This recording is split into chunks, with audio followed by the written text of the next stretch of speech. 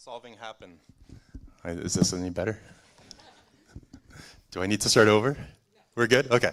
So yeah, don't stress too much. Have fun today. Share your creative ideas, because as adults, some of us are creative and innovative, but you as young people, the next generation of inventors, researchers, problem solvers, and kind of help solve all the problems that people of my age and my elders kind of created. So we are very grateful that you guys are tackling these serious problems. So yeah, we've got a full awesome day today, tomorrow as well. I think Omar is going to tell you guys more about that a little later. So yeah, I think want to thank the Department of Education for their support of this. Without the province of Nova Scotia's financial support, none of this could be possible. So we're very grateful for their support. And yeah, I'd like to introduce Janet Stalker, the Executive Director of Texploration, who's going to be our Masters of Ceremonies for today.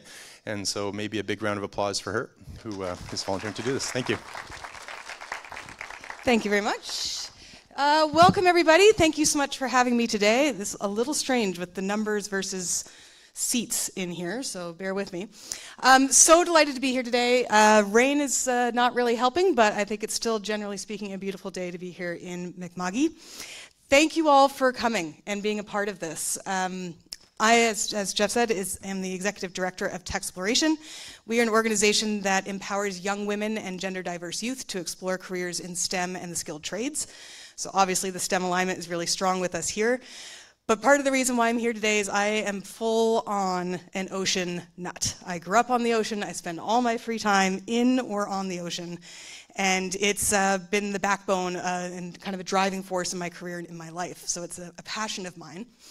And the concept of ocean solutions and ocean innovations is near and dear to my heart. When I was maybe 10-ish, in the early 90s, some of you guys may have heard about this, we had the cod fishery collapse. And overnight, so cod fishery, I'm sure most of you know, fishing, big thing in Nova Scotia, big thing in Atlantic Canada.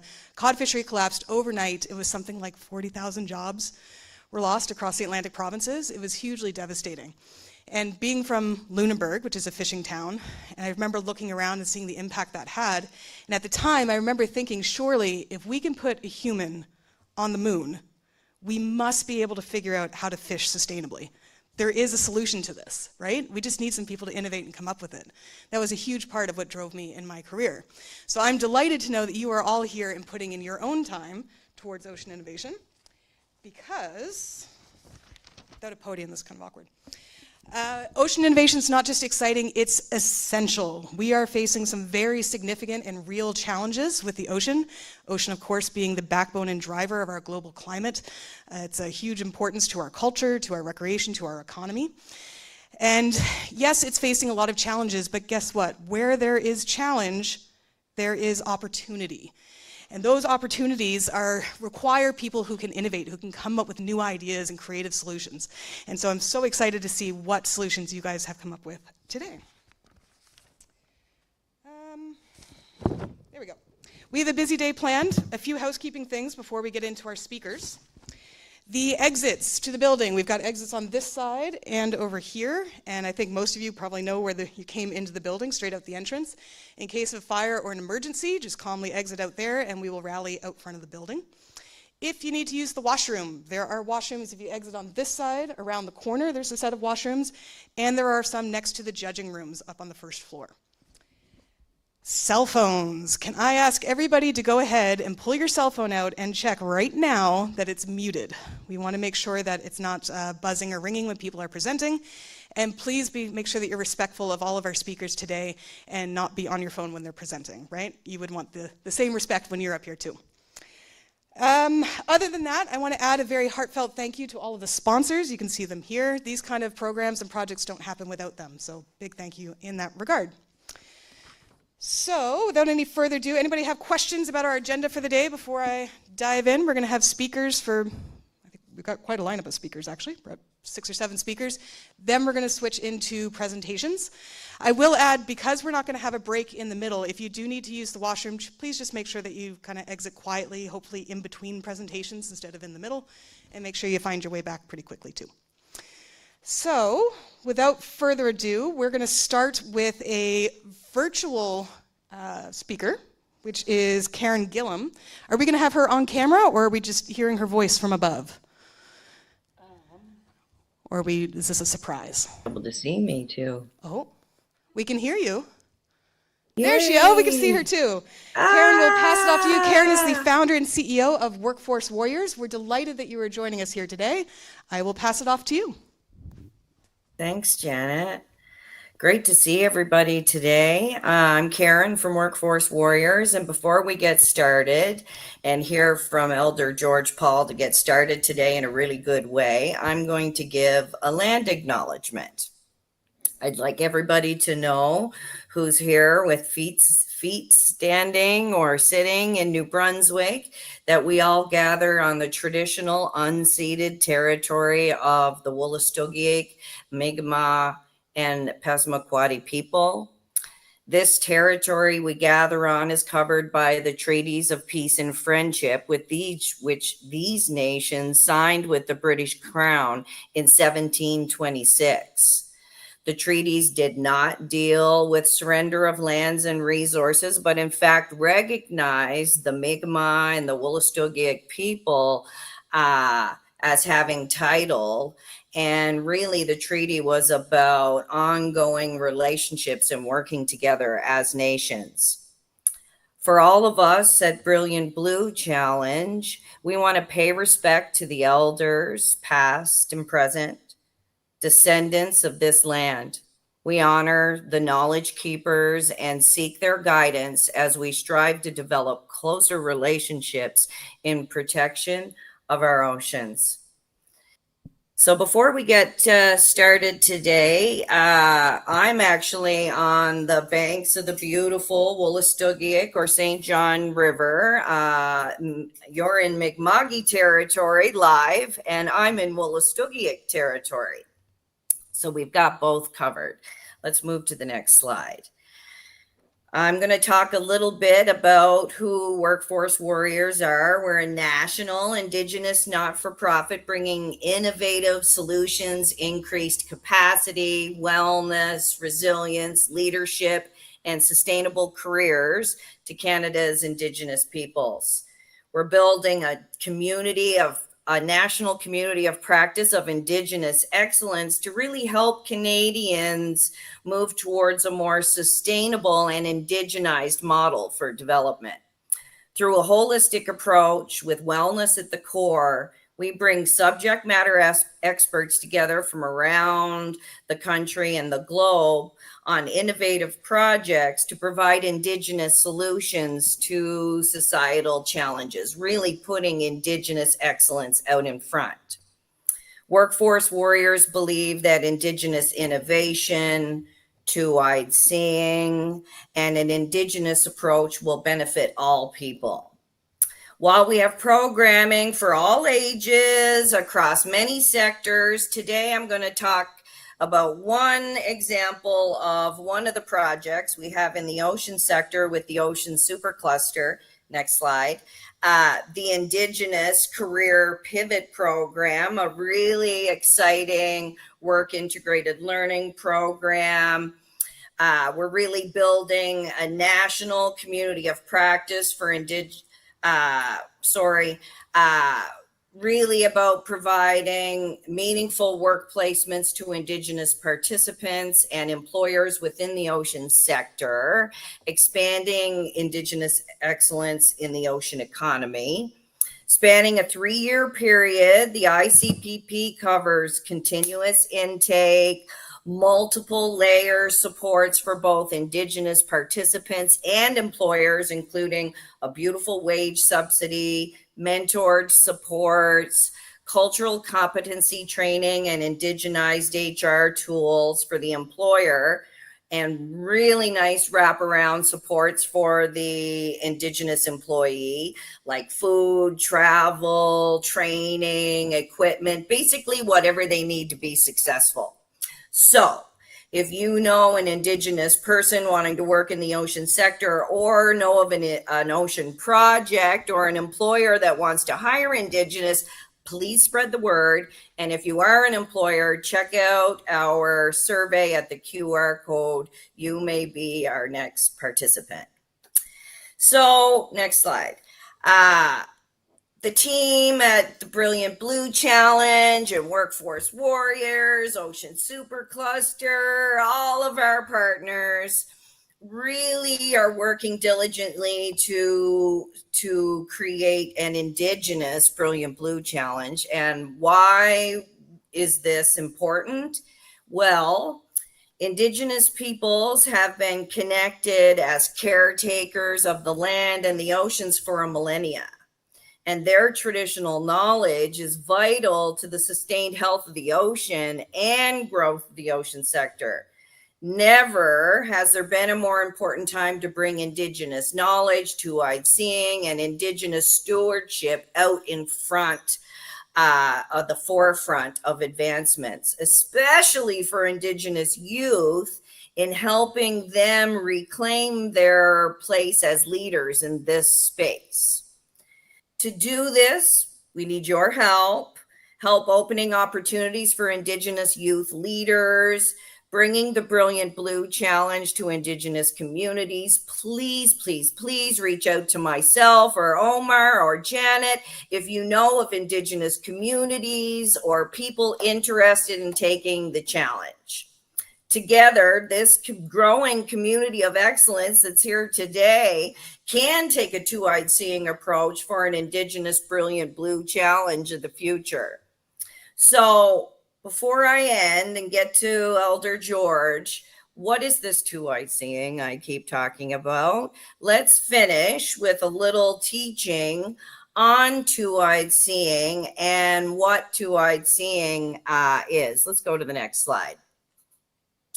Two-eyed seeing is the intentional act of applying two perspectives into one very complementary and stronger and broader mindset and understanding. Coined by elders Merdina and Albert Marshall in Nova Scotia, Mi'kmaq elders, two-eyed seeing is about learning to see through one eye with the strengths of Indigenous knowledges and ways of knowing, and from the other eye, the strength of non-Indigenous ways of knowing, like mainstream science, and using both eyes together to see for the benefit of all. Action-oriented by its very nature, two-eyed seeing is the idea that knowledge transforms the beholder, and that holder of that knowledge has a responsibility to act on that knowledge. Indigenous knowledge is preserved and transferred through observations, experience verbally through stories and teachings, with methods rarely documented, while modern scientific knowledge, of course, is theoretical and usually written, as we all know. Where modern science often separates data from daily life and knowledge from responsibility, Indigenous knowledge insists that they are one and the same. Indigenous knowledge connects the dots between what we know and how we live.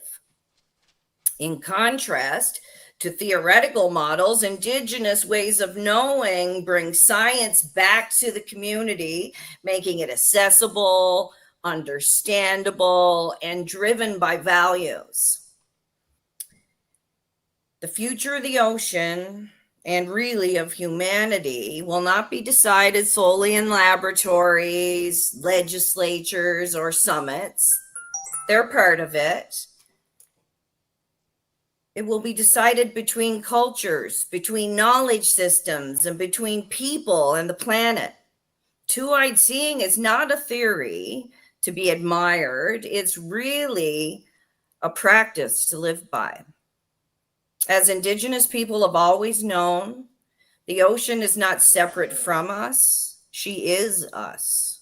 She calls for respect, for humility, for partnership and collaboration, and we must answer her call together with both eyes open, which I'm so proud and excited to say you are all doing here today. You're answering that call.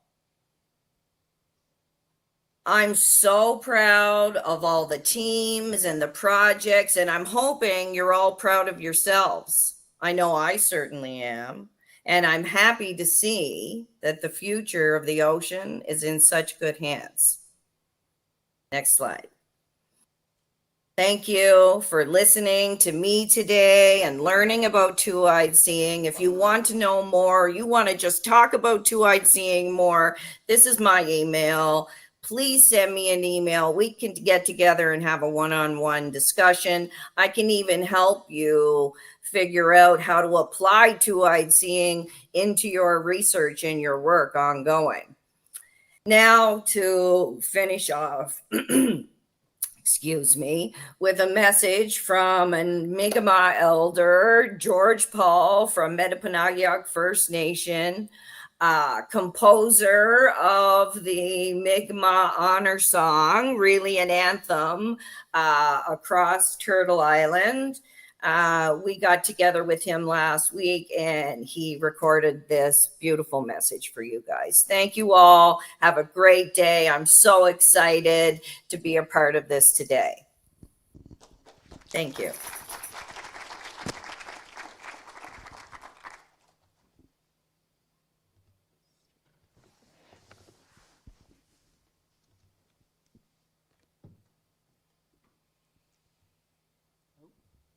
It's muted on the bottom right. I'm here in Metapanagioc. Hi, welcome. This is George Paul.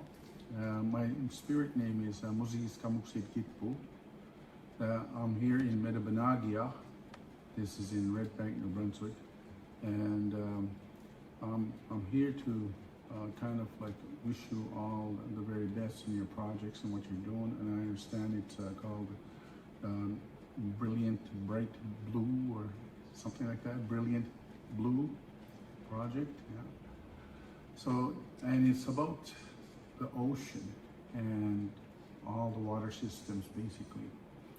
And this is a very important element, you know, that we are all part of. Without good, clean, healthy water, even for the fish, you know, they have to have good, clean water for them to survive in their environment. And what we do as a human family, you know, that participates in the living that we do on this world, sometimes modern technology has provided many means for transportation and also for packaging and things like that. And some of these wind up in the ocean or the river systems and cause harm to the environment for the fish to survive in. And some of these packaging that's done, whether it be plastic bottles or sometimes may have toxic content, and that has an effect also on the rest of the environment, especially even in the ground. And a lot of this stuff gets washed down and into water is the most softest element, but most powerful as well. It can go through rock, it can go through the ground, and it always travels in the lowest recesses, so it'll always go downward, and it goes to streams, into rivers, and rivers into oceans.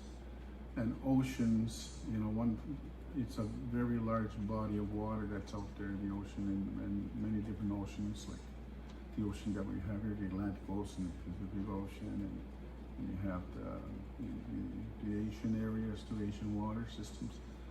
So we have to be concerned about the amount of pollution that's going into the ocean, because it's going to eventually affect our environment. It's going to affect even the normal changes in the seasons and the way that they move and stuff like that, because it's going to get caught up into the what they call the weather patterns and the flow and the streams of the oceans. It will go even up north to where the Arctic waters is. And when you start seeing pollution up in the ocean, way up there, you probably wouldn't see it on top, but it'll be under the ice, and it causes problem for the fish that are traveling in those channels. And this is a world that we live in that we have to manage as a human family now, because we're dominant over the world. With all the technology and the inventions that we have created, they're part of the environment now. And this environment, that we live in is the only environment we have here upon Mother Earth. We destroy that, we're going to destroy our future generations. It's going to affect many things.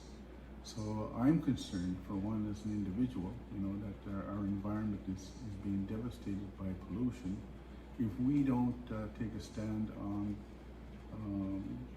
doing something about it, and these projects that you were on, and that very respectful act that you're doing to bring concerns to all the people around you, everyone, so that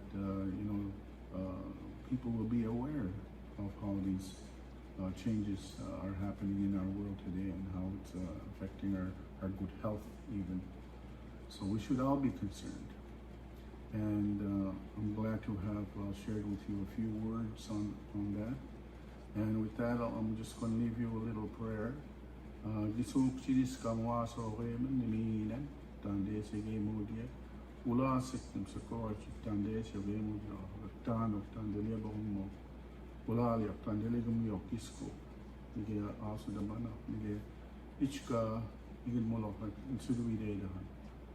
So thank you for allowing me to say this prayer in my language. And what I said there is we give thanks to the Creator for giving us all of the teachings and the 4 directions, north, south, east, and west, and the 4 seasons, and all the good life that we enjoy.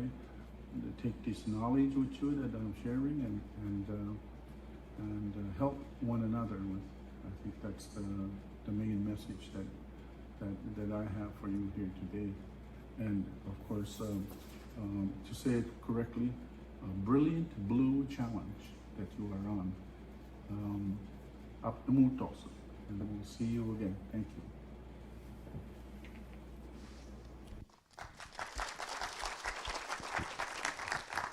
Hi, welcome. This is I feel so fortunate that we got that message today. Again, a big thank you to Karen Gillis and to Elder Paul for joining us virtually today. Let's give them one more round of applause, please. Those messages are so meaningful. I think as some of you, if you start moving, if you go into the science world in particular, you'll see that more and more we're seeing collaboration between scientists that are working in universities and things like this, and the knowledge holders that are in the Indigenous communities all across Canada. These communities have a tremendous amount of knowledge, particularly about our environment and trends over the kind of past history. And having that knowledge come together through that two-eyed seeing lens brings so much value to our collective understanding of the ocean. So very, very happy to have them with us, and really encourage you all to connect with Indigenous communities and explore how you can learn more with two-eyed seeing as well. Next up, we have Miss Alexa Goodman. There she is. Alexa also comes from the ocean world. She's currently working as a sustainability manager here at Dal. Alexa, I'll bring you up just a second. I will say, for any of our speakers coming up who are here in person, we have a camera right ahead of us because we do have some students joining virtually. So we'll ask you to stand. There's a little piece of tape here. So we'll ask you to stand basically where that tape is while you speak. All right, Alexa, when you are ready. Oh, queuing up a slide, I think. That's okay. All right, let's give her a round of applause, folks. Thank you.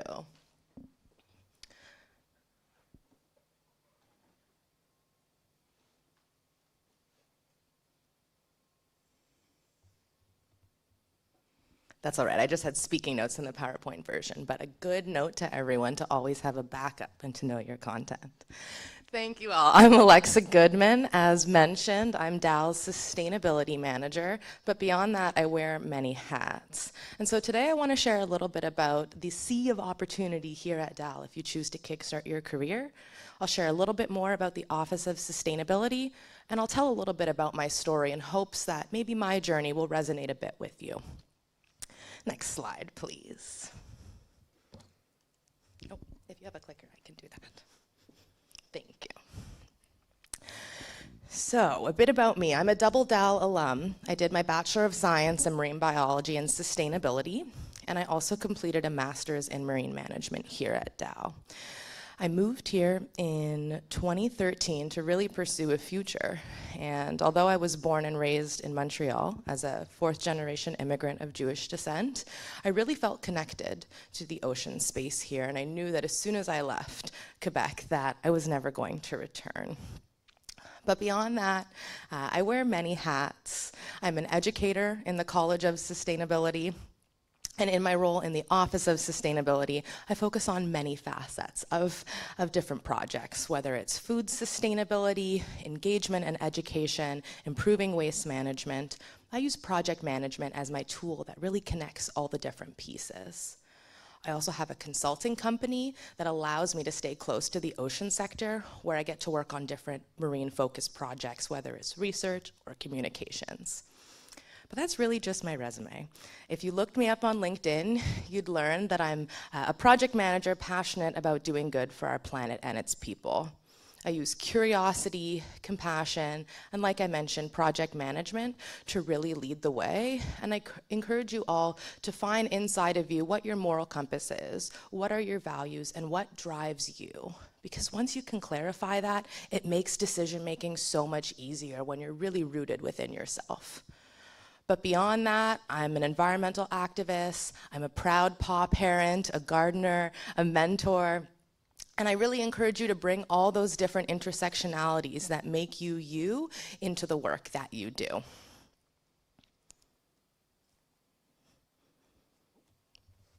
Maybe not the clicker today. We are all treaty people.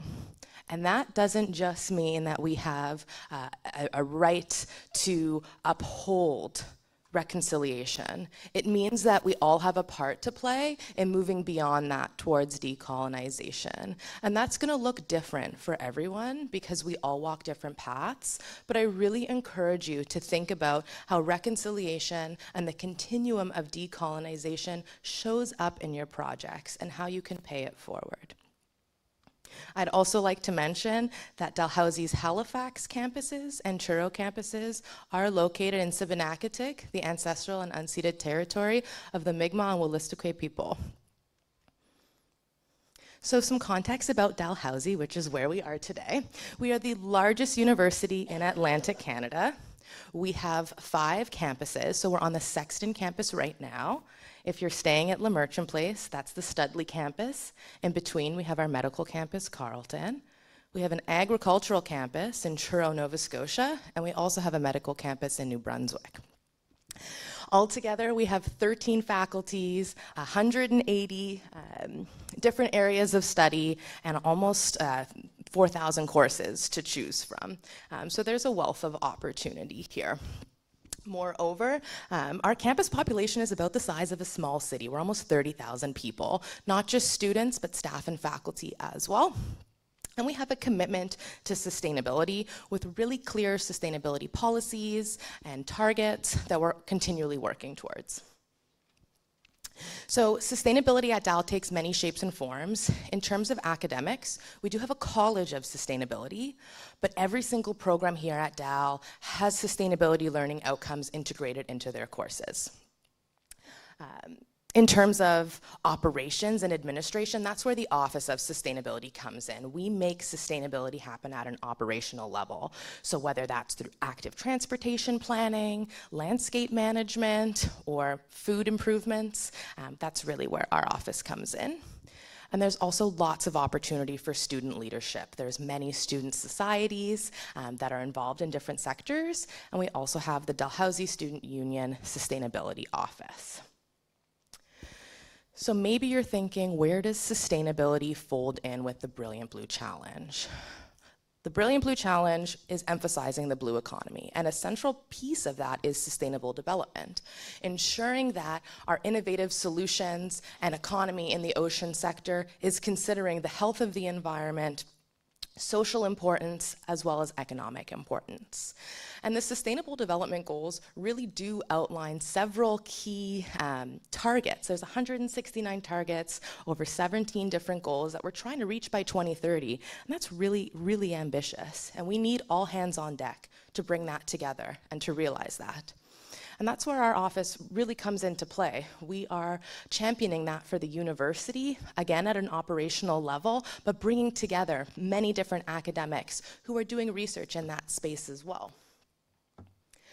So one example of how we celebrated this at an institutional level, which is beyond just research, it's also bringing folks together to share stories and build connections so that we can collaborate on interdisciplinary solutions, was our Sustainable Development Goal Expo. For the first time ever, we hosted this. It's going to be an annual event. We brought together over 250 researchers, practitioners, and professionals to share their research, share their solutions, and really try to foster that sense of collaboration by bringing people together in one space.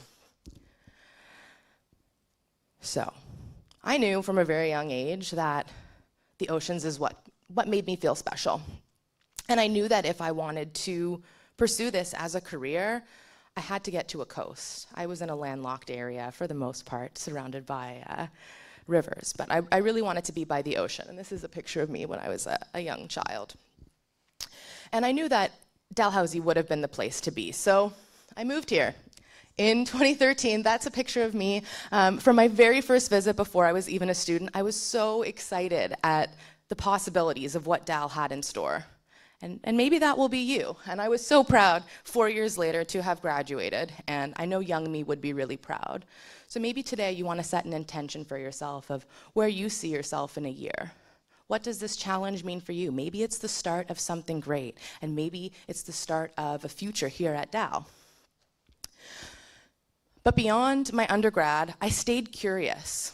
I ended up working for a summer as a fisheries observer on George's Bank, which is about 12 hours offshore in that black triangle. I was working on commercial haddock vessels, working with fish harvesters, collecting mostly biological data, but you have a lot of downtime when you're out at sea. And I was talking more about challenges, and I was learning that to dispose of old fishing gear responsibly, there were several barriers. And I learned about this issue of ghost gear. Maybe you've heard of it before.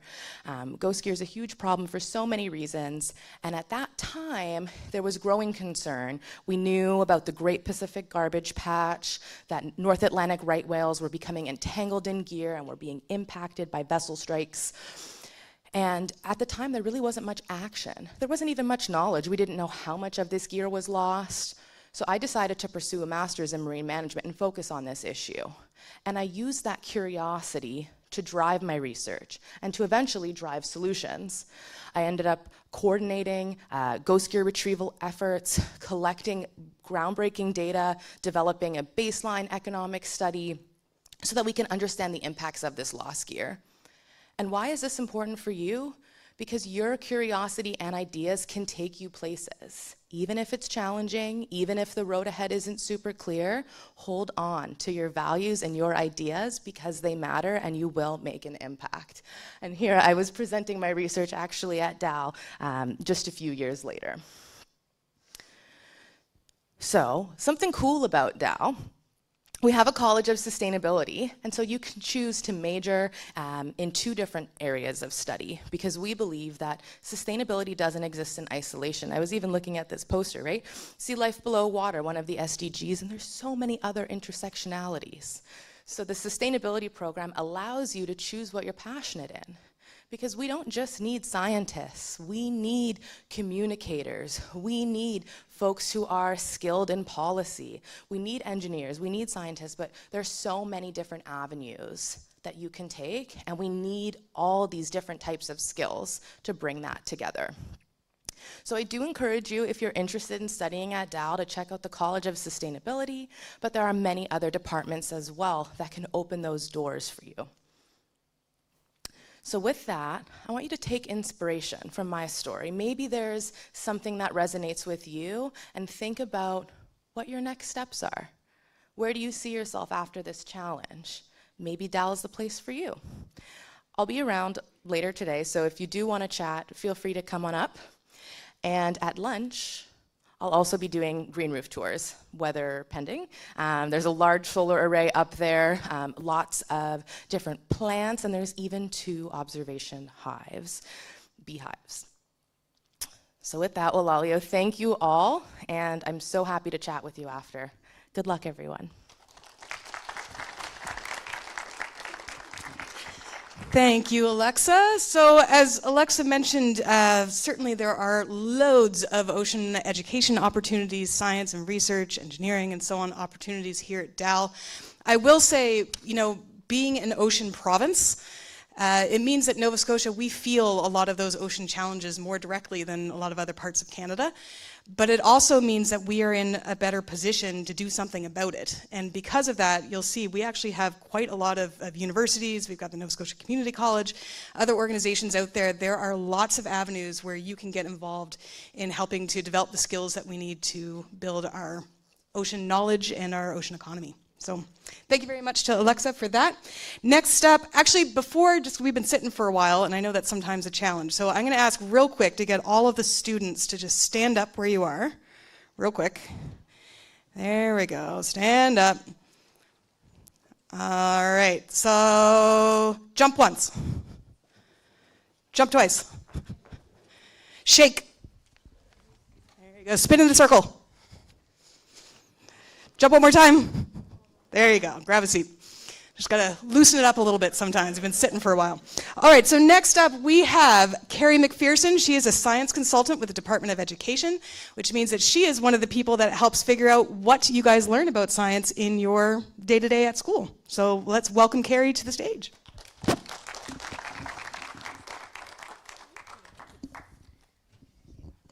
right, good morning. Oh, there we go. Good, can everyone hear me? Good morning. I wanted to thank you for having me here to speak to you today. I am so excited. I got a little sneak peek about what was happening out there, and I cannot wait to see all of the things that the teams have created. So welcome to all the teams, the teachers, the judges, the guests that have to this amazing event. I know that on a Saturday, it's not always, you know, you don't want to give up your time, but we are so happy and excited that you're all here. So as mentioned, my name is Kerri McPherson. I am the science consultant at the Nova Scotia Department of Education and Early Childhood Development. So in my role as the science consultant, I get to design and develop curriculum for science from grades primary through to grade 12. And it is a real privilege for me to be here to talk to you about something that's really close to my heart, but also something I feel is so important for Nova Scotia, for Canada, and at a global scale moving forward in our future. Next slide.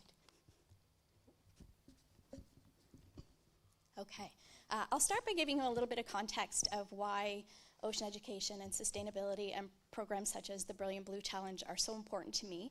My academic background is marine biology, so there seems to be a theme of people like knowing right from the time they're like little beans to, you know, that they're connected to the ocean, and that was my story as well. I grew up in Ontario. Sorry. I grew up in Ontario, and marine biology was not a common career choice at that point. I went to the University of Guelph, which is, if you know Ontario, it's about as far away from the water as you can get. So to study marine biology in a landlocked province was not, maybe not ideal. So I did eventually find myself to the ocean, landed here in Nova Scotia. I did have the opportunity to work in the field a little bit. I kind of, as Janet mentioned, I was studying marine biology not long after the cod fishery collapsed. So there was always that theme of conservation efforts and sustainability that really resonated with me, probably because at the time, you know, this was a very big deal, and the impacts were felt not only in Atlantic Canada, but, you know, across Canada. So that's kind of where my journey started. Fast forward a lot of years, I decided I would kind of try to marry my love of education and the ocean. I became a high school science teacher. And at the time, early in my career, I was very concerned that I wasn't seeing a lot of environmental and ocean content in the high school curriculum. So I'm pleased to say now that is changing. We are working very hard to partner with groups like Brilliant Labs and Techsploration that are really sort of in that informal education piece, really trying to build our ocean and environmental content. We're also, all of our new curriculum within Nova Scotia contains environmental education, connections to climate change, connections to oceans. So it is changing, but you know, it's not always the fastest of processes. But we know that ocean education doesn't just come from a formal school setting. So this is one of the key reasons why the department is so keen on supporting programs like the Brilliant Blue Challenge. We know that people are interested in oceans. There was a study, I'm going to look at my notes here for the stats. It looked at careers in this evolving ocean industry, and they found that only 1/3 of participants indicated that they had any ocean content in their education from primary to grade 12. So, you know, that could be better, but it really did kind of align with what I saw in the classroom at the time, and it really highlights that need for providing opportunity for youth to, you know, learn about the ocean, not just in school, but through these wonderful programs. So we're happy you're here for that. Next slide, please. Sorry. Okay, so why is education important? So, you know, how do we connect this growing ocean industry to, you know, our education? We know that Canada is experiencing extraordinary growth in the ocean industry. We are seeing growth in all of our sectors: green energy, transportation, shipbuilding, ocean technology, the seafood industry, climate science, and all of who are looking for innovative solutions and, you know, to beef up their practices of sustainability and advance their sustainability goals. So with this increase in growth, we also have an increase in demand to fill those positions with educated, skilled employees. So this is a really exciting time, and it's really exciting that you're here looking at these solutions, because they are, you know, really at the forefront of what we need. We are seeing new careers, changing technology that are all impacting the future of our ocean industry. So not so long ago, well, maybe a long time ago when I went to school, which feels like longer and longer, but there was a very narrow view of what you could do in the ocean industry. So when I went to school, it was marine biology, oceanography, and we still need those careers for sure. But the careers connected to the ocean industry are so much wider, you know, and the skills that are required are much deeper. So when we think about what we need in the ocean industry, we need skilled trades. The engineering profession is evolving, and those skills and professions are in demand. We need people from computer science, from environmental science, from economics. So when we think about this growing ocean industry, we really need people from all sorts of backgrounds. So whatever you decide to go into in your future, there is a place within the ocean industry for you.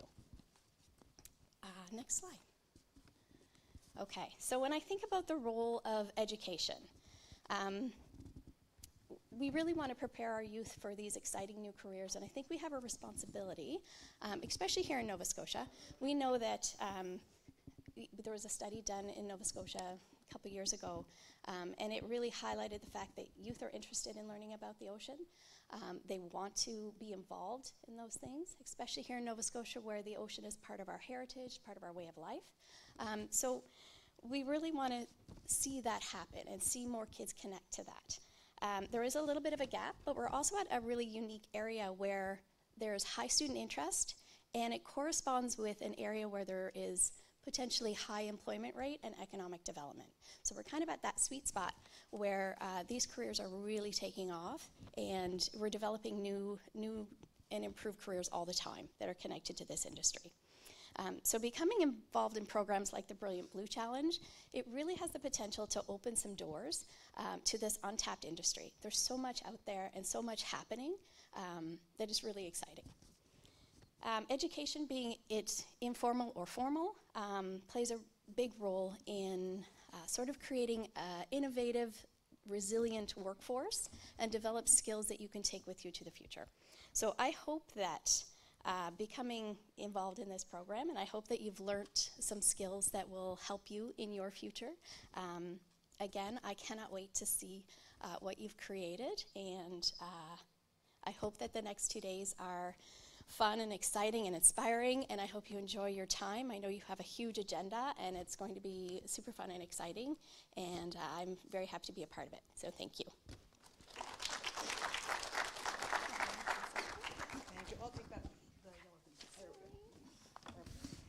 Big thank you to Kerri McPherson. She has been a driving force between getting more ocean content into your school curriculum. So we are so happy to have ocean advocates like Kerri in the Department of Education. So big thank you for her for being here today. I will add her comments on the careers thing, something that I commonly hear when I talk to students and I ask them what kind of ocean-related careers are there. I usually hear one of 5 things. They say, well, I could be a fisher, I could be a ship's captain, I could be in the Navy, I could be in the Coast Guard, or I could be a marine biologist. And that's it. The reality is, could not be more different. You think of just about any job that exists, that probably exists in an ocean context.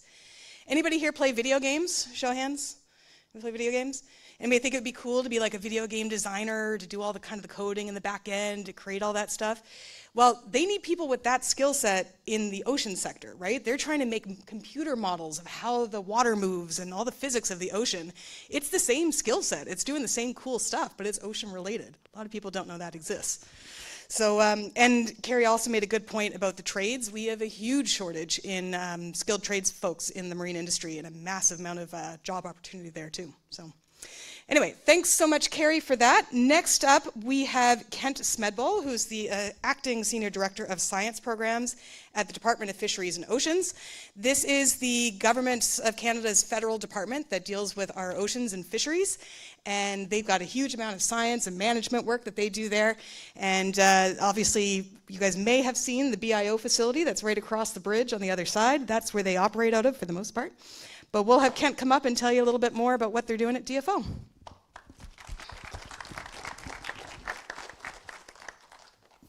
Thanks all. You'll be pleased to hear I don't have a big presentation. I think you've probably sat long enough, so 5 minutes tops, and actually Kerri made some really good points I was also going to make, so my talk's going to be even shorter, so good news for you. But really what I want to dwell on is why I'm so pleased to be here today and why I'm pleased that you are here today. And I'm a big booster of Brilliant Blue, for personal reasons, but also for my role as a federal public servant. So normally I don't talk about myself, but this seems to have been a theme so far. So I'll talk a little bit about how I got to where I am within fisheries and oceans, and perhaps it can give you an example of a pathway of how one moves from high school and into a career that is of interest to them. So I grew up on in the South Shore of Nova Scotia, a little town called Shelburne. A long time ago. We don't have to talk about how long ago that was. I did my undergrad at Dalhousie, marine biology, apparently another theme here. My master's and PhD at Memorial University in Newfoundland, working on a northern cod just after the collapse, actually. Then back to Dalhousie Oceanography with an NSERC postdoctoral fellowship. And then I was hired by Fisheries and Oceans Canada, and I'll talk a little bit about the department, as a research scientist working on marine species at risk. So I got my dream job. Like, it was absolutely fantastic. Did that for 10 years and then moved here to Halifax and the Bedford Institute, where I moved kind of from doing the research to managing and directing the research. So my current role now, I'm actually undertaking a review of the modernization of fishery science monitoring for our federal department. So think AI, think automation, think autonomous vehicles, moving into this kind of century. So I am as I said, I'm a big booster of Brilliant Blue, but I think I'll talk a little bit about why from my perspective as a federal public servant.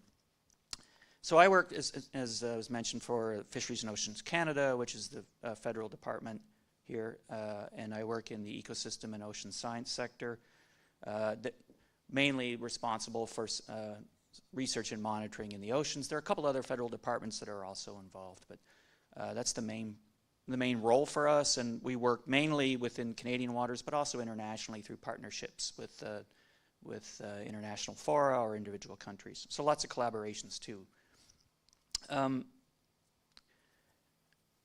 Careers in my sector, in the ocean science sector, either in DFO or NRCan or some other federal departments, it's really about undertaking research and monitoring and providing science advice. That's another function that we do that's very important. On ocean issues in service to Canadians. So we work for the public good. We just don't do research because we're keen on it. I mean, we like doing it, but that's not the main reason why my sector exists. We undertake our science and engineering in the service of coastal communities and the public at large. And in a nutshell, we work to expand the general knowledge of our oceans. So in Canada, that's 3 oceans, right? Pacific, Arctic, and Atlantic. And we work in all 3. And there are about, I did a count yesterday, I think there's about 2,000 of us in DFO, Oceans and Ecosystem Science. So that's scientists, biologists, oceanographers, engineers, technologists, et cetera, working on a whole suite of things that probably just about anything you could think of, if it is of relevance to Canadians. So I'm going to put in a little plug here. So if you are interested in careers in ocean science and ocean technology, keep in mind the possibility of working either in the public service, wherever you may be, or for organizations that serve the public good. You may find it, as I do, to be quite rewarding to be able to apply your expertise to questions that are of relevance to your communities and to people that you know. The second reason why and probably to me personally the more important reason why I'm happy to speak to you today about Brilliant Blue relates to the United Nations Decade of Ocean Science for Sustainable Development. I'll never call it that again. I'll keep calling it the Ocean Decade. So Canada is a proud supporter of the Ocean Decade, and I am lucky enough to have been appointed as one of Canada's official champions for the Ocean Decade. So I think at the moment there are 5 of us nationally, and it's a role that I take very seriously and that I'm very proud of. Now, the Ocean Decade, this is a little preamble here. The Ocean Decade is a once-in-a-lifetime opportunity to create a new foundation to strengthen the management of our oceans and coasts for benefit of all. Yeah, a bit of a mouthful there, sorry. And also, though, to ensure that the science and technology that we roll out internationally, right, that it benefits the ocean ecosystem and our society, right? We're talking about sustainability here. And anyone can participate in the Ocean Decade. And I'm going to come back to that. The vision statement for the decade is a simple one. It's the science we need for the oceans we want. And the mission of the decade is transformative ocean science solutions for sustainable development, connecting people and our ocean. So maybe you're starting to see why I'm a big booster of Brilliant Blue. And, as you can see over here on the poster, Brilliant Blue has been officially endorsed by the Ocean Decade. So it's an official Ocean Decade activity. And that means all of you are part of the Ocean Decade. You are part of this global community that are working on issues and solutions for long-term sustainability and a productive and sustainable blue economy. So you're part of the decade. You're now connected with similar groups around the world. And I think that's something you should be proud of. Now, growing a sustainable blue economy requires skilled leaders and participants. But I'm not just talking about working in the field, right? And one of the other reasons I think Brilliant Blue is so important is that the blue economy needs the next great ideas and tools to implement those ideas to develop the blue economy. And that's part of what you guys are thinking about, right, with your projects today. And you know, there may be opportunities right on your own doorstep, either here or wherever you may live. And if you are interested in a career in ocean science and technology, you know, I think there are pathways for you, and you can contribute. You can take some of these great ideas you're having and maybe move them forward. And you can do this, because I was looking at some of the projects earlier, you can do this with your smarts, with your creativity, and your ingenuity. And I think you can have, hopefully, an exciting and rewarding career like some of us have, and I think maybe that's why we're here speaking to you more than any other reason. And make a difference, right? Make a difference in the sustainable use of our oceans and in the development of our blue economy. And finally, I hope you had some fun with this challenge. With the process of going from identifying an ocean issue that's of relevance to you, that, you know, that speaks to you, to thinking about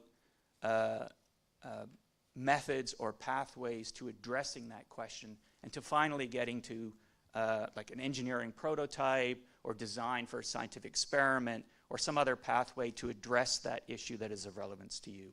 Now, I also suspect you ran into a little bit, some hiccups, some failures, you know.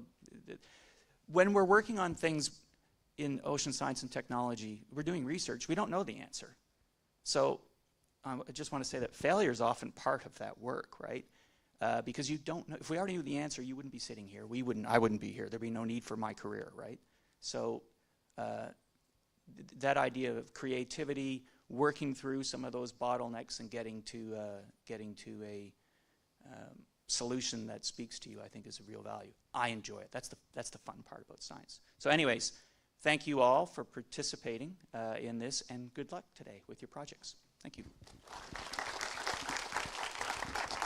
Thank you so much, Kent. And I think Kent hit on a really important point when we think about the ocean and ocean challenges. The ocean is not just up on our border, right?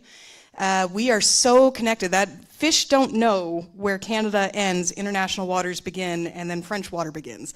Fish don't have a clue, right? So a lot of our ocean challenges require collaboration with international partners, which DFO, as of course, is our federal agency, plays the key role in those international discussions.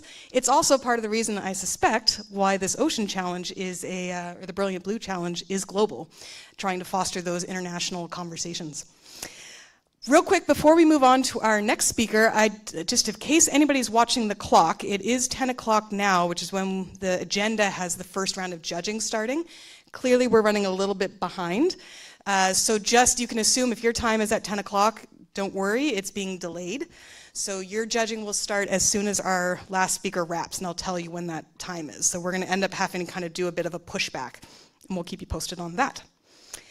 Next up, we have a recorded message from Kendra Macdonald, who's the CEO of the Ocean Supercluster.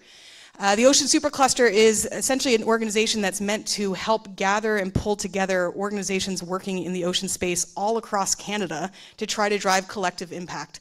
They're doing a lot for the blue economy and have a ton of cool projects going on, so I'm excited to see what she has to say.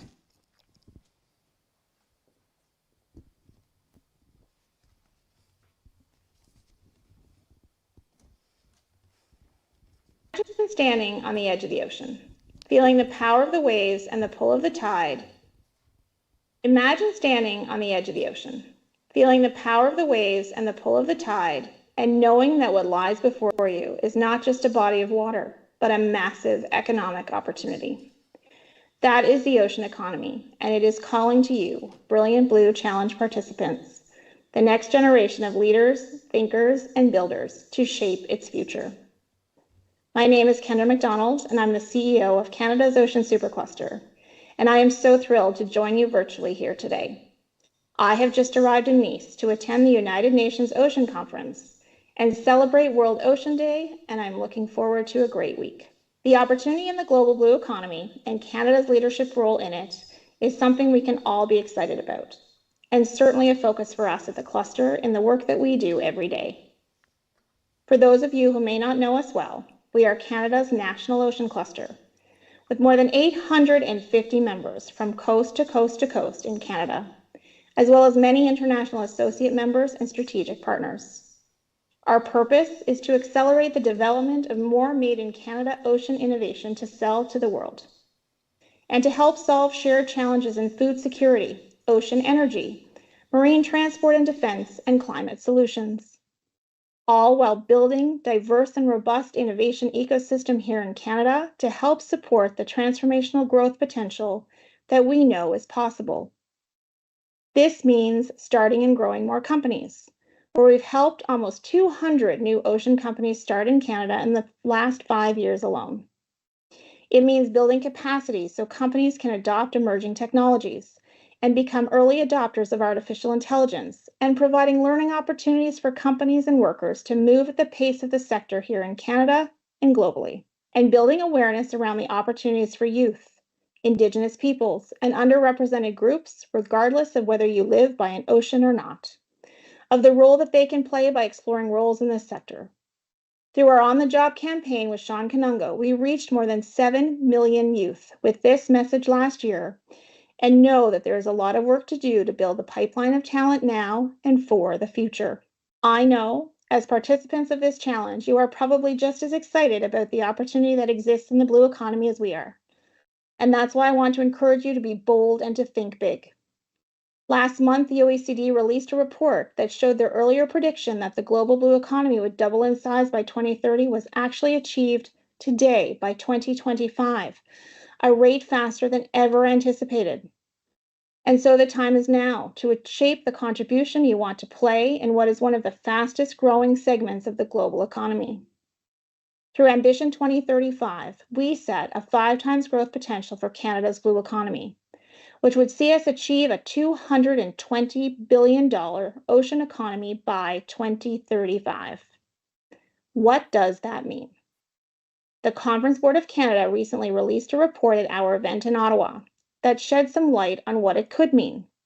1.2 million full-time direct and indirect jobs with an average salary of $97,000 per year, and more than $380 billion in total economic benefit to Canada. Canada's Ocean Supercluster, with almost 140 projects in the last 5 years, we have the opportunity to see real solutions being built to address global challenges and create significant growth in the process.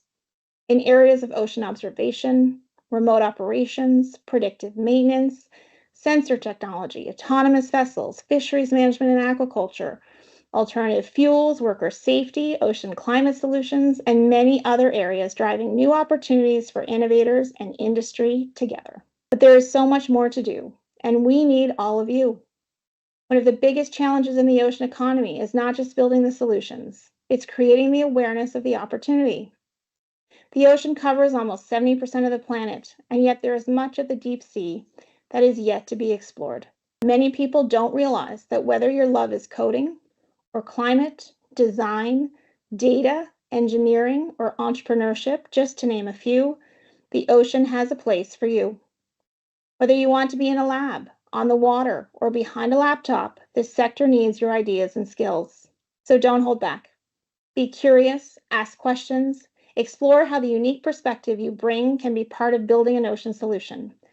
This will take all of us. Congratulations on the work that you are doing and for the many successes I'm sure you will achieve through your passion for the blue economy. Good luck, everyone.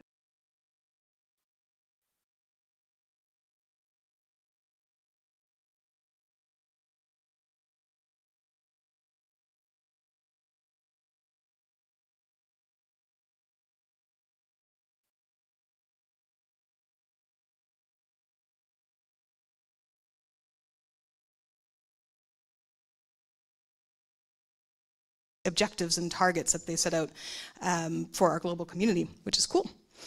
We're in the home stretch. I know you've been sitting for a while. We've got 2 more speakers. First up, I'm going to ask for Mayar Ibrabah. Apologize for saying that incorrectly. She is a former winner of this competition. So she was in your seat not too long ago. Yeah, give it up for her.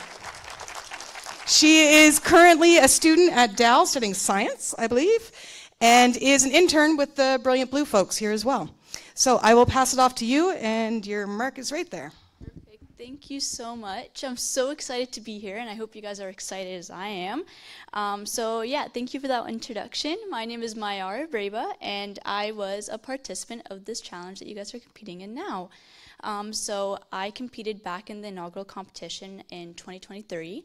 I competed with my team and we created a prototype called the Sea Hive. So what I wanted to talk to you guys about today is just a little bit about who I am and how I was in your shoes a couple years back and how I made it to where I am today. So first of all, I'll talk a little bit about the Sea Hive. I won't give you too much because there's a lot of videos online about what the Sea Hive is. So it was a micro-ecosystem that incorporated multi-trophic aquaculture to filter our ocean's water. We tested it in the Halifax harbor here just down the road, and we collected water data and lots of data collection for about 4 months with me and 2 other teammates. And we had a teacher advisor named Dana Sweeney, who is in the crowd now, who we couldn't have been able to do it without. And yeah, so I won't talk too much because we're a little bit behind in schedule, but what's really important that I wanted to talk to you guys about is just how many opportunities that I was able to land by partaking in this challenge that you guys are going to do today. I was able to land an internship with Cook Aquaculture, where I was able to work with like-minded individuals, learn a lot about the sector, and of course get paid so I can fund my education later on. And I was also able to receive numerous scholarships, both internal and external, from Dalhousie and other organizations. That was super pivotal in funding my post-secondary education. And of course, I was able to receive lots of recognition in the province and lots of posters, as you can see, and things like that. So it was really important that people were able to recognize my efforts. And I'm sure that by participating today and presenting your projects, appreciation for your efforts will be made. And yeah, so a little bit back to the Sea Hive. Although the competition is now over, it's been almost 3 years since I last competed in the competition. My team and I still stay connected, and we do have really high hopes for our prototype in our Sea Hive. What's super important is, although we finished the competition, we continue to have really high ambitions and goals for our Sea Hive. We hope to maybe one day get a patent for it, and continue just working on it alongside Dana Sweeney, and make it something bigger. So yeah, that's the really important takeaway of this. So as soon as you walk out of those doors, it's not over, and you still have so many things to complete and accomplish through your prototypes and your plans and ideas. So yeah, I really want to emphasize about how networking and communicating is super important, because without doing all of that, I wouldn't be where I am today. So yeah, once you walk out those doors today, once you're done competing, continue to stay in touch with the team here at Brilliant Blue and Brilliant Labs, and we would love to help you connect with other industry experts and help you connect with lots of guest speakers today and things like that. So yeah, continue trying to build your skills and see where the future takes you and your prototypes and your teams. Thank you.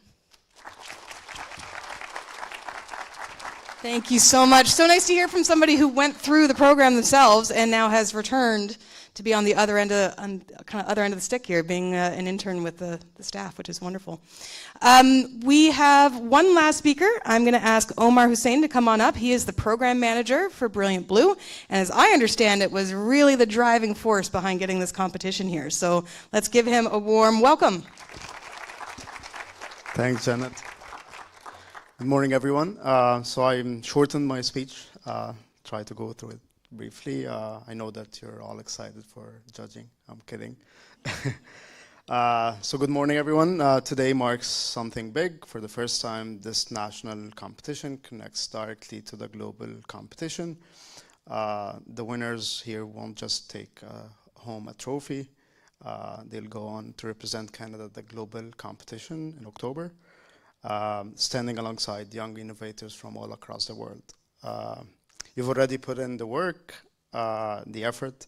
You've explored, tested, collaborated, and challenged yourselves. That alone is something to be proud of. No matter what happens today, you're part of a growing community of young ocean innovators and who are all working on bold actions and bold ideas.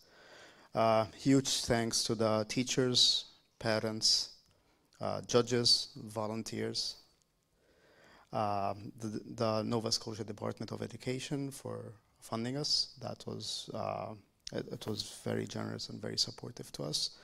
The Office of Sustainability at Dalhousie University for hosting us and for all the support that helped us make all of this happen. And to the students, this is your moment. So let's make it count. I'm proud to officially open the competition, and let's dive in. Thank you. Thank you so much, Omar. Well, as he said, we are now going to segue into presentations. Nobody don't leave just yet. So a couple things before that.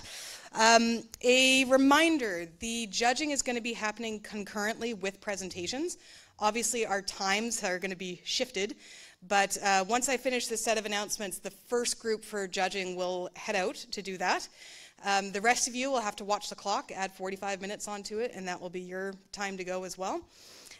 When you are done with the judging, make sure you come back here. This is not a chance to, skedaddle off to a candy store or something. Come back here. Try not to be disruptive when you come in if there is someone on stage at the time. Obviously, public speaking is not, it can be a scary thing for some people, but this is a safe space. You, like all of the students in here, you guys probably all have the same nerves. Just show of hands. Anybody here a little bit nervous maybe about getting up here and speaking? Yeah. How about the adult speakers who came up earlier? Any of them get a little bit? Yeah. Okay, that's a thing. Public speaking is, I think, one of the most common fears worldwide. And so everyone here is on your team. This is a supportive environment. We are here to support you. And don't worry, you get tripped up on words, who cares? Not a big deal. Okay, this is a friendly environment, and just take it for what it is, which is a great opportunity to gain some experience and to learn, okay? But with that in mind, knowing that people are going to be up here, it's really important for those in the audience to be respectful of them. So please make sure that you're not talking or on your phones or anything like that when the students are up here presenting. A heads up, the plan here is that your presentation should last about 15 minutes. I will give you signals. I'll be sitting up here because I'll be timing. I'll give you a signal. I'll tell you when you have 5 minutes left. I'll tell you when you have 2 minutes left and when you have 1 minute left. Okay? At the end, I'll come up here, stay here, and we'll have a Q&A with the audience. So audience, that means I need you to think about questions when people are presenting. Really think about what they're talking about, have a few questions for them, and so expect that you're going to be asked some questions when you're up here.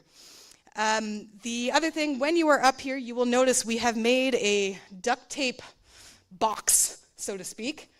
That is where the presenters, you need to stay within that box in order for the camera to see you, because again, we have some people participating virtually. So make sure that you stay in there when you're actually talking. And I think the last thing is I want to introduce our co-MC. I don't know if we can get Rashid up there.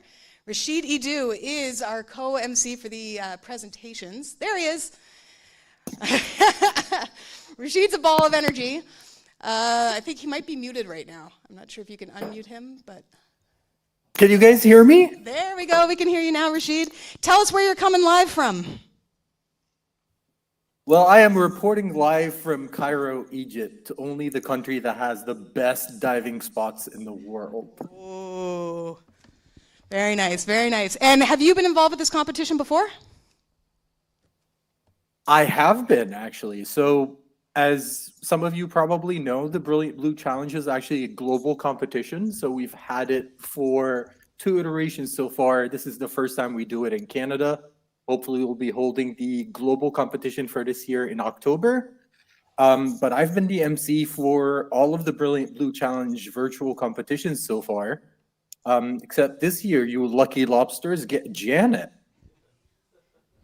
Yeah, lucky indeed. So that means that Rashid and I will be kind of co-emceeing as we go through. It's going to be a little technical mystery to see if you'll still be able to see him if we have a PowerPoint up. I'm not entirely sure if that will happen or not.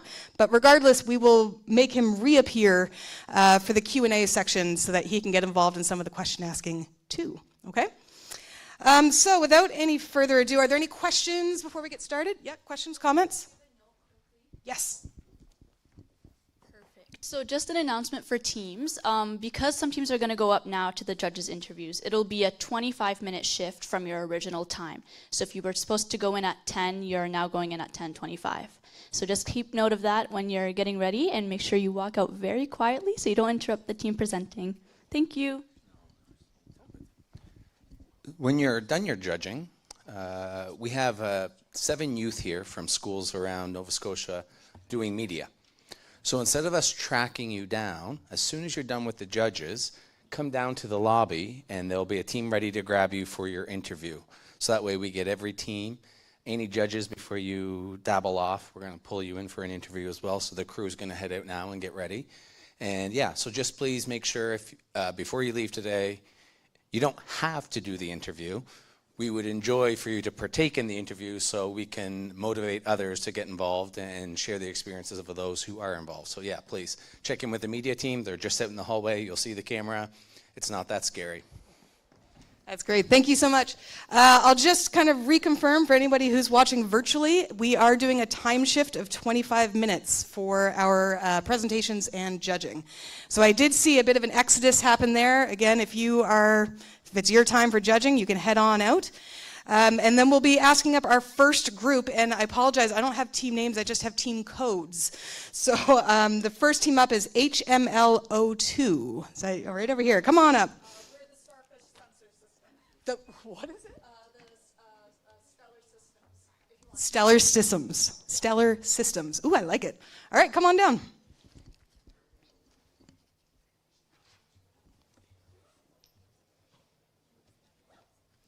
I may have the additional microphones, please. Test. Yeah, sure. I'll hang on to these. All right, while they set up, I'm curious, so how many teams do we have left in the room right now? I think we've got, is this one group right here all together? We've got another team back there. Is this group of two? Are you folks a team as well? Nice. So we got at least 3 left in the room, which is cool. So I'm curious, at show of hands, how many of you are in junior high? Okay, how many are in high school? Oh, nice. We got a good mix. That's great. It's interesting to see how the ideas flow depending on grade range as well. And I don't know, Rashid, are you still on there somewhere? Don't know if he's still there or not. Rashid has some trivia questions for you. So when we are in between presentations, when people are setting up and so on, you might see him, you might just hear his magical voice coming from above to ask some trivia questions. So I'm not sure if I am the voice of the oceans. There he is. It reminds me of, is it Tamatoa from Moana, the creature that lives down in the deep? Makes me think of that. Yeah, the big crab, the big decorator crab. Yeah. Are you folks ready? Yes. Okay, well, tell you what, let me give you your microphones. There's one for you, one for you. And if you could start by telling us your names, and then you can dive right in. All right. Thank you so much. Hey guys, how are you doing today? Okay, awesome. Okay, hi everyone, my name is Lada Honchar. Hi everybody, my name is Sarah Briga. My name is Harsheen Bhatia. And we are the Stellar Systems. Not to be confused with the Starfish Sensor System, which is our invention. But before we begin, I just want to start off with a quote by David Attenborough. As we all know, he is like the rep guy for environmental conservation. If anything we want to do is, if we want to save the world, we have to save the ocean first. So let's begin with the Starfish Sensor System. We are the Stellar Systems. We're from Halifax West High School, and we're part of the Ocean and Robotics Club. Our team member, Kaylin, is sadly missing because she's at a Taekwondo tournament. She has a black belt, and she is our CIA agent that keeps us safe. So we sadly she's not with us, but she's here with us in spirit. And Mr. Sweeney is our teacher advisor. So let's begin.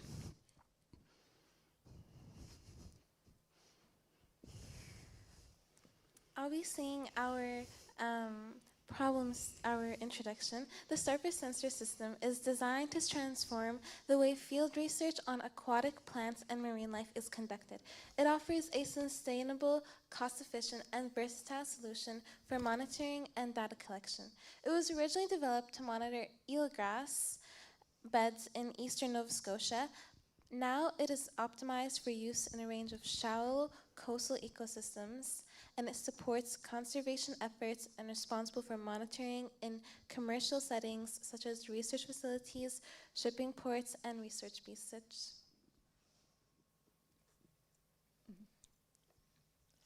Okay, so we're gonna dive into our problem statement. So first of all, we have climate change and invasive species. So the problem here is that these two factors, they worsen the stress on eelgrass ecosystems, disrupting their growth, stability, and resilience to environmental changes. So our project here, as you can see, we'll obviously introduce it in a little bit more detail as we go on, but it's really focusing on eelgrass, right? So that's why our problem statement is really heavily focused on that. We have a bunch of different sensors in here. We'll go over that in more detail in a sec. And that's all to monitor eelgrass and to better eelgrass health and, conserve eelgrass. Next up, we have, like I said, loss of eelgrass habitats threatens marine biodiversity, fisheries, and coastal protection, which then leads to severe ecological and economic consequences, such as reduced carbon sequestration, habitat loss, and increased shoreline erosion. These are very important factors that are causing climate change and are worsening, marine life, and it's really, really important for us to focus on these things. Last but not least, we have inadequate and inconsistent monitoring in high traffic marine zones, such as shipping areas, research facilities, and resort beaches, limits the ability to detect early signs of ecosystem stress, hindering timely conservation action and the development of sustainable management practices. All right, so I'm sure all of you have been curious about what this starfish truly is. So if we look at the front, the way it's designed is to camouflage with eelgrass nursery beds. What we want to do is not only did we want to consider how we can technologically advance conservation and data collection, we also want to make sure that we're able to integrate this into the environment, because we already are disrupting the environment on a daily basis. Why create more of a hassle? So as you can see, let's go through the aesthetics first. The way it's being colored was to naturally camouflage with the eelgrass, considering the green, and the sandy color to match the Nova Scotia shorebeds. But when we break into this system, we have a real-time autonomous monitoring device. We have 5 different sensors: pH, O2, turbidity, depth, and oxygen. Right? Perfect. And the way it's being designed is that all of the sensors hook out into each of the starfish legs. What we decide to do is it's an ergonomic design. That means it's being developed specifically to fit our needs. And this box holds all the magic. We use Arduino-based coding to connect all of the 5 sensors, and we output the data into an SD card, which means we have to go in and physically remove it, but it's collecting 24 hours, 7 days a week. We were lucky to ensure that this is a low impact restoration solution, meaning that the way it is integrated into the environment doesn't require much of human interaction. That means it can naturally develop and evolve with how the environment is going through. Furthermore, what we truly love about this invention is how it collects the data. We live in a data-driven world, meaning that if we aren't continuously collecting information, we aren't able to make proper predictions on what is going to around us, especially considering with how much the temperature is rising and the runoff pollution. We may not immediately recognize the harms it may bring to eelgrass beds or other situations, as Hussein brought up, oil rigs or resort beaches. Well, even though this was originally developed for eelgrass, we hope to see future iterations be implemented in other areas. One of the scenarios we hope to see is actually resort beaches. We see a lot of human interactions there. We see a lot of wastage that may go unnoticed. But by having this data monitoring, we can have clear, conscious protocols be developed about how much excess waste is actually being contributed. And another thing is we have this awesome restoration matrix. What we realize is a lot of plants are susceptible to coastal erosions and hurricanes and so forth, as all of you may be familiar if you're from Nova Scotia and the Atlantic region. And what we aim to do is it's a biodegradable device that if you put plants through, particularly with eelgrass, we'll have a station outside where you can actually try it for yourself and help protect them whilst they're setting their roots in. And yeah, and this is more through the design process of what, let's say that's the glow up of it afterwards. Okay, so let's talk about the global context and the current involvements. we were lucky enough to win the international competition last October. And from that, we were able to go on to winning the Atlantic Regional Ingenious Plus Award, where we got to go to the governor's house and discuss how this can be implemented in Nova Scotia and just connect with industry professionals about the value in data-driven solutions. Then we had the opportunity to present in the Bedford Institute of Oceanography at a government of a Canadian research facility, and that was truly inspiring. If anything, I think all of us can agree how cool it was seeing all those autonomous systems just be on display, be tinkered around, and seeing all those wires and coding. Okay, I'm a coding nerd if you guys don't know. So, so just being able to see it a hands-on experience. And then we had an opportunity to also demonstrate our invention at Cove, which is a centrological technology hub in Atlantic Canada located in Dartmouth. And it was just really cool seeing like a room of industry professionals. I keep saying that word, but it's like, how else are you gonna call them? The mighty fish of the sea. So just being able to have these people who have decades of experience and us just being these juvenile tadpoles, let's say. I'm really in the mood for fish puns, so excuse that. And just being able to have their inspiration and guidance through the development process. So a lot of our new considerations that we have brought up today were from the words they have told us. Yeah. And now we're going to talk about our market potential and our impact. We have 3 main points. The first is to expand the market opportunity. With a global aquaculture market projected to grow from $284 billion in 2022 to about $400 billion in 2030, the Starfish sensor system is positioned to meet the increasing demand for efficient monitoring solutions in this rapidly expanding industry. Our second point is growing demand for smart technologies. The rise of the Internet of Things and smart farming technologies is driving the need for real-time data collection. This makes the Starfish sensor system highly relevant for researchers, aquaculture businesses, and conservationists who are seeking to improve sustainability and ecosystem health. Lastly, we have our strategic market position. Because we're entering the market at a pivotal time, the Starfish sensor system offers a cutting-edge solution for monitoring coastal ecosystems.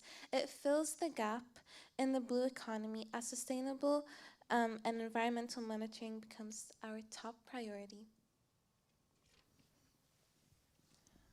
All right, so next I'm gonna take all of you on a little timeline of our journey. So from the very beginning to right now. So we have the first picture you see over there.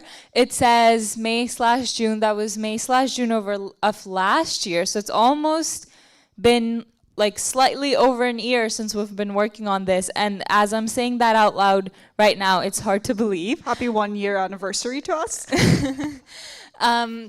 But yeah, that picture up there, the first one, that was our initial sketch of this Starfish sensor system right here.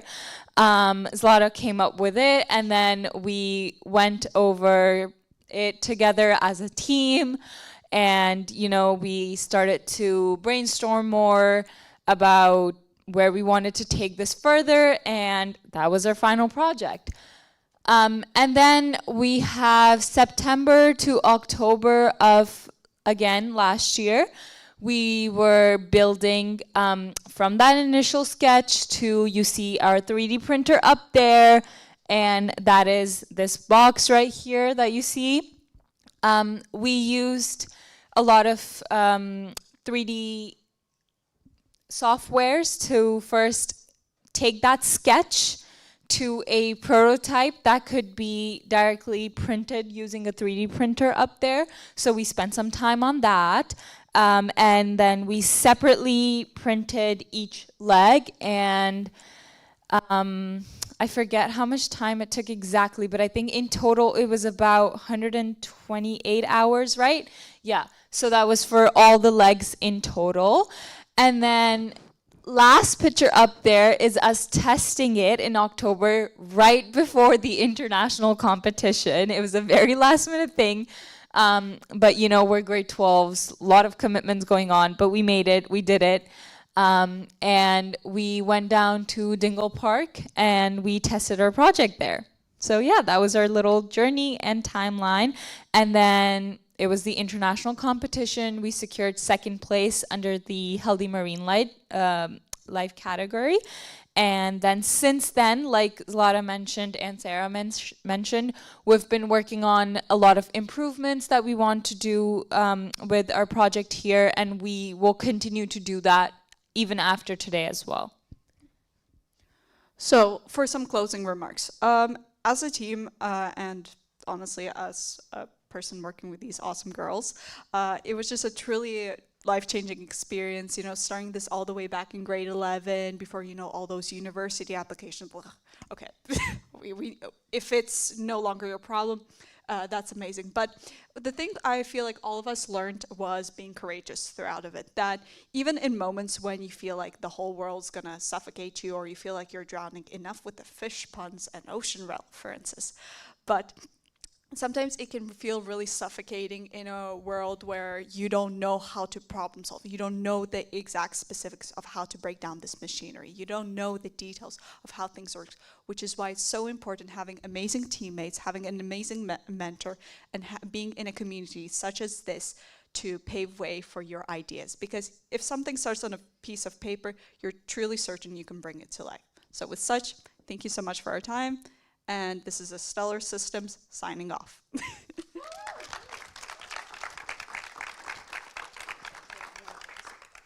Wow, that was a great job. This is super cool. First off, the fact that it's also building on something that was what you guys came second place international competition this year or last year? Holy camoly, that's cool. First off, any questions from the audience before I dive in with them? Come on, burning questions. Okay, you're making me work, man. I have to come all the way up there. I didn't sign up for doing stairs. I'll spare you I'll do the 2 questions in a row then so I don't have to walk back later. So can you remind me quickly all the different data that you're collecting with the different sensors? We're able to collect pH, O2, turbidity, depth, and oxygen. Awesome, thank you. And then as a team, and this has obviously been an awesome journey for you, what's been the most challenging part? Is it like the 3D design or the printing? Is it the coding? Is it the sensors and the circuitry? Like what was the most challenging part? Do we individually want to say one part? Sure. Yeah, you start. Okay. For me, it was actually the day before the competition. Like, I've always been someone who's a risk taker, who's never afraid of the challenge. But the day before the competition, me and Kaylin, sadly, we were really experienced with Google Maps and we dropped ourselves off 4 kilometers from the place we need to be. So running as a STEM enthusiast is, you know, a truly experience. But, you know, coming up there and it's like the sunset, it's got a beautiful glow, and seeing Sarah and Harsheen in the water with Mr. Sweeney with the sensor and a laptop that thank goodness didn't get drowned. Having the data working, having the temperature show up, having the oxygen was miraculous.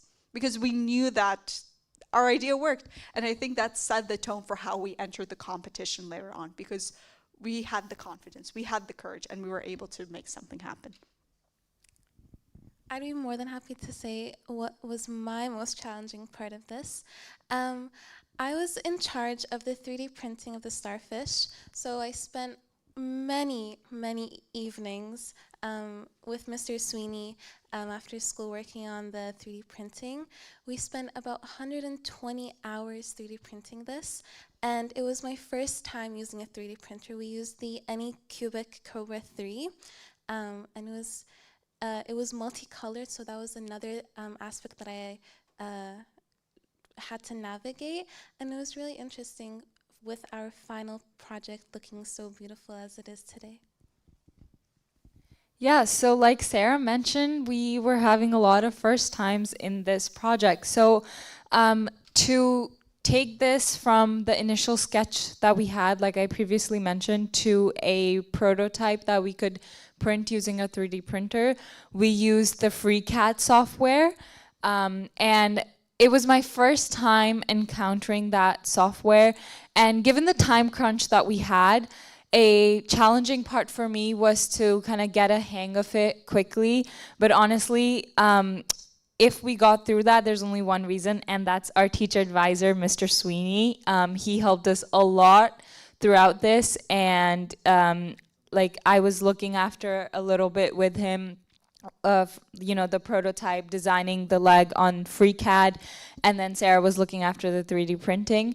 So definitely it's thanks to all his help that, you know, we were able to overcome that challenge.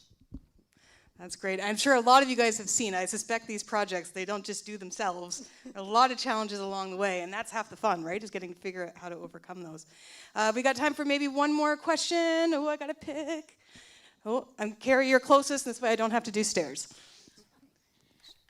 Great job, ladies. That was, I'm so impressed by all your work. I have a couple questions.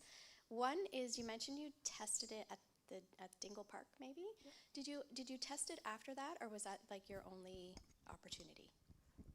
It's quite cold in Nova Scotia during the winter, so we designed this when we were designing this, we originally were aiming to test it during the summer months, but due to time development and, you know, time management, we were only able to test it in October. And due to how delicate the design is, didn't have the opportunity to test it another time.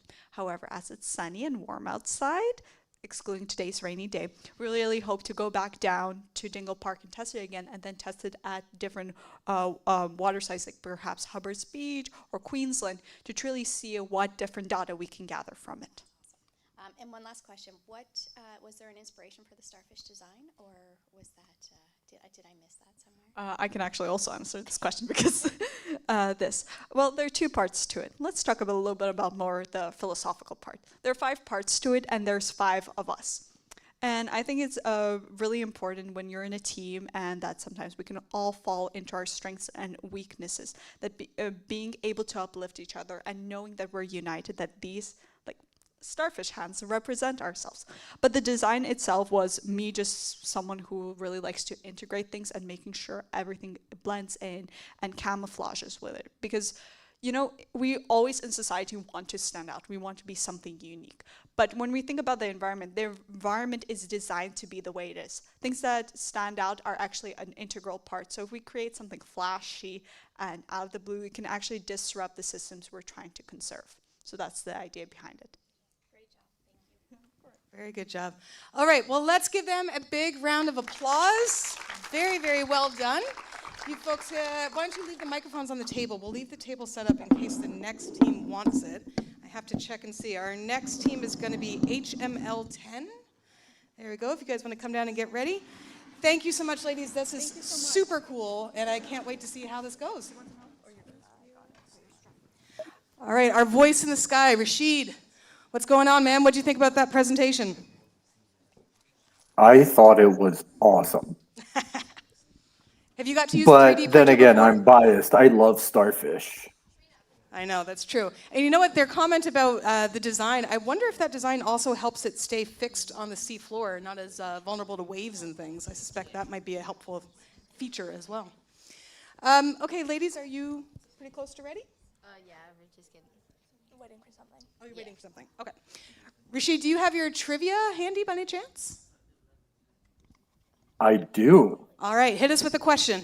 All right, so question number 1 for you is, the ocean produces over what percentage of the world's oxygen? Is it 20%, 35%, 50%, or 75%? All right, Let's make some noise if we think it's 20. No, I'm getting a bunch of head shakes for that one. No, not 20%. We're trying to figure out what percentage of the world's oxygen does the ocean present. So, no, everybody's shaking their heads to 20. Are we thinking 35? 35. Any takers on 35? Raise your hand if you think it's 35. I'm looking at you guys. This team right here, I'm looking at you guys. Raise your hand if you think it's 35. Nobody? Okay. What's next, Rashid? 50%. 50%. Anybody think it's 50? I've got one hand in the back. No, none of the students yet. All right, and what's the last option? 75. 75. Oh, there they go. All right, team's voting for 75. What's the correct answer, Rashid? The correct answer is the one hand, 50%. The 50%. Yeah, very nice for our winner in the back there.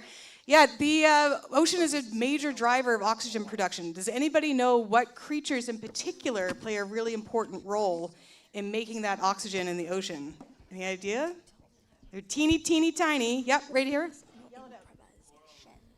Coral reefs. Coral reefs certainly play a role in that, for sure. There's something else that's teeny, teeny, tiny, and it tends to float around the surface of the ocean. What do you think? Phytoplankton. Absolutely. Anybody here heard the term phytoplankton before? Yeah, phytoplankton are little teeny tiny microscopic algae that float around in the ocean. They're essentially like the ocean version of plants. And so they are a big producer of getting that sunlight in and turning that into things like nutrients that go into the ocean, into our seafood web, which is really important. All right, are you folks ready? All right, so why don't you start by introducing yourselves and then take it away. And remember, I'll be here giving you some signals.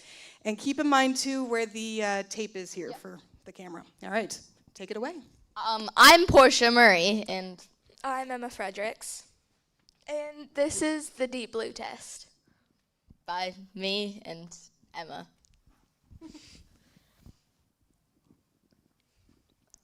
Our introduction is that we found out that acidic oceans can affect the shellfish in many areas by dissolving the calcium carbonate that they are made up of, therefore damaging their shells, stunting their growth, and raising their death rates, which would be very problematic. The problem is increased levels of carbon dioxide in the atmosphere, which means more CO2 going into the ocean. The ocean's average pH is now around 8.1.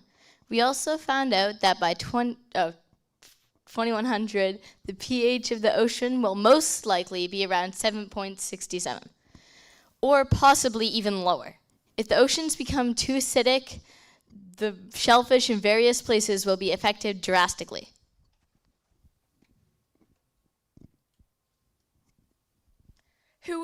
Who we would think would be interested in our product.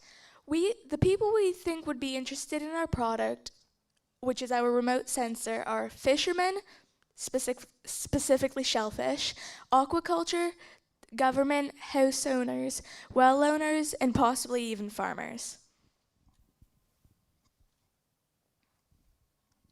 We found out that the more carbon dioxide the ocean absorbs, the lower pH it has, leading to more acidic oceans.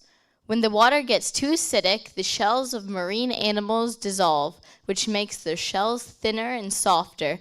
Because of this, death rates of clams, mussels, oysters, lobsters, and/or other shellfish will raise.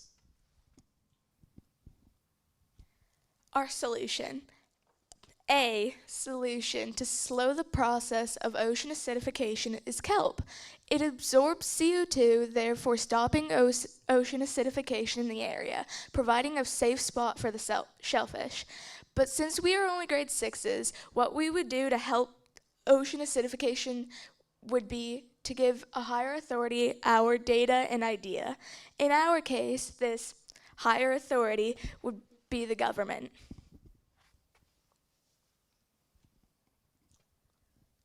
So our materials were some vials that were all in this kit. pH tablets, nitrate tablets, phosphate tablets, latex glove, instruction manual, and results guide. There was also dissolved oxygen, but since it takes 5 days, we couldn't do it because we didn't have enough time. Our question was, what is the water quality like along the ocean between Carsdale and Victoria Beach? We answered this question by testing a bunch of different waters near Portia's house. And some of the results were quite shocking. Our hypothesis is that the Victoria Beach wharf will end up having the lowest pH because we think it would be affected by the boats.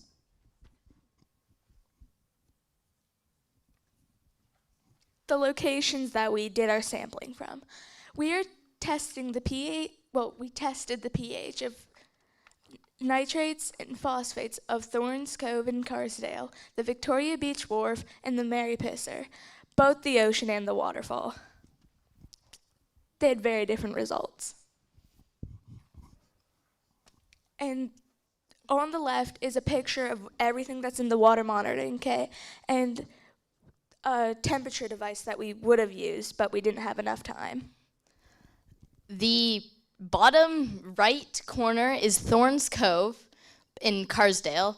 The top right is the Victoria Beach Wharf. The one with the rocks is the Mary Pisser, and the Mary Pisser waterfall is the top middle.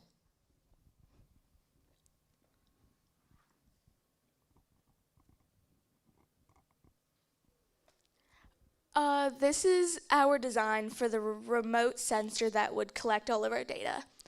Our design for the water monitor is a small pelican case style box with probes to measure pH, dissolved oxygen, turbidity, dissolved CO2, and temperature. Remote sampling allows for data collection over time, so you would not have to go back and check the quality of the ocean yourself.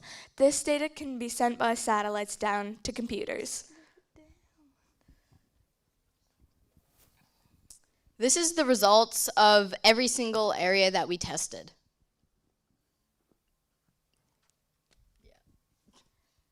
We noticed that with the actual ocean in the Mary Pisser, the pH had a very drastic difference. It was a lot more acidic, which wasn't very good. Other than that, all the waters were pretty basic and had around the same nitrates and phosphates.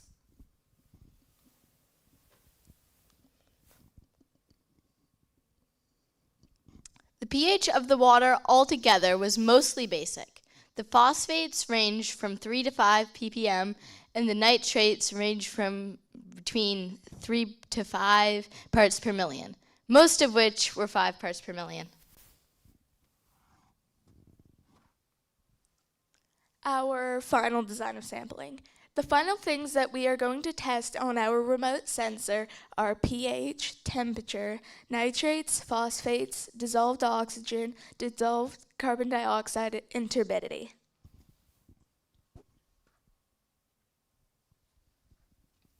Our remote sensor is all about testing the quality of the ocean over time to see where the best areas to fish are.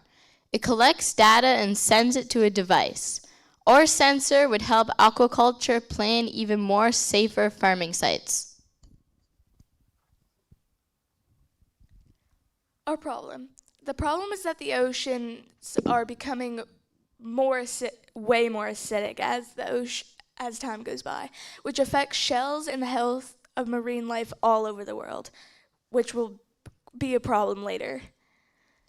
Our solution is to collect data on ocean acidity using a remote sensor. We would sell the important data we collect and lease sensors to aquaculture farms.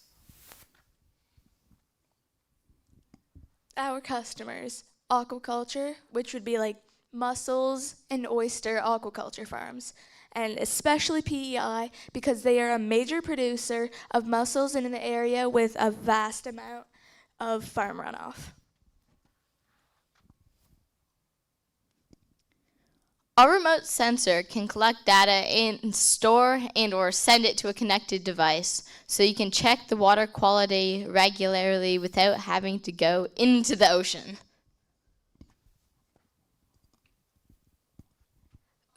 This would be the cost to make one remote sensor. The actual remote sensor that would be connected to a rope under the buoy would range from $490 to $800, and then the buoy itself would range from $50 to $70, and then an anchor, which would keep it secure to the bottom of the ocean, would range from $260 to $350. If you range between them and add them all up, it would be around $1,010 total. It would cost around $1,000 to build one remote sensor. To build 4, the total cost would be $4,000. We would sell the remote sensors for around $2,000 each, therefore earning $4,000 By 2030, we would hope to have 20 remote sensors in Nova Scotia. What our unfair advantage would be. Our unfair advantage would be that we have close access to the ocean, so we can easily access the remote sensor when it's in use. Another advantage that we have is we have quite a lot of aquaculture and fishermen in our local area.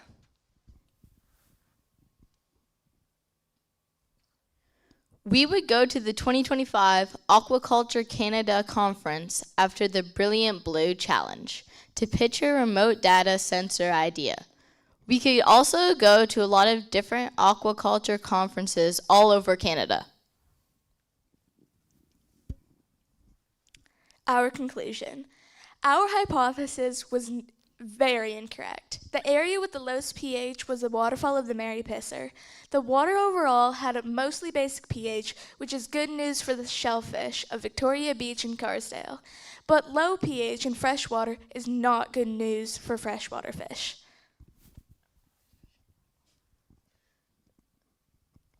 In the future, we would test for dissolved oxygen. Since it takes 5 days to test 1 vial of water, we didn't have enough time. We would also try testing the temperature of the water, maybe in different areas. We would like to thank Tara McMullen for giving us the materials we needed to test the water, like this kit. And Lindsay Rogerson for answering any questions we had, and you guys for giving us this very amazing opportunity.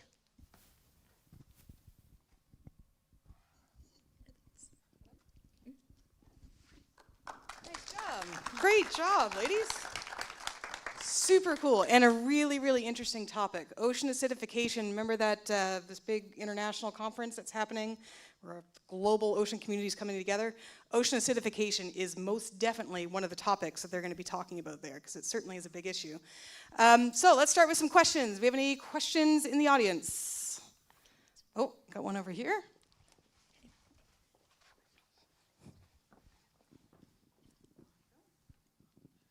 Hi girls, great job. I really enjoyed your presentation. What did you expect the pH of the ocean water to be before you started? Probably around 7 to 8. Okay, and that's what you found? Yeah, and we were definitely hoping that it would be around that so that it wasn't that acidic. Do you have any ideas about why it was so low near the Mary Pisser waterfall? Maybe because like the runoff from like leaves and stuff like that. I don't really know though. Okay, just things to think about. And I missed the very beginning of your presentation. So you're doing some sampling here with the test kit, but you're not using that in your sensor box, right? You have an electronics package. Yeah, our idea would be a buoy, then some rope, and then our actual remote sensor box with like sensors going off of it to test a bunch of things, and then anchored and put in different places to see if where it's put is safe to fish. Okay, thanks very much. That's great. Thank you so much. And any other questions from up here? Oh, I got another one. You're making me work. Got a question from up here.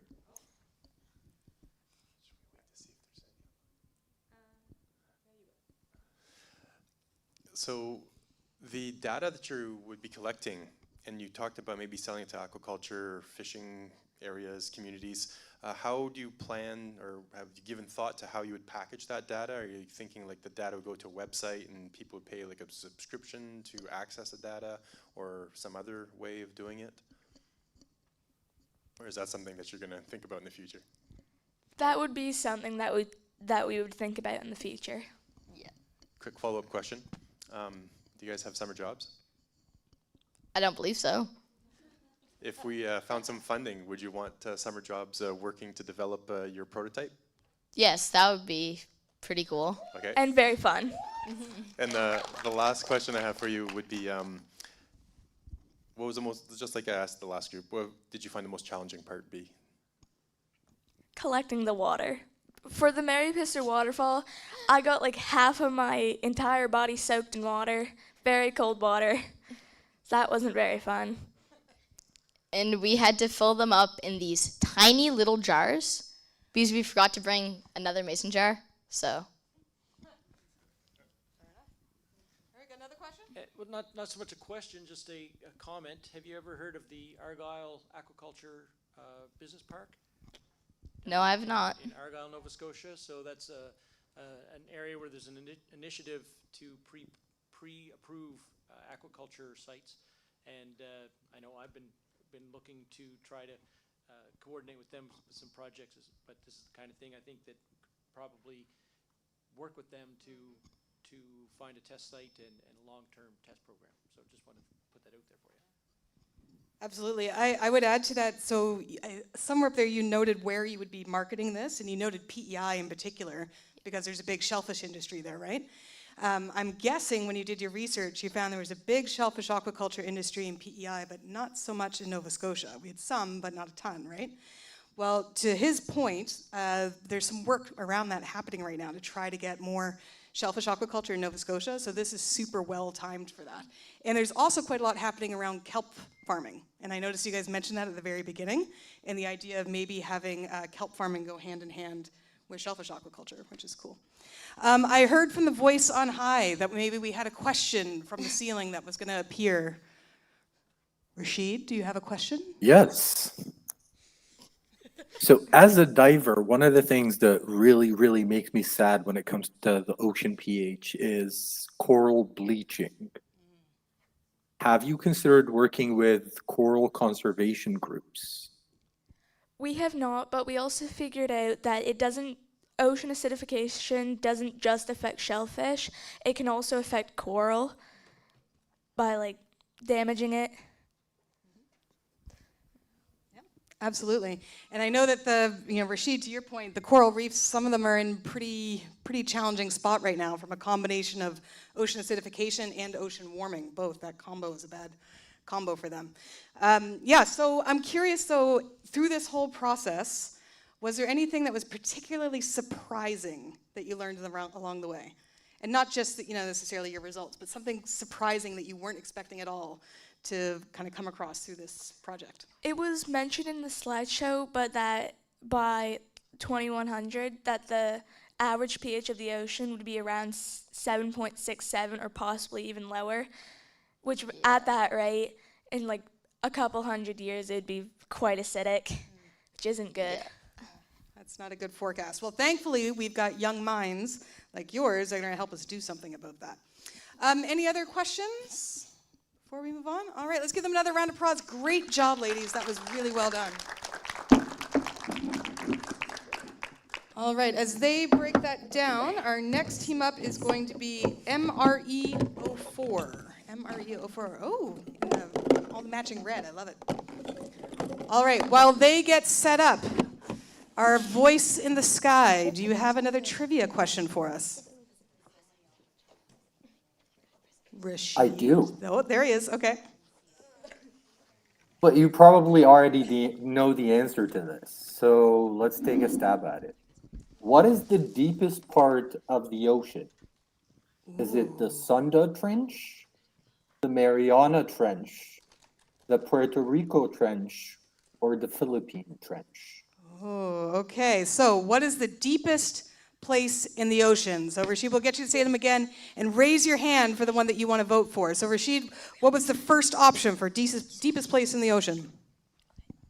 The Sunda Trench. Ooh, okay. Who thinks it's option A? We've got no hands. No hands. Okay, what's option 2, Rashid? Mariana Trench. There's a whole lot of hands going up, including from some of those on stage. Seeing some consensus here. All right, what's the third option? The Puerto Rico Trench. Puerto Rico Trench. Any votes for that? No. And what's the last one? The Philippine Trench. The Philippine Trench. Any votes there? No? Well, I think that means everybody got it, because you're absolutely right. It is the Marianas Trench.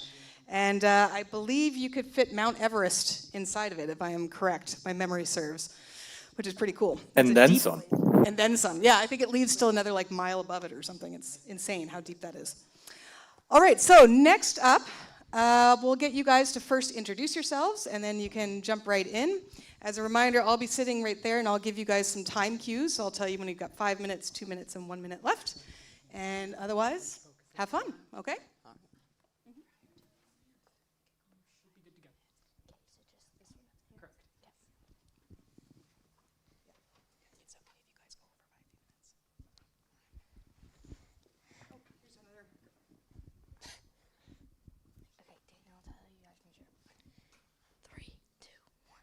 Zepaquweveex wind.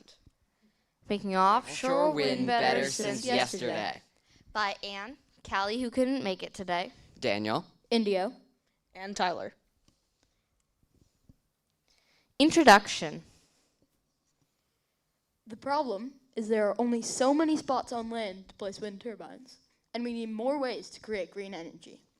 Unfortunately, offshore wind turbines have their own drawbacks.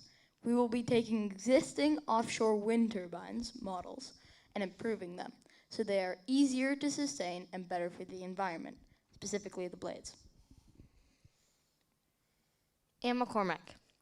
Hi, I'm Anne. I'm in grade 6, and I've been I was born here in Nova Scotia, and I've been really working all over the place for this project, but a big part of what I've been doing is the slideshow. Not just adding information, which me and Callie were doing a lot of, but I was also doing a lot of adding the animations and adding all these backgrounds. Callie Viscato, who could not make it here today. Callie was born in Ontario, but moved to Nova Scotia when she was 3 weeks old. Callie and her family have been here ever since. At age 12, she's in charge of anything she can help with. Callie tries her hardest to keep the team on task and working fluently. Daniel Weir. Hi, I'm Daniel Weir. I was born in Ottawa, Ontario. I'm in grade 7. I'm in charge of the prototype wind turbine array, coding the B-boards, along with Tyler. Indio Smolar. Hi, my name is Indio Smolar. I was born in Vancouver, BC. I'm in grade 7. I'm in charge of the logbook, making sure that everything that needs to be kept track of is written down. Tyler Jodry. Hello, my name is Tyler. I was born in Kentville, Nova Scotia, and I'm in grade 7. Daniel and I are in charge of the models and attaching the electrical components to the B-boards along with all the mechanics. This amazing team ensures that this will be an original project, and if this floats your boat, we have talked to multiple different people that should have the title expert. These improved offshore wind turbines are the best option for the future. Buy now while supplies last. We will be mainly selling to the government and possibly to other offshore wind turbine brands, but any company that wants them can technically buy them. The problem. Offshore wind turbines are expensive and very easy to break, meaning it's not a good idea to stick with the current model. At this point, it is also not always good for the environment because it takes valuable energy from the ecosystem. It's also weaker than people would like to admit. Zepaquweveex stands for Zero Emission Power and Quality Utilities with the environmentally valuable energy extraction. That's a mouthful. Background research. Siemens Gamesa has already started recycling blades for other uses. This brilliant project started in 2021 and is believed to be a great path for the future. They believe that this will be the start of many wind turbines that use recycled blades.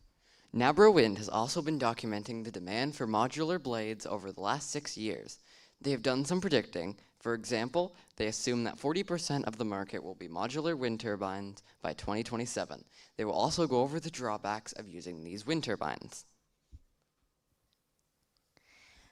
Different blades for the turbines. Savonius VOT. VOT stands for vertical axis wind turbine. And that's one right there. Pros and cons of the Savonius VOT. Pros. Has much larger surface area than other options. Has a better path for wind to flow through. It's much stronger. Cons. It uses more materials. More points of connection to the shaft. What we would change on this model. We would use recycled plastic so the materials used are better for the environment. Strengthen the shaft so there are fewer connections. Then we would add the bird sensors to make the larger surface of the blades safer. Helical vot. This is a picture of the helical vot turbine blade. The pros of the helical vot turbine blade.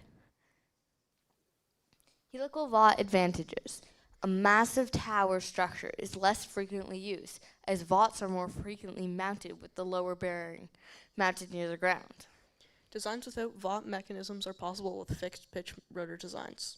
A vot can be located closer to the ground, making it easier to maintain the moving parts. Vots have a lower startup speed than HOT's horizontal axis wind turbine, and typically they start creating energy at 6 miles per hour or 10 kilometers an hour. Vots will have a lower noise signature. Helical cons. Most vots produce energy at only 50% less than the HOTs. While VOT's parts are located on the ground, they're located there because of the weight of the structure above it, making it super hard to fix the structure. Having rotors located close to the ground, where wind speeds are lower, means VOTs will not produce as much energy as a HOT with the same footprint or height. Because VOTs are not commonly deployed due to the serious disadvantages above, they appear new to those not familiar with the wind industry, making them the subject of wild claims and investment scams over the past 50 years. What we will change on this model. We would make the blades out of a lighter material. This allows the blades to be higher up to catch more wind. With the blades higher off the platform, the turbine will be able to generate more power. Modular wind turbines. This is a picture of the modular wind turbine. This is also the file for the 3D printed blade we did, as you'll see later. Pros and cons. Plates use material efficiently. Easy to manipulate when building. Uses wind, which is awesome for the environment, like all these other turbines. Expensive to build. Need a lot of space, reason for offshore wind turbines. They're also made of composite materials that are very hard to recycle. What we will change on this model. We will use recycled materials to reduce cost. Recycled materials can be recycled up to 10 times. By placing it on a raft in the ocean, the fish can swim underneath. Without disturbing migration habits. Fibonacci wind turbine. This is the Fibonacci wind turbine. Pros and cons. Pros. It's lower cost. Operates at a lower wind speed. More compact, less area to be damaged and for birds to hit. 14% efficiency increase compared to standard wind turbines. But the cons are it's more material to volume cost, and they're small, and you can't really scale them up. What we will change on this model. We will try to reduce the weight of the blades. If the blades are lighter, then they can be put higher up, therefore producing more power. To stop the wildlife from getting injured in the blades, we will have sensors that will turn off the turbine when a bird or bat flies too close. Our solution. We will design 4 offshore wind turbines to be better for the environment and more sturdy, as mentioned before. Then we will determine the best blade model and start selling them. With built-in sensors that will shut off the turbine when a bird comes near, we will explore vibration resistance materials. We will use floating cables to hold the turbine down. Using cables is much better for Nova Scotia because we have a soft bottom in our ocean and waterways with mud and clay.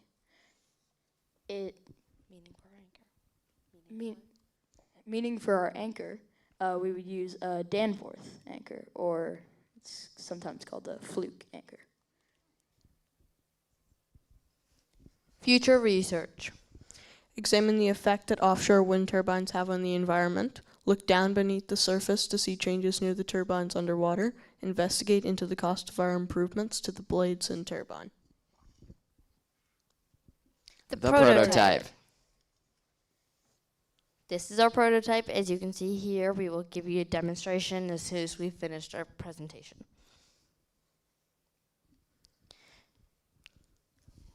This is our materials list for our prototype.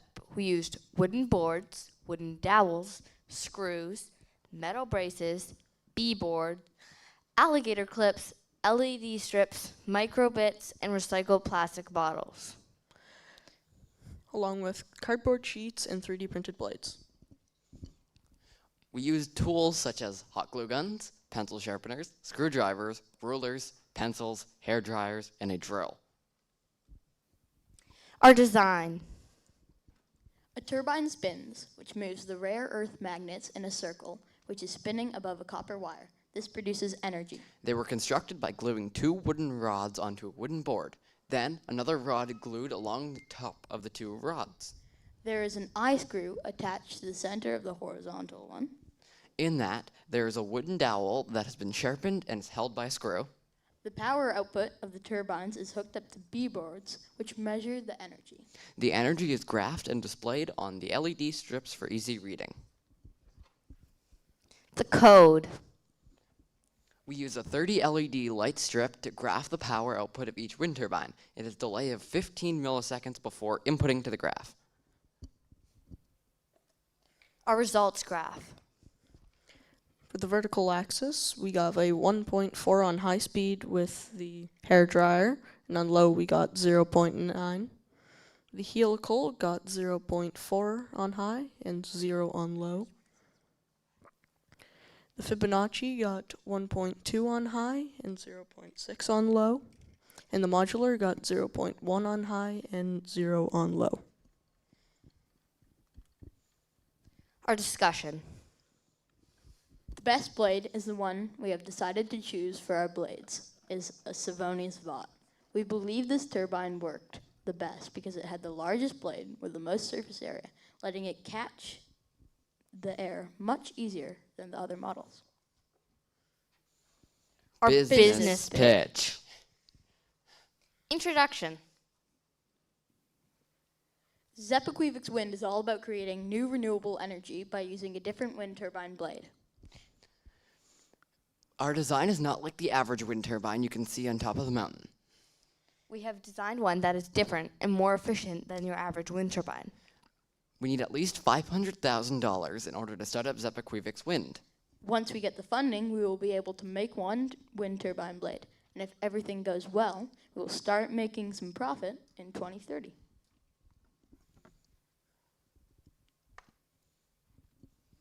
Our problem. The world's need for green energy due to climate change from burning fossil fuels.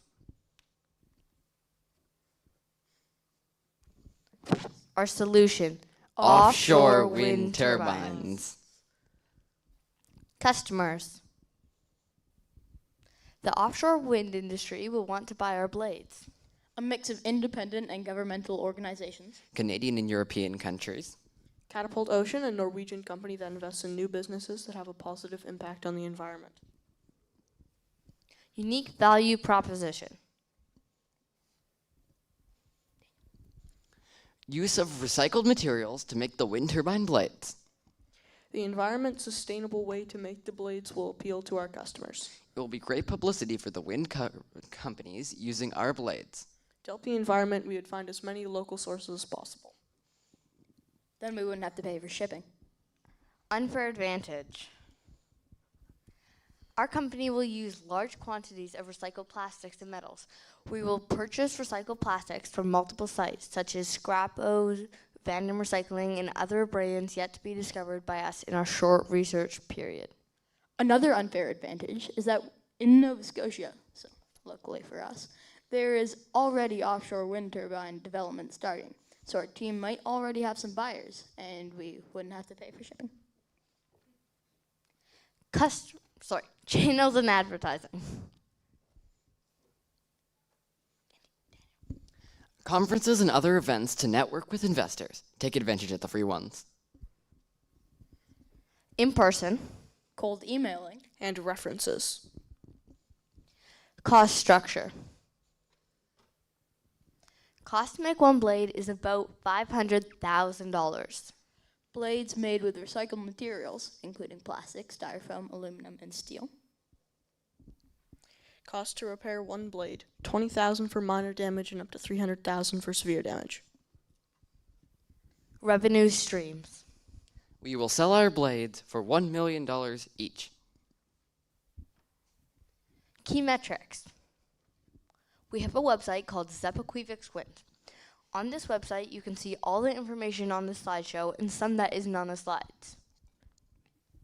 It also has exclusive photos of our teams and project with a fun green energy game that they insisted on adding. Our graph. The red line you can see here represents costs. We are making something quite big, so the startup cost won't be cheap. But as we continue to make money, we should, if everything goes well, like Indio mentioned before, break even in 2030, which means we start making money. To our customers. We will have the offshore wind turbine models Savonius, Helical, Modular, and Fibonacci. We will outfit these turbines with blades. We will outfit these turbines with blades made of recycled materials and with sensors that turn off the turbine when a bird flies too close to the turbine. If the customers are not happy, we will gladly talk to them to see what is wrong, and then we will change this in the next wave of turbines produced. Please keep in mind, we are 5 middle schoolers, well, 4 here today, and we cannot run the company, so we would need some other people to step up, please. Acknowledgement. Alice from Brilliant Labs, thank you for all the work you have helped us with. Tara McMullen for helping us, for being there and starting this opportunity for us. AVREX staff for helping with all of our random projects essentials and letting us skip class to work on this. And Lindsay Rogerson for all of her input and as our mentor. Troubleshooting. This wasn't exactly an easy process. When building the prototype, we faced many issues with crossing wires and running out of parts. The wires refuse to cooperate in any setup other than what we have. Bibliography. Don't worry, we won't read it. Zepaquweveex Wind. This is our website. As mentioned before, you can see it. Thank you for listening. From Ann McCormick, Callie Viscato, Daniel Weir, Indio Smolar, and Tyler Jodry. And for anyone who wants to see our website, you can access it on the link on the slideshow, or not sure if it's updated to Google yet, but yeah. If you can remember how to spell it, that's the real challenge. And if you would like, we can do a very quick demonstration of our project. Okay. Is that plugged in? Yes, it is plugged in. So this, as mentioned before, this is our Savonius Vought. This is our most successful turbine. We have our Fibonacci, which is our second most successful turbine. This is our vertical access wind turbine, which was third most successful, and this was our modular wind turbine. Did I get those two messed up? This is vertical access, right? Yeah. Okay, so I got it right. This is the modular, which did not create any power on high or low speeds, but at a bigger scale, it should. Okay, sorry. It produced what's our unit of measurement? Volt. 1 volt. No, it's 1/10 of a volt. This is the Savonius Vought. As you can see here, the graph is fully lighting up, which shows that it's like exceeding our expectations. Yeah, well, I mean, they can't see, but they can't see. Okay. And next, our Fibonacci wind turbine.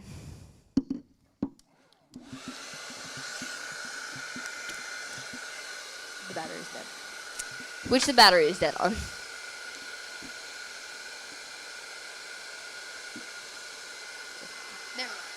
Oh, now it's working. Now it's working.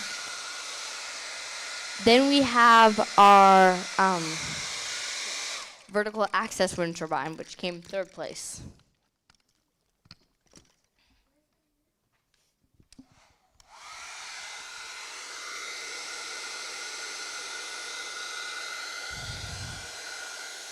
It's not producing that much. It's less than half of the graph. As you can see here, we did have a smaller prototype. Our 3D printing did not print as wanted. We'll just leave it at that. And then our modular wind turbine.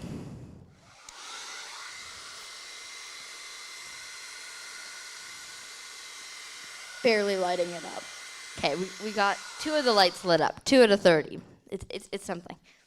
But yeah, thank you for listening, and hope you have a good day.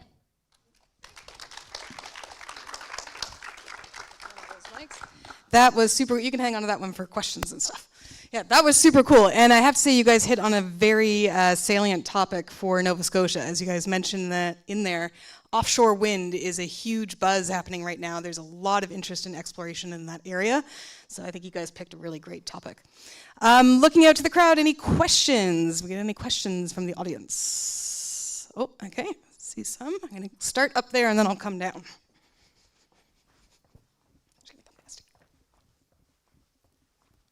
Oh, I'm working so hard. You had a question? Yeah. How'd you come up with the website name? Okay, so this is kind of a weird thing, but we had no idea what to name our project. None of us could agree on anything. So we ended up just like for fun, we were just typing up a bunch of random letters. We were going in a circle, everyone was saying a random letter, and then we turned it into an acronym. So, yeah, Zepaquweveex wind. And just rolls off the tongue. Yeah. Yeah, I like it. All right, we got another question here. Hi there, great project. I missed the very beginning. Did you design the modular wind turbine? No, we didn't. And the modular is interesting because it's actually a stackable turbine. Not sure if you probably can't see here, but there are little bumps and you can stack them on top of one another. We had 9 versions of this. 9. This was the only one that survived the printing, so. Oh, okay, so you didn't get to test it with more panels on it? Sadly, no, but we'll definitely do that in our next round of testing. Very good. We were in a little bit of a time crunch. I hear you. I was interested by your idea of breaking the turbines when a bird flies by. Have you thought a little bit about how that system might work? Not a whole lot, but like I'm just thinking like sensors, like security alarm kind of motion sensor things, and maybe we don't want it too far out because we still want the turbines to be on, but like probably about 150 meters in every direction, so that we'll try to stop it as quick as we can, but just so that in case the turbine does still have time to slow down. And even if it doesn't save every single animal, at least we're reducing it. Exactly. And one more thing. It looked like when you were testing the Fibonacci turbine, you were pointing the hairdryer down a little bit more than some of the other ones. Did you look at the effects of the wind direction on performance? The Fibonacci wind turbine can be mounted horizontally as well as vertically. Yeah, we're just based on the setup here, it is vertically, but like Indio said, it's normally actually fixed horizontally. Very cool. Any other questions up here? No? How about our man? Oh, one behind. Oh, right behind me. I didn't even see it. Okay, let me make my way over here. All right, go ahead. Have you found any examples of the Savanius rotor being used in real life or anywhere worldwide? Which one, sorry? The Savanius. Yeah, actually, I've seen people use like recycled oil barrels to chop them up and turn it into one of these on a bigger scale. And I'm not 100% sure, but I'm pretty sure there is a cruise ship coming out soon that is also going to be engine powered, but a lot of it, like 50% of its power, is going to be from wind turbines, and I'm pretty sure it's this model. That's super cool. So they're putting wind turbines even on moving ships, not just a stationary platform. Like Also, they can be used to power boats as well. The Fibonacci is also good for boats. Because it's usually smaller in scale and more compact. Yeah. Very cool. Well, I have to say, this is an incredibly salient project, and I love that you guys have multiple different models that you were testing. In your research, when you were seeing all these different kinds of designs around the world, does there seem to be trends? Like, are you seeing that certain models are used more widely in certain parts of the world? Well, actually, it's kind of, none of these are the most common model. It's more like your basic horizontal axis. I think it's horizontal axis. Wind turbine, that's like the most common one. But we want all of these, especially these two, especially this one in particular, are used and have been proven that they work. So we want models that have been proven to work, but we don't want the most common model. We want something that sets our project apart. Smart thinking from a business standpoint, too. Very great. Any other questions from anyone? That means you had a very thorough presentation. That's what that means. So great job, you guys. That was a really, really stellar presentation. I'll let you guys go ahead and put this away. We've got another group coming up. It should be, you guys were MRE02, right? 04. 04. Okay, so next up is MRE02. So if MRE02 wants to head down. Is MRE02 in the building? Oh, over there, okay. All right, while they're doing that, I've got my voice in the sky. Rashid, how are you doing, man? Hey, Janet. I have a question for everyone. Oh, okay, hit us up. Who has been leaking my memoirs? First they come for my puns, now for my acronyms. I think you're going to have to elaborate on that. I don't know. Well, if anyone has managed to watch the streams from previous Brilliant Blue challenges, I am a very punny person, and I also love my acronyms. So first we had Stellar Systems. They came for my puns with their fish puns. And now we have Zepaquweveex coming for my acronyms with their acronyms. It's starting to feel a little personal. They're coming for you. They're innovating on your maybe more basic ideas. They've taken it and elevated it. Harsh. Well, that gives me hope for the future. Exactly, exactly. That means that you're going to have to continue to further innovate from there. Let me see how you guys are doing. Are you close to ready? Yeah. Yeah? Yeah, so that's for the cameras. You want to stay inside the... Yeah, you can move the whole table back a little bit. Yeah. That might be helpful. All right, here we go. So I'll let you introduce yourselves first, and then you can go ahead and start, and you can keep an eye on me for time signals, okay? All right, here's one microphone, and here's another. All right, take it away. I'm Sophia, I'm Ivy, and I'm Sophia. Our project is called Tide Turners. This project explores the development of a vertical axis Sylvanus turbine in the Bay of Fundy, specifically for Minas Passage. The problem we are tackling is the underusage of the powerful tides that could generate a lot of energy for Nova Scotia and New Brunswick. We are using a Sylvanus turbine rather than an HAWT turbine because it can withstand a lot harsher like climate or conditions, and it is a lot durable, and the things can't get stuck in it in the water as like the Watt one would.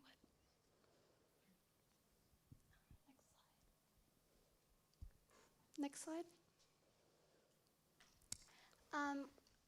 Our project would be 350 turbines, 10 meters in height and 5 meters in diameter, and it would take up about 6 hectares of seafloor. And it would be in the Minas Passage, which is 190 hectares big, and our project would only take up 0.0032% of the area in the Minas Passage, which is good because there's a lot of diverse marine life in there, and we don't want to harm it. So in total, we estimate this project, a big one, will cost around $3 to $5 billion. Here's a breakdown of what would go into it. The environmental assessments and permits, which would be $50 to $150 million. The electrical, the wiring, connection to the grid and everything would be $300 to $500 million. The foundation would be 200 to 400 million, with underwater anchoring, which is a big thing. It needs to be very stable with strong currents.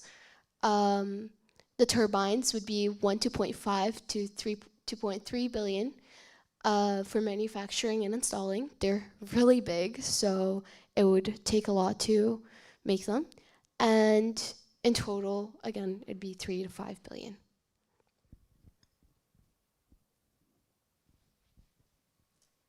The challenges we overcame were the tidal force, which is why we chose this one, because it is a lot more stable.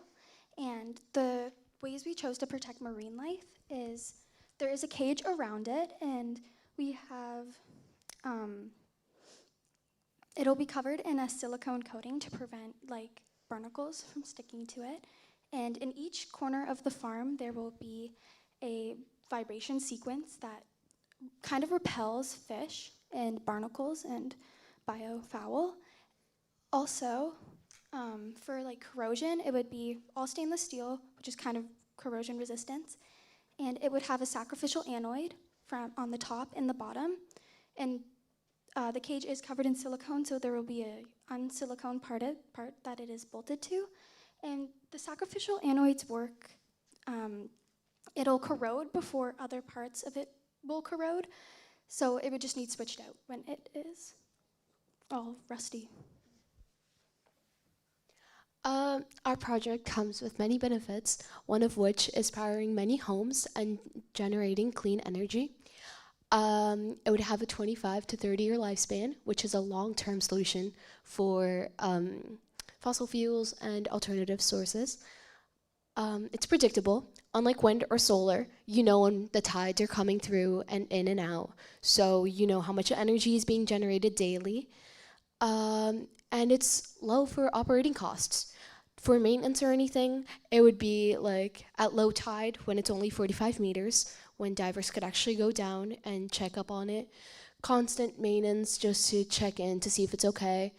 And not much.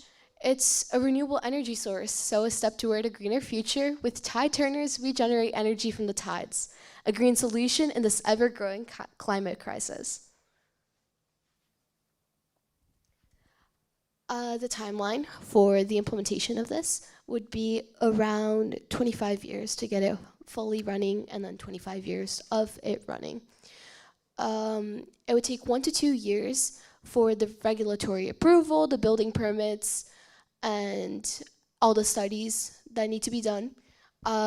Maybe even more, because there have been a lot of attempts in the Bay of Fundy to get a project like this started.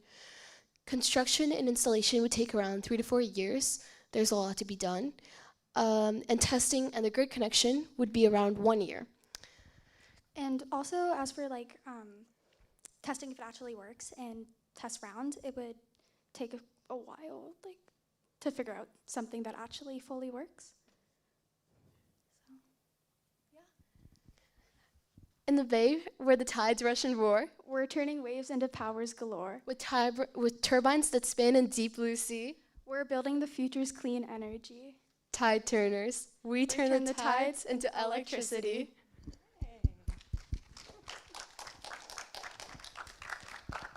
That was great, and I love the kind of poem at the end too, the whole interpretive dance thing at the end as well. I like it.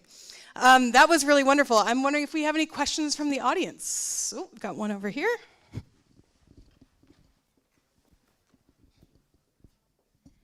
Hey, I actually have 2 questions. The first one is, what material are you planning to use so it does not get damaged underwater? Stainless steel. Stainless steel. And second thing, if we are investing, for example, 3 to 5 billion in this project, how long do you think it will take to get that revenue back? We are not 100% sure yet. We started this a month ago, so we still have some thinking to do on it. Power could always be sold back to the grid once it's installed. Each turbine generates around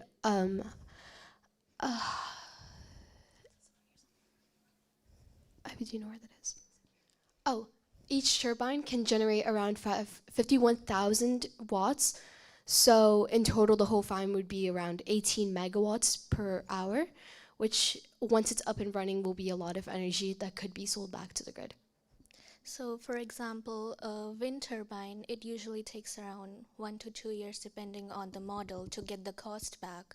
How are you so sure you're going to get all the cost back? Because 3 to 5 billion is a really expensive thing, and you need to consider underwater maintenance and construction and everything. So currently, because we're from New Brunswick, and the Macdonald, they are looking into repairs, which would also be around billions of dollars because it's pretty old, so it's falling apart. And we think that that would be like a good price estimate because they were up and running in a couple years, and they got all their money back in the lifespan of it, so around 10 years. All that money was gained back. And also, like, it's helping our environment, so of course it's gonna cost money. And I think, like, maybe starting with a smaller scale project to see if it works and testing it out first, and then going from there to see if it works, because yes, it is a big investment, so it would require a lot of testing to see if it works and how much time it would take. Absolutely, good answer. It's those things are so hard to project as well, to kind of forecast what you're going to get for revenue off of something that is still in kind of experimental stages. So it's a hard thing to project, but that's a good way to kind of base off of it or try to come up with some of those numbers. All right, I see a question up here. Let me make my way. Yeah, I was just wondering, how are you going to find places to actually put the turbines? Or it's gonna go on the seabed of the Minas Passage. Like the shallowest parts, because it's easier to manage and to do regular checks up on it. We chose the Minas Passage specifically because the seabed is has very solid. There's less sea rock and it's easier to drill into. So we would be able to install this easier because it does need to be installed properly so it doesn't fly away or. And there's also been many attempts for water generation in that area. So yeah, people have used it because it's the best area for it. Most of them are above water, which we've seen that hasn't worked because they get damaged when it's just one big turbine specifically. So underwater would be harder to make, but would overall be safer and give a better product. And also one of the biggest challenges they faced when doing that, it was just one thing that cost a lot, and ours is multiple things put together, so if something goes wrong, it can be fixed and the other ones can still work and we can learn from what happened. Yeah. Good answer. Do we have any other questions from our audience? Oh, one over here. Hang on. Make my way. Thank you. Are you familiar with the Fundy Ocean Research Center for Energy in Parrsboro? I think they've got like 3 research kind of slots, and I think right now only 1 is taken up. So that means there's 2 empty ones, which is tragic. We should be, as Atlantic Canadians, kind of trying to prototype stuff there. So I'm wondering, have you like researched that entity at all, or and if not, how are you interested in touching base with them? We have not. I think we heard about them from our judges, which is really cool. It sounds amazing. I mean, I'd love to get more information from actual professionals about how this could actually work. And their website was for a few of our sources. Yeah, so. Gotcha, okay. They have tried, and that's one of the things that we've seen a prototype. Well, if you're serious in taking this further, we're happy to try to support you any way we can to help with the prototype and make a connection. So good luck. That sounds amazing. Thank you. And the Nova Scotia, the Maritimes, including New Brunswick, these are provinces where your network really makes a difference. And having connections, like right over here, is hugely helpful because his network is massive in the ocean world. And he's sincere that if you guys wanted to try doing a prototype and maybe doing some testing at that organization, he might be able to help get there, which is pretty cool. Yeah. One question that I had, so Bay of Fundy, has anybody here been to the Bay of Fundy? Yep. Has anybody here been to any other, like to the Atlantic Ocean in other parts? Okay. What is one thing that is very obvious when you look at the Bay of Fundy and you look at, say, the open Atlantic? What's something right at the gate that's different? The tides are so strong and they're reversing. Yeah, so the tides are huge, right? Yep. The highest tides in the world. And there's also, if you look, it's a very kind of brown color. Like the water is actually pretty brown, right? And the Bay of Fundy is full of sediment. And those huge, strong tides move that sediment around, which is part of what makes it that cloudy kind of brown color. So did you guys come across anything when you were doing your research about how sediment might be something you'd have to think about when you're trying to figure out the design for your turbine? We have not. We didn't really. It impacted the density. Like you said, it was a brown color, so the density of the water, which if we're turning strong or denser water also generates more energy. But to like attach it to the seabed, it would have to be drilled in, which is a long process because it has to be long wires that go down into the deep floor, which needs to be more, we need to look more over that part, but it's also really big and really heavy, which help it be anchored down. But overall, the sediments could be an impact, though specifically for the Sylvanias, it wouldn't be as affected as if it was normal HAWT blades, because in usually wind farms, they use them, and they get damaged more easily compared to the Sylvanias, which would just push it away as it's spinning. Big boulders, though. And a lot less space they would take up. Smaller footprint. Yeah. Any other questions out there? No? Okay, I got one other question for you. So you'd mentioned that the spots that you guys would kind of prioritize for deploying these would be in shallower waters. Would there be concerns with things like the fishing industry that might be, like, I'm thinking lobster fishing, things like that are also using those shallow waters? I think like they're mostly like deep waters, but the spots that hit a low enough tide for people to dive down. So I don't think it'll interfere with boats or anything because it'll be so deep in the water, just like depending on the tide, I guess. We looked at spots that were really deep, like 45 meters down, which wouldn't impact seam life as much, especially for fishing, but there would definitely be a amount of dislocation for marine life, though we would try to keep them safe by making sure that they're not going in there as construction's happening, using the frequency. Yeah, the frequency. Vibrations in the water. Very cool. And again, something that is, there's a lot of thinking happening around this in the maritime provinces, and I would 100% make use of that offer and get some connections there, because this could be a cool project that continues to grow. Yeah. Yeah, awesome. All right, if there are no other questions, or what, Kerri, okay, I thought maybe you had one. All right, then thank you both very much. Let's give them another round of applause. All right, you folks, you can leave the microphones just on the table if you want to break that down. And I believe our next team should be HML01. HML01, are they in the house? Oh, sorry. Team JEDI? Oh, Team JEDI T. No, not in the house? Okay. How about... I believe HML01 will be going after lunch. Sorry, say that. Oh, that was Rashid, man of the sky. Say that one more time for me, Rashid. I believe Team HML01 will be going on after lunch because they have to be in judges' presentations soon. Oh, is it? Hang on. Let me look at the... We've got an altered timeline here, so what do we... Stand by for just 1 second. I think what's going to happen is we're going to take a lunch break. And then, yeah, there's food outside, so lunch break, and then we'll start... While everyone stands by, let's have some trivia, shall we?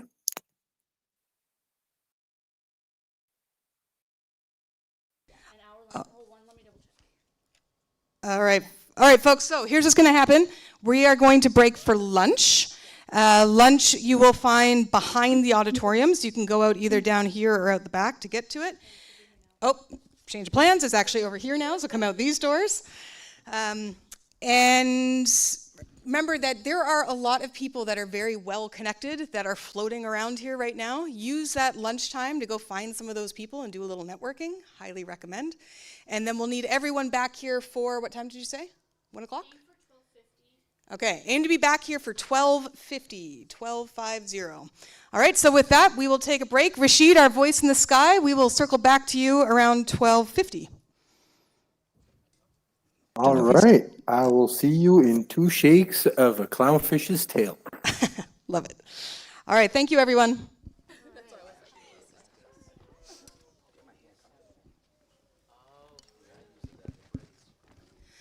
All right, folks, thank you all for coming back. I hope everybody is well fed. Thanks to those who organized lunch. That was super tasty. I don't know if any of you folks got into the cookies. I sure did. If you didn't, maybe there's some, I don't know if there's any left. Yes, we did. Oh, you did. Good. Excellent. All right, so next up, we are starting the second half of our presentations. Obviously, our schedule has been adjusted a little bit, so there are a couple changes. Or sorry, there's really just one change. So two groups that are going to go for their judging right now, HML 10 and MAS 05 are going to go for judging. So that's going to change our presentation order. If you look at the agenda, MAS 05 is supposed to go after these folks, but instead they're going to go after MAS 03. So that means that HML 06, you will be next. You're going to be after these folks, okay? So the timeline has been adjusted a little bit there. Any questions on that? Comments? Concerns? No? Okay, well, we've got a lot to cover and a lot to learn about, so we'll dive right in. We're going to start here. It's Team JEDI, did I hear? JEDI T. That's, first off, awesome name. All right, so I'm going to pass it to you folks. Don't forget to introduce yourselves. I'm going to set a timer, and you will see me give you a 5-minute, a 2-minute, and a 1-minute warning, okay?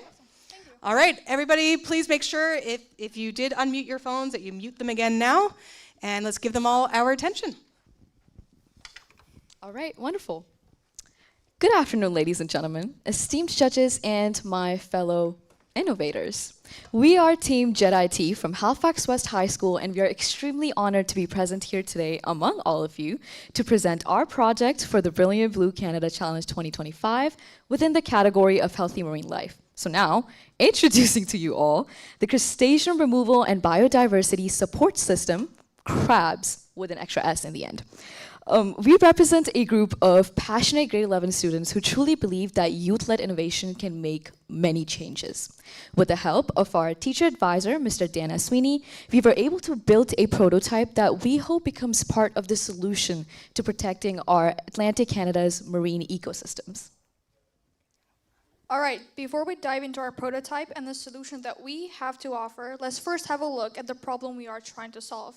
Across Atlantic Canada, one of the most urgent and growing threats to our marine ecosystems is the European green crabs, scientifically known as Carcinus minus.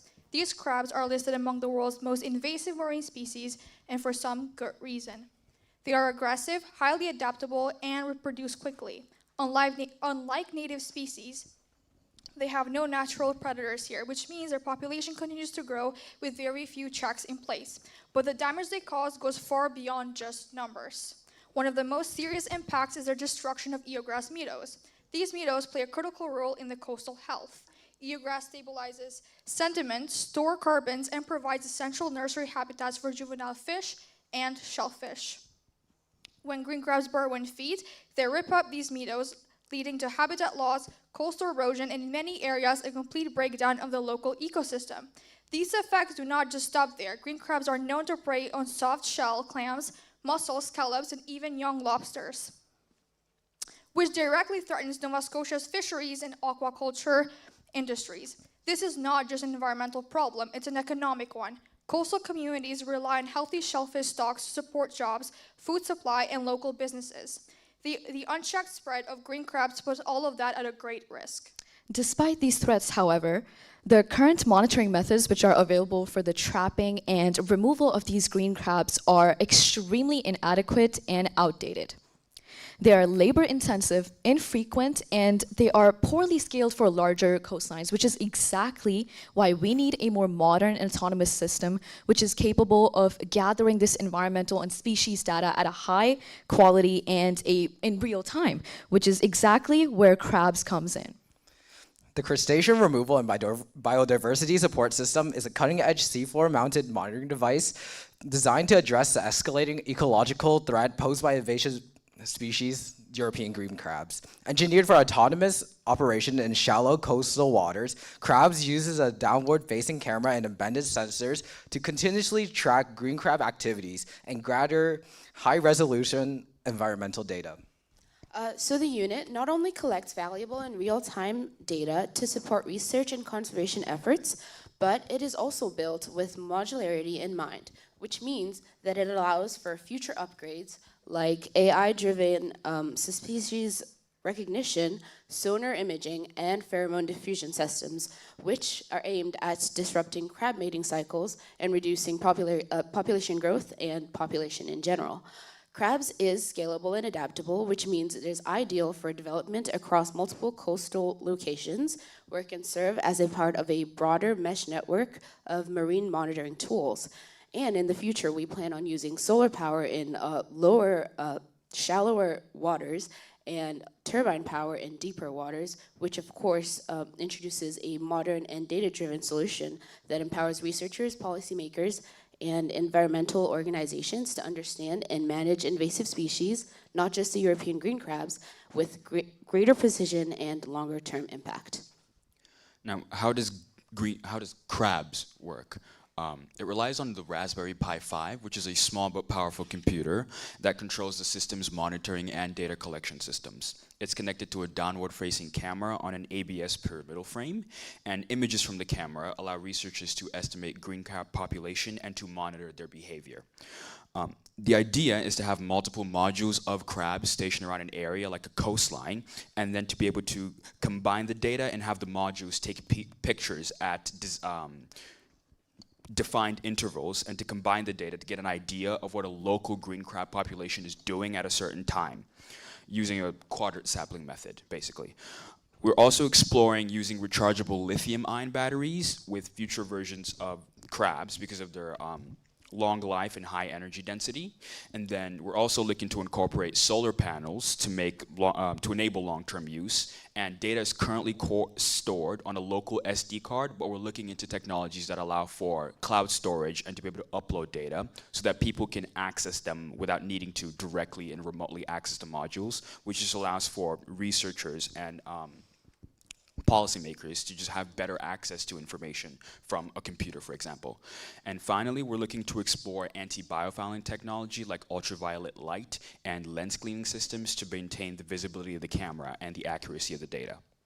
Additionally, future iterations of crabs will incorporate AI-powered species recognition capabilities, enabling the system to analyze images and capture video images during operations. This advancement will allow crabs to detect, identify, and track invasive species, such as the European green crab, real-time, and significantly reducing the need for manual analysis and human oversight.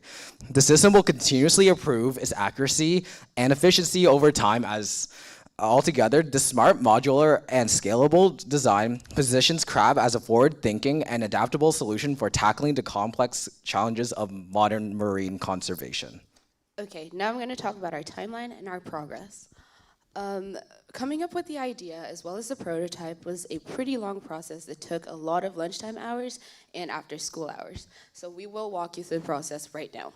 Between December of last year and April of this year, our team dedicated weekly lunch hours into researching the ecological impacts of invasive European green crabs and developing the concept behind crabs. This period included in-depth literature reviews, analysis of current monitoring methods, and early-stage design planning. For example, on March 25th, we went down to the BIO and to Dal's Aquatron, where we engaged with marine scientists and observed real-world oceanographic equipment in action. So these experiences were able to deepen our understanding as well as see the gaps in current technology and see how we could fill in those gaps. On March 28th, we toured the Center for Ocean Ventures and Entrepreneurship, COVE, and NSCC's ocean technology facilities, where we explored ocean tech innovation and received critical insight into device design, waterproofing, data logging, and development challenges in coastal environments. From April to May, we transitioned into the planning phase, beginning with drafting the technical project proposal and business plan that would guide the development of crabs. During this period, we consolidated our initial research findings and clearly outlined our goals, implementation strategies, and projected impact. In parallel, we conducted key calculations such as determining the optimal camera height required to effectively image a 1 meter squared section of the seafloor. During this phase, we also began sourcing the necessary hardware components required for our design, which included these ABS frame materials, the Raspberry Pi microcontrollers, which is underneath, and the various camera modules.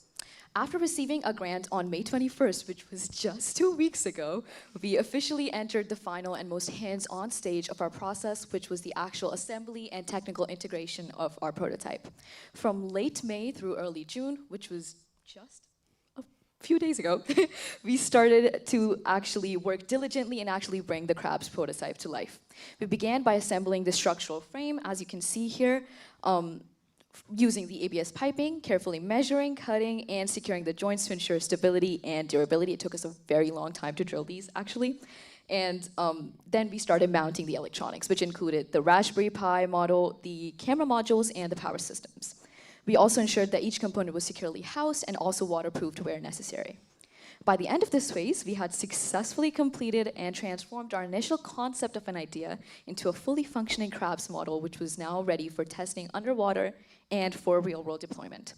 However, due to the time crunch, we were unable to test out the various camera modules that we had bought initially, and which included the Global Shutter, the Noir, and PiCam 3. However, right now, the camera module that we're using for our Raspberry Pi is the PiCam 3, which offers a strong baseline performance and compatibility with our current system. We are planning to test out all of the other camera modules soon in the future when we have more time and see which one would be the most effective for underwater imaging. Additionally, we also plan to further configure the Raspberry Pi system by installing essential libraries, writing test scripts, and ensuring smooth integration of all the hardware components. These tasks are, again, part of our ongoing efforts to refine and continue to improve the functionality and reliability of crabs. Okay.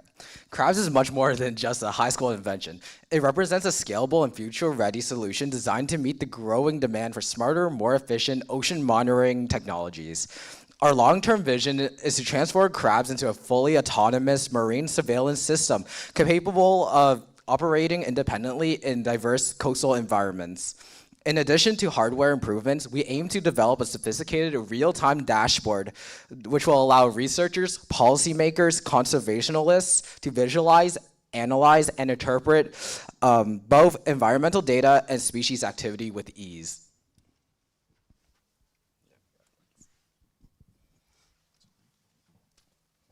In the long term, the system may also support advanced mitigation strategies, specifically disrupting the green crab population by releasing their mating pheromones into the water before their mating cycle. The goal is to use information from seasonal mating patterns, temperature, thresholds, and live crab activity to precisely release pheromones and weaken their reproductive success, hopefully eliminating them. This is a less invasive and hopefully more environmentally friendly alternative to traditional methods of population control. Additionally, we're hoping to add environmental DNA sensors that will allow crabs to more accurately identify and monitor the species, and even other invasive species as well. These technologies could also allow us to identify and control early infestations. Altogether, crabs is designed to be an intelligent platform capable of detecting and actively controlling invasive species and to provide a foundation for data for scientists and for other policymakers and people alike to make informed decisions about the health of the ocean.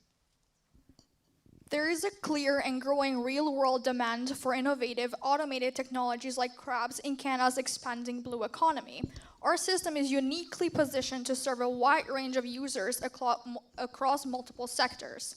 Marine researchers and universities require accurate, long-term ecological data to study invasive species and track biodiversity loss, and crabs provides them with a consistent, high-resolution alternative to manual sampling. Federal and provincial environmental agencies can deploy crabs as part of large-scale marine monitoring and policy enforcement strategies using its real-time data capabilities to respond to ecological threats quickly and effectively. Coastal communities, including Indigenous resource managers who rely on healthy marine environments for cultural and economic reasons, can also benefit from crabs' accessible and scalable design for community-based monitoring efforts. Furthermore, educational institutions, STEM outreach programs, and others can also use this to engage students and increase involvement in ecological stewardship. To serve these diverse markets, our long-term plan includes both hardware, unit sales, and subscription-based data services that provide curated analysis. In doing so, crabs stand to become not only a tool for marine monitoring, but also a cornerstone technology in the sustainable protection and management of coastal ecosystems. All right, the ecological stakes facing our oceans today are greater than ever before. From the widespread of invasive species such as the European green crabs and the accelerating effects of climate change and habitat destruction, coastal marine environments are under a constant threat, as we can see. These pressures are not only endangering biodiversity, but also jeopardizing the stability of ecosystems that are crucial for industries, such as the fisheries, the aquaculture, and tourism. Crabs was designed in direct response to these challenges, not just as a monitoring unit, but instead as a comprehensive and intelligent platform which is capable of marine conservation. By autonomously collecting continuous environmental and species data, crabs enable faster and more informed action rooted in science. In conclusion, crabs is more than just a prototype. It is a meaningful step towards smarter, youth-led solutions for protecting our oceans. As Team JEDI, we've combined research, innovation, and hands-on learning to address the urgent issue of invasive species such as the European green crabs. We hope crabs contributes to the broader effort of restoring and protecting marine ecosystems. Thank you for your time and attention. We welcome your questions. This was Dara, Alma, Inni, and Jackie. and Tatiksha, the Joint Environmental Defense and Intelligence Team, which was JEDI.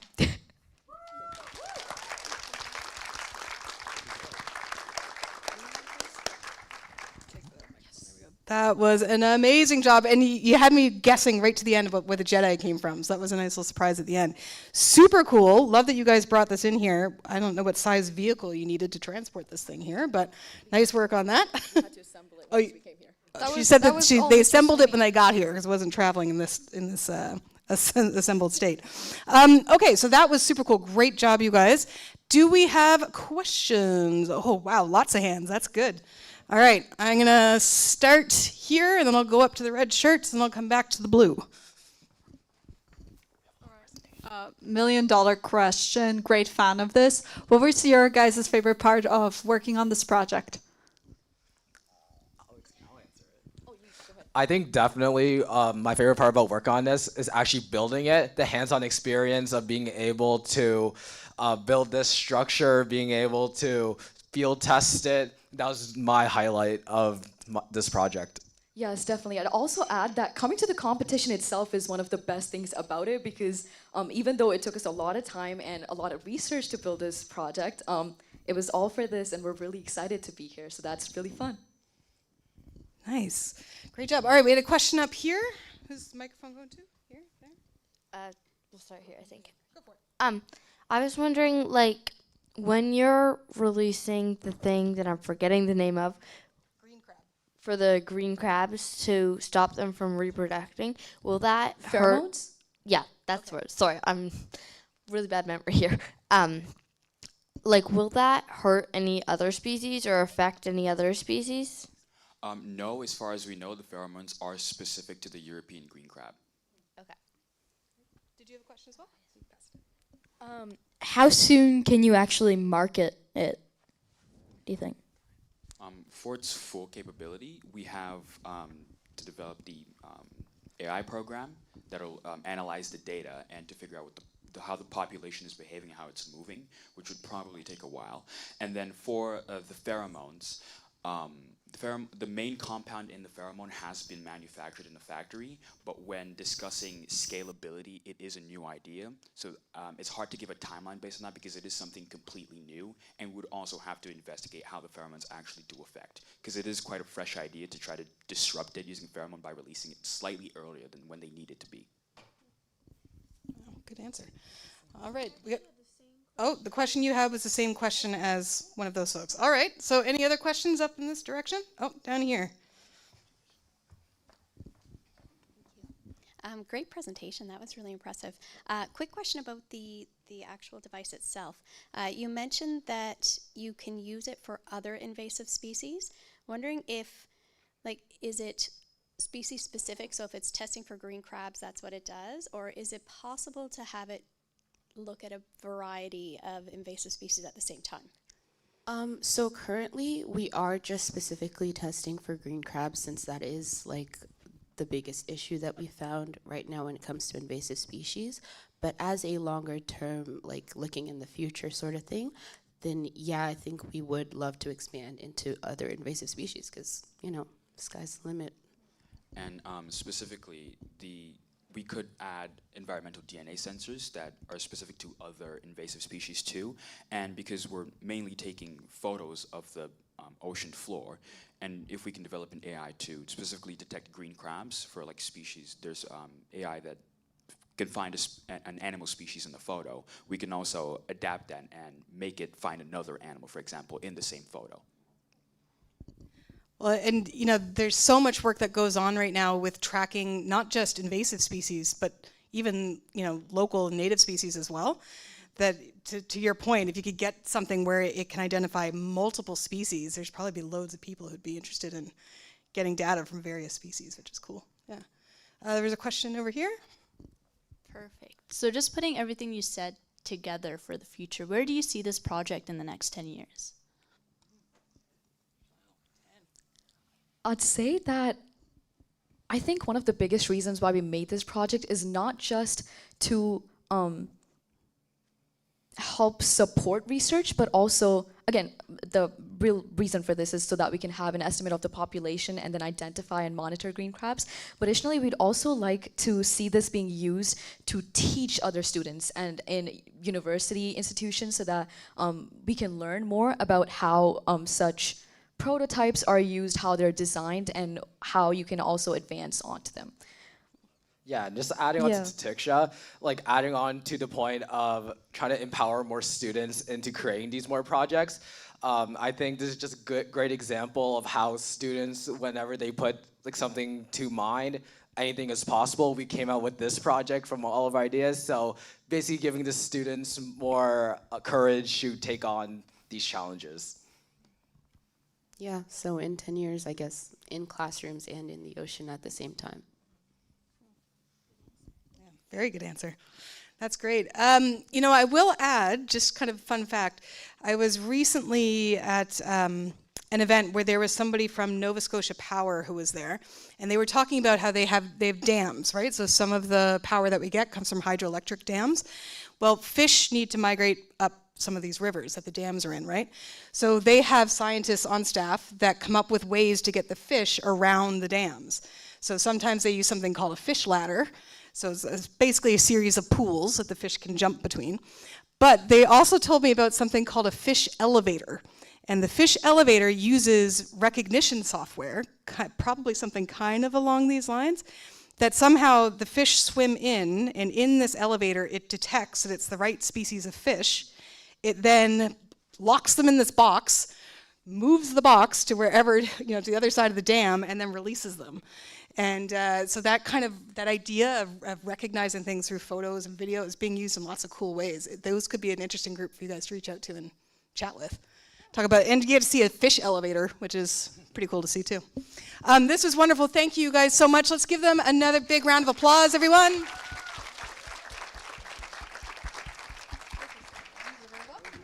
All right, you guys can go ahead and break that down. And where's my list so I can see who's next? Up next, we have Team HML06. Team HML06. Oh, we have our voice in the sky. All right, Rashid, man in the sky, give us a trivia question. All right, let's do some trivia.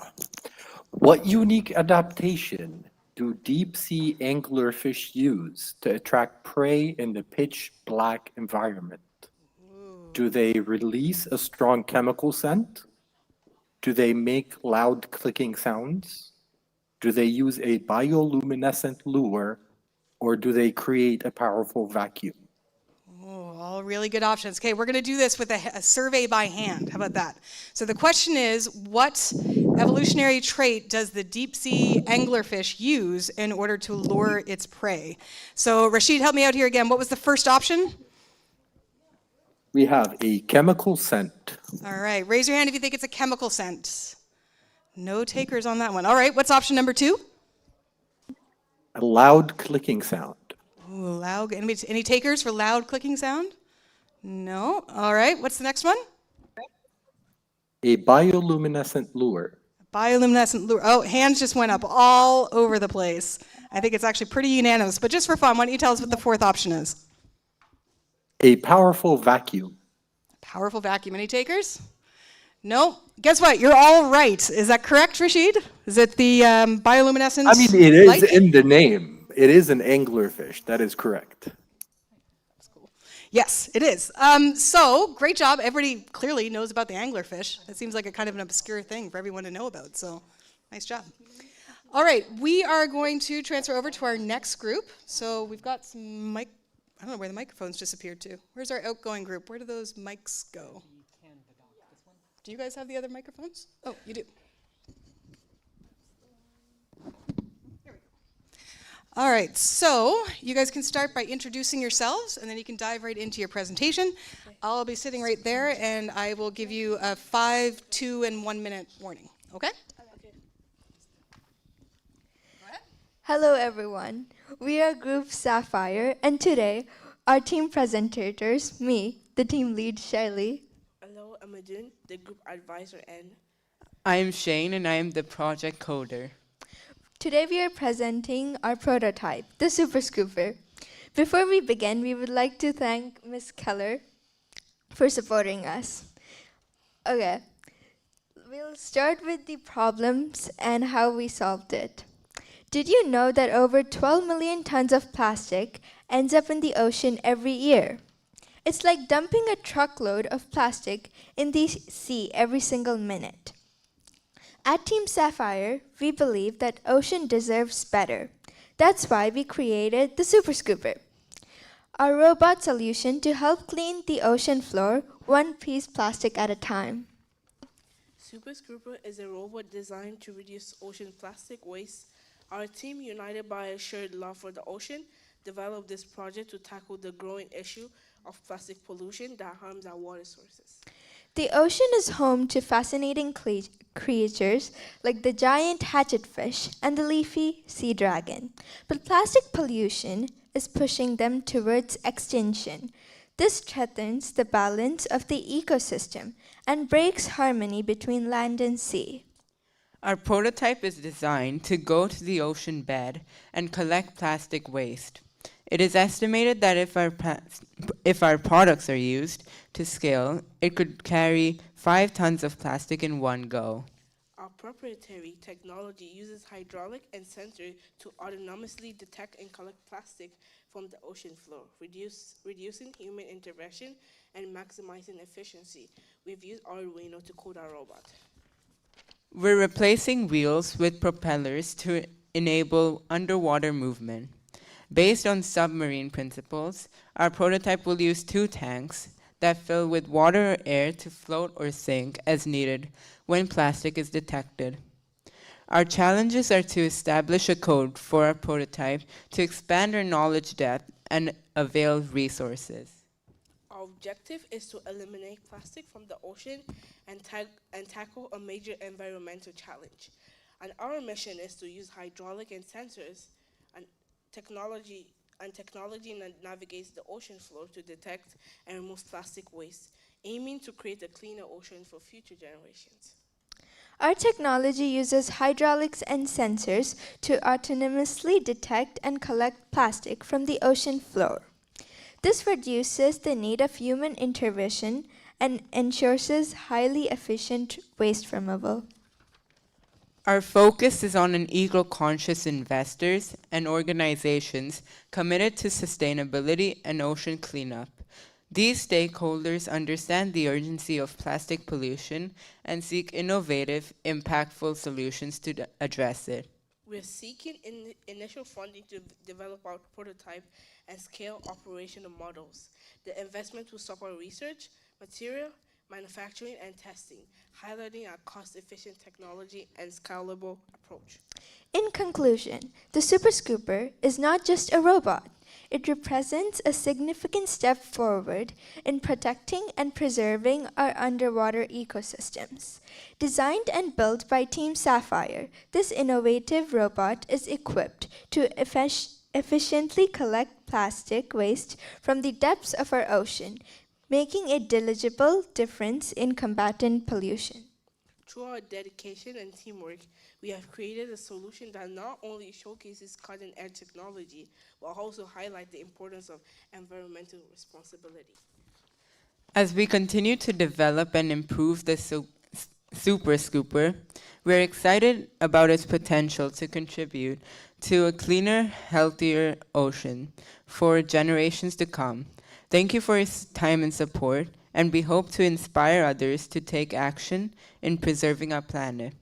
Now, if we can have a moment, we would like to demonstrate some of the Super Scoopers of capabilities as coded by us using Arduino. It's important to note that we built and coded the Super Scooper without instructions. Our goal is to continue to improve our knowledge of coding over the next school year, and with your support, continue to develop our Super Scooper. Do you want me to show it?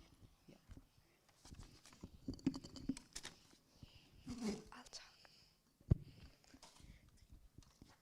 So this is our Super Scooper, and the claw here is used to get plastic, and right now it moves anywhere and it detects things within 5 centimeters of reach. We're planning to extend that capability so that it can collect plastic,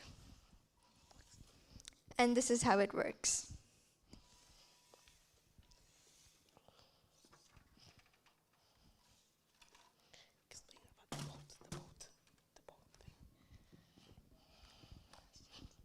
Any questions?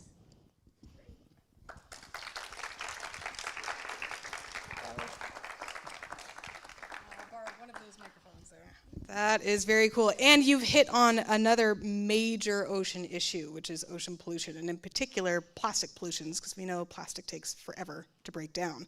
So great topic. This is unbelievably cool. So that was all just autonomously moving around. You guys weren't driving that. Yeah. It blows my mind. All right. So let's open it up for questions. We got some questions. You guys are making me work up these stairs. My quads are going to be sore tomorrow, and I'm going to be blaming you guys. At least I won't have to go to the gym.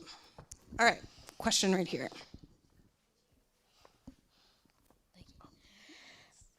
What would it do with the plastic once it collected it?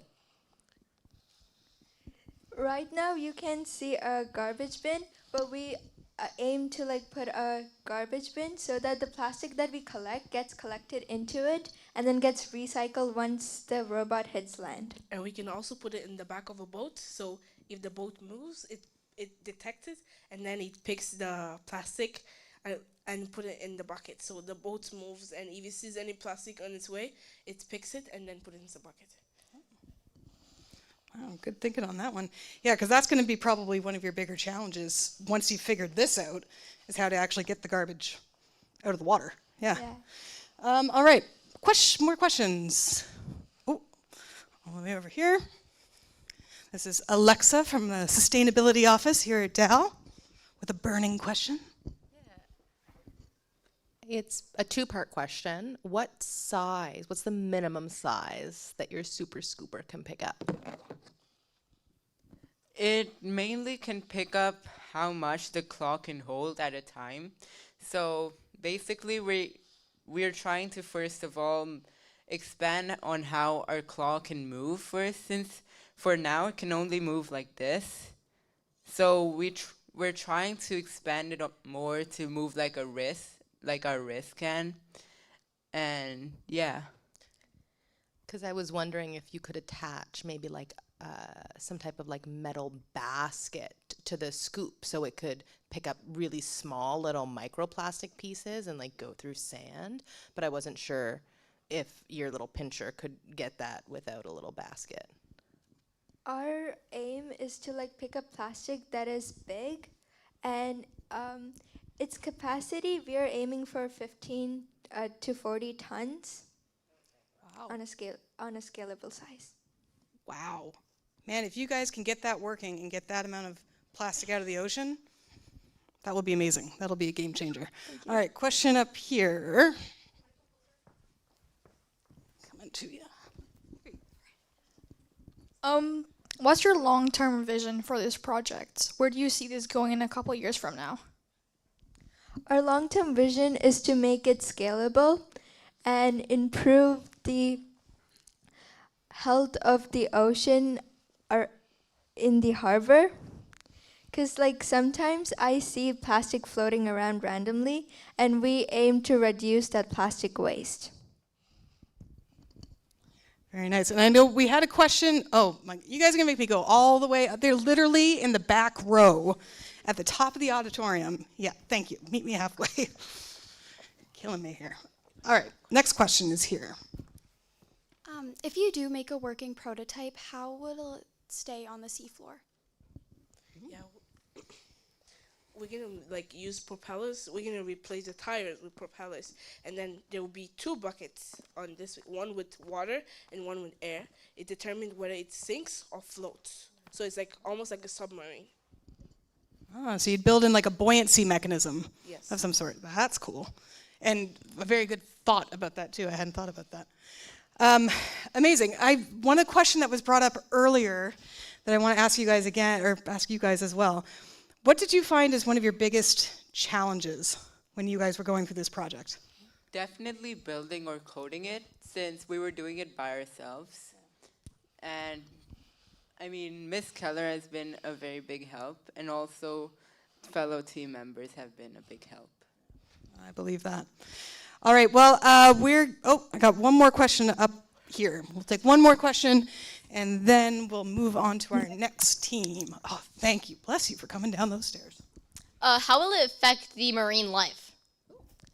Actually, that's a good question. It does not impact marine life. Our program is just will detect only plastic, and we aim to do that in our next step. Nice. Well, it sounds like you guys have put a lot of thought to this. It sounds like it's still your early stage, but it sounds like you have a vision for kind of your next stages that will move it forward, which is great. Yeah, that's how prototyping works. You got to start somewhere and then keep evolving it as you go on. All right, well, let's give them another big round of applause. Thank you. And we'll get our next team to come up, which is, help me out here, Rashid, who's our next team? MAS 03, team MAS 03. There we go. In the meantime, as a piece of advice from someone who has been diving for years, something that I've learned, if you want to get rid of plastic in the water, whenever you know you're traveling somewhere, you're going to get in the water, be near the water, bring a small net laundry bag.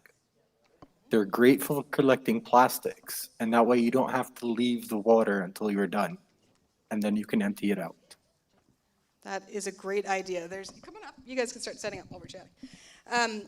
Yeah, that's a great idea because it means that even every little bit helps, right? So you're going out for a snorkel, you're going out for a dive. Do what Rashid suggests. Bring a mesh laundry bag with you, and you can pick up some garbage along the way and bring it back to shore and be part of the solution. That's a good tip, Rashid. All right, do you guys need a few minutes to get set up, or are you ready to roll? Okay, we might need a minute. Rashid, you want to give us a trivia question? Let's do it. What is the largest animal currently living on Earth? Is it a sperm whale? Is it a giant squid? Is it a humpback whale or a blue whale? Oh, okay, I just saw hands go up. So you're going to have to give them to us again, but a little bit slower. So first one, raise your hand if you think it's the first one. What's the first one, Rashid? Sperm whale. Sperm whale. Any hands? Okay, we got one for sperm whale. What's the next one? Giant squid. The giant squid. Any votes for that one? No? No votes there. All right, what's number 3? Oh, we have one vote for giant squid. Humpback whale. Humpback whale, which frequent our coast. No votes for the humpback whale. All right, and what was the last one? Blue whale. The blue whale. Oh, lots of hands there. And again, we got a winner right at the end there. It is the blue whale, which is humongous. Rashid, do you know offhand the max length of a blue whale? I can't remember off the top of my head. It's like a school bus, or longer even, I think. Oh, it's way longer than a school bus. I think it's about probably 9 to 11 elephants. That's, I like that your unit of measurement is elephants. I don't know how many elephants wide this room is. I'm but trying to apparently a blue remember whale a is 10 visual to 11 reference I elephants saw a long. while ago. I like that. All right, are you folks ready? Awesome. I'm going to give you these ones. And then when you start, don't forget to introduce yourselves, and I will give you 5, 2, and 1 minute cues, all right? All right, let's give them a round of applause as they start off.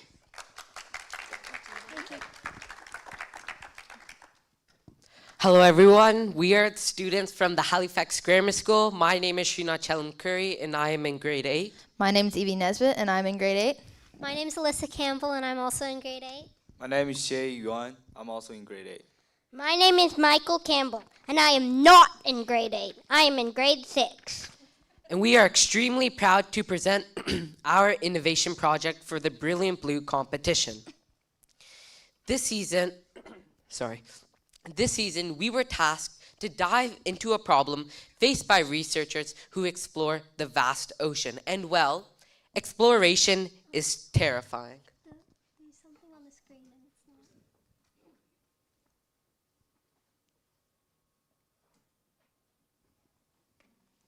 Exploration is terrifying. One of the most terrifying places on Earth is a cave of death in Costa Rica. Deep within this cave lies an area that has 0 oxygen. Entering one of these oxygen-free zones would trigger 2 immediate and deadly effects. First, any open flame, like a torch, would instantly extinguish. Secondly, you would begin to suffocate without even realizing. The absence of oxygen is so complete and silent that death could come before you're even aware of the danger. Now that is definitely terrifying. In the ocean, certain regions known as hypoxic zones or dead zones contain little to no oxygen, making them nearly inhabitable for most marine life. Much like the eerie Cave of Death, one of the largest of these zones appears annually in the Gulf of Mexico, expanding each spring. In 2017, it reached a staggering 8,776 square miles. That is roughly the size of New Hampshire. Canada's Gulf of St. Lawrence also harbors a significant hypoxic zone, spanning over 3,475 square miles. Globally, more than 500 coastal areas experience the formation of these dead zones throughout the year, and this poses a serious ecological concern. Our goal in this project is to find ways to sustain the ocean and protect the ocean by detecting hypoxia zones as they occur using robots, innovation, and AI. So what are hypoxia zones? They're areas where less oxygen dissolves in the water due to the presence of carbon from excess chemicals or waste. Habitats that were once filled with life become biological deserts, lifeless, because most marine life either dies or leaves the area. Humans often cause these zones. Many factors combine to create dead zones. Nutrient runoff, nitrification, ocean acidification, and rising temperatures encourage rapid algae population growth. The decomposition process of algae significantly reduces oxygen levels in the water, and late summer often sees critical oxygen shortages, leading to dead zones. Hypoxia coincides with major deep water fish spawning events, disrupting populations and ocean biomass. So hypoxia zones form between 100 meters and 1,500 meters, which is roughly 328 feet and 4,920 feet, which is between the twilight zone and the midnight zone. And so because they are caused mainly by human activity, they usually form near inhabited coastlines. And I also would like to point out this is our first year as a team, and that we've come a long way since January. And also that due to school commitments, we didn't get the amount of time on this that we wanted to get. So for our journey, the first step was that the whole team came together to discuss ideas. And we started with mainly common ideas, but then we decided we wanted to bring the presentation to the next level. So after we discovered the idea of hypoxia zones, courtesy of Alyssa, an expert at Cove came in to talk to us about these zones, and together we decided on a goal and what we wanted to accomplish, which is an important part of the process. We then collected information and data, which is figuring out how we could use this data to determine if a hypoxia zone was potentially forming. Finally, we analyzed the data and put it into a presentable format. So this past summer, our school hosted an Inspirit AI camp, which was run by students from Stanford and MIT. In this camp, we learned about photo recognition AI, which uses algorithms to identify objects, people, or scenes in images or videos. We researched further into this and decided to try to use AI to interpret fish sounds from sound data, which we will discuss later. Using sound data is effective, yet it also brings forward a lot of challenges. One of the challenges is that sound data is large, meaning that it is hard to store and takes up a lot of space. Another challenge is that detection is complicated. Analyzing and working with sound in the ocean is challenging due to the ocean's unique and dynamic acoustic environment. Because of the background noise, we have to code an AI to look past it for the more valuable noises that are being detected. Background noise also requires expert analysis to parse. In ocean acoustics, background noise is a rich, complex data set that must be understood to attract meaningful information. Trained analysts, marine scientists, and acousticians play such a vital role in interpreting underwater sound data. Traditional fish sampling methods are costly and labor-intensive, and large data size led to insufficient sampling. We cannot respond to short-term hypoxia zones because it takes a lot of time to interpret sound data.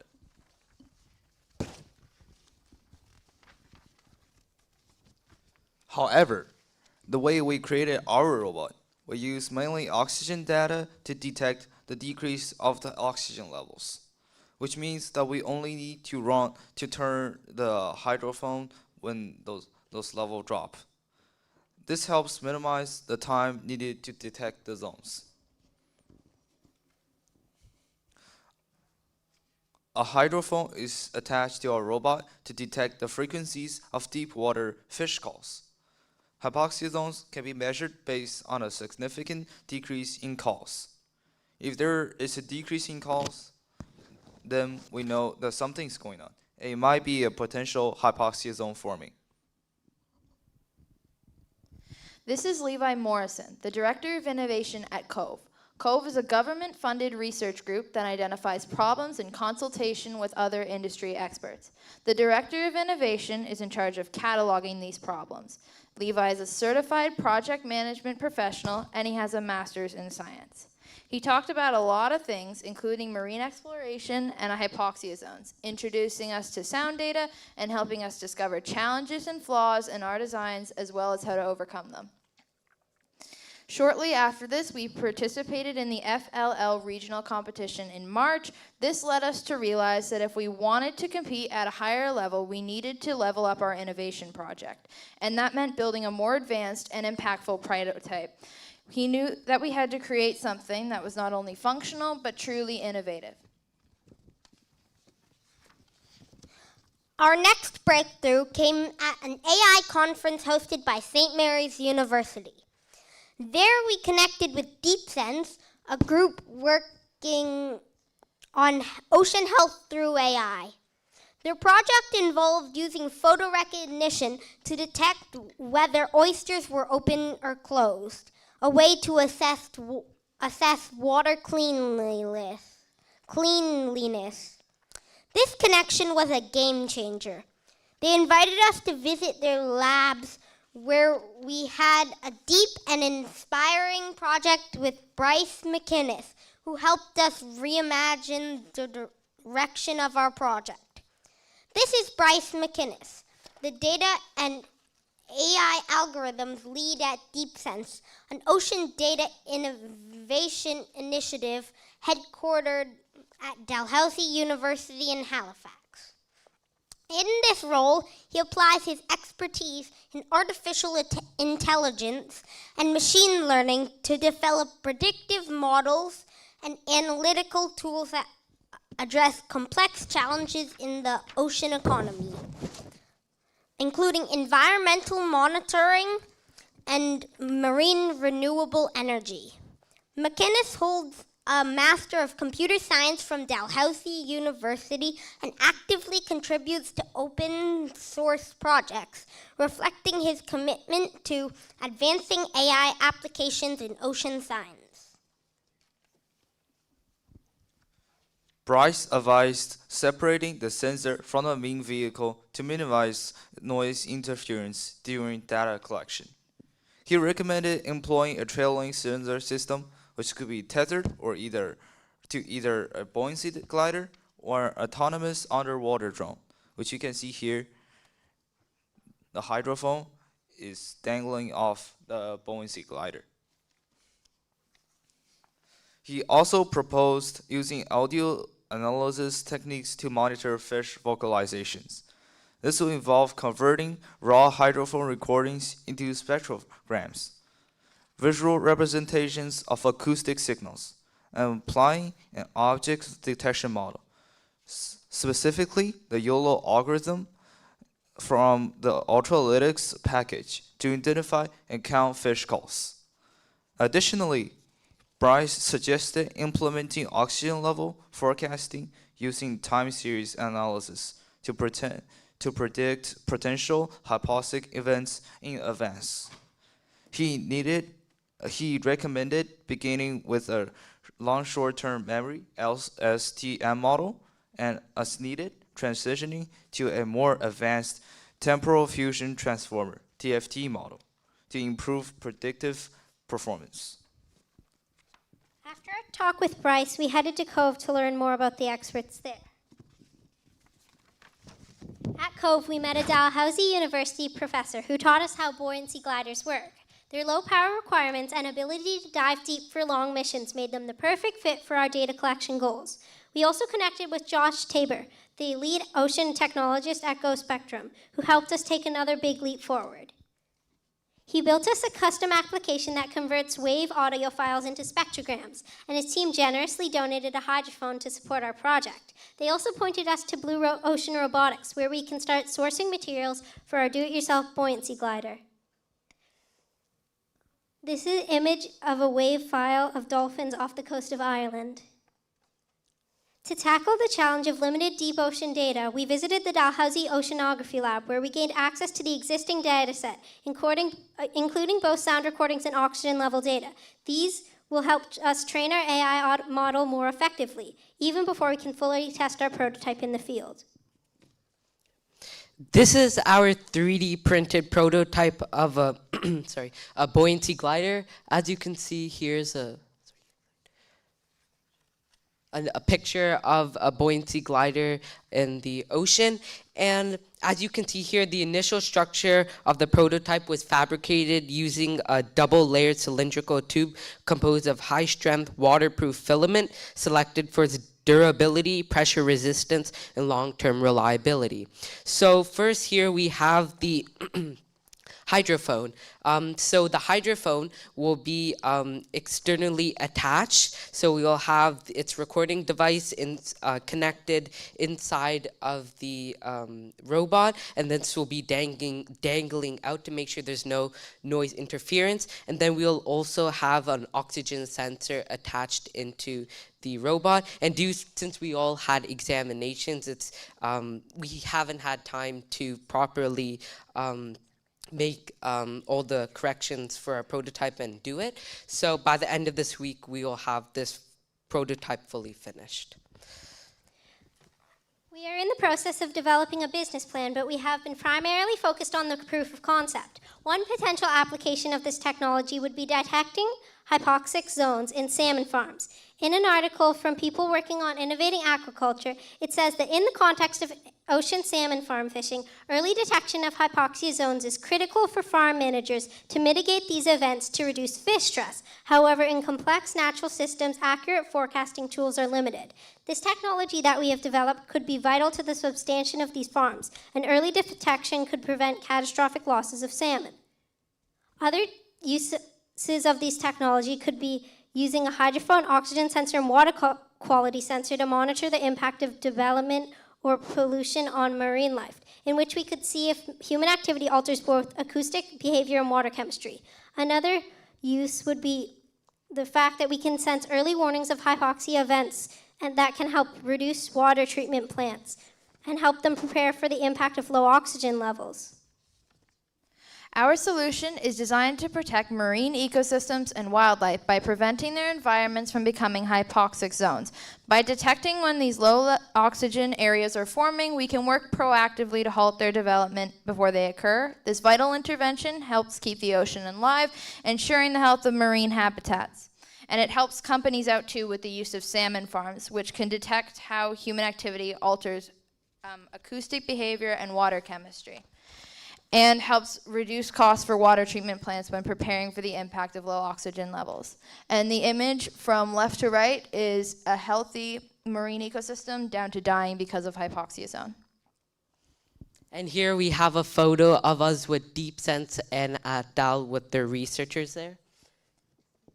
And then here are all the sources we use for our project, and of course, without the help of all the labs like Deep Sense and Dalhousie and Co, we wouldn't be able to do this project.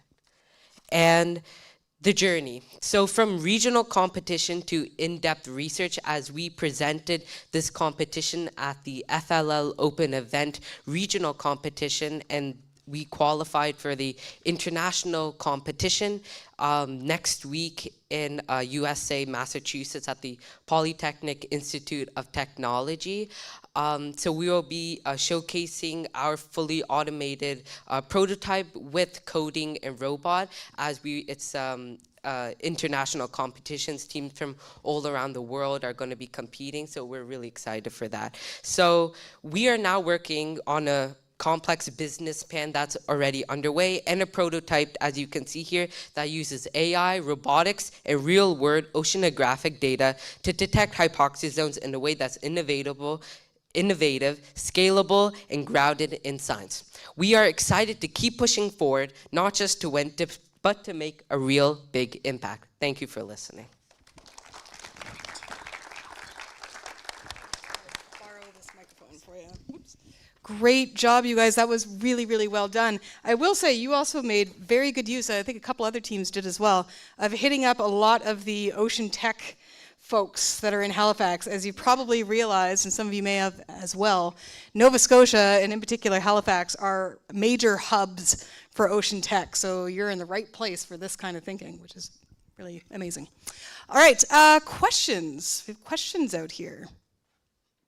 Oh, come on. Oh, there's one. There we go.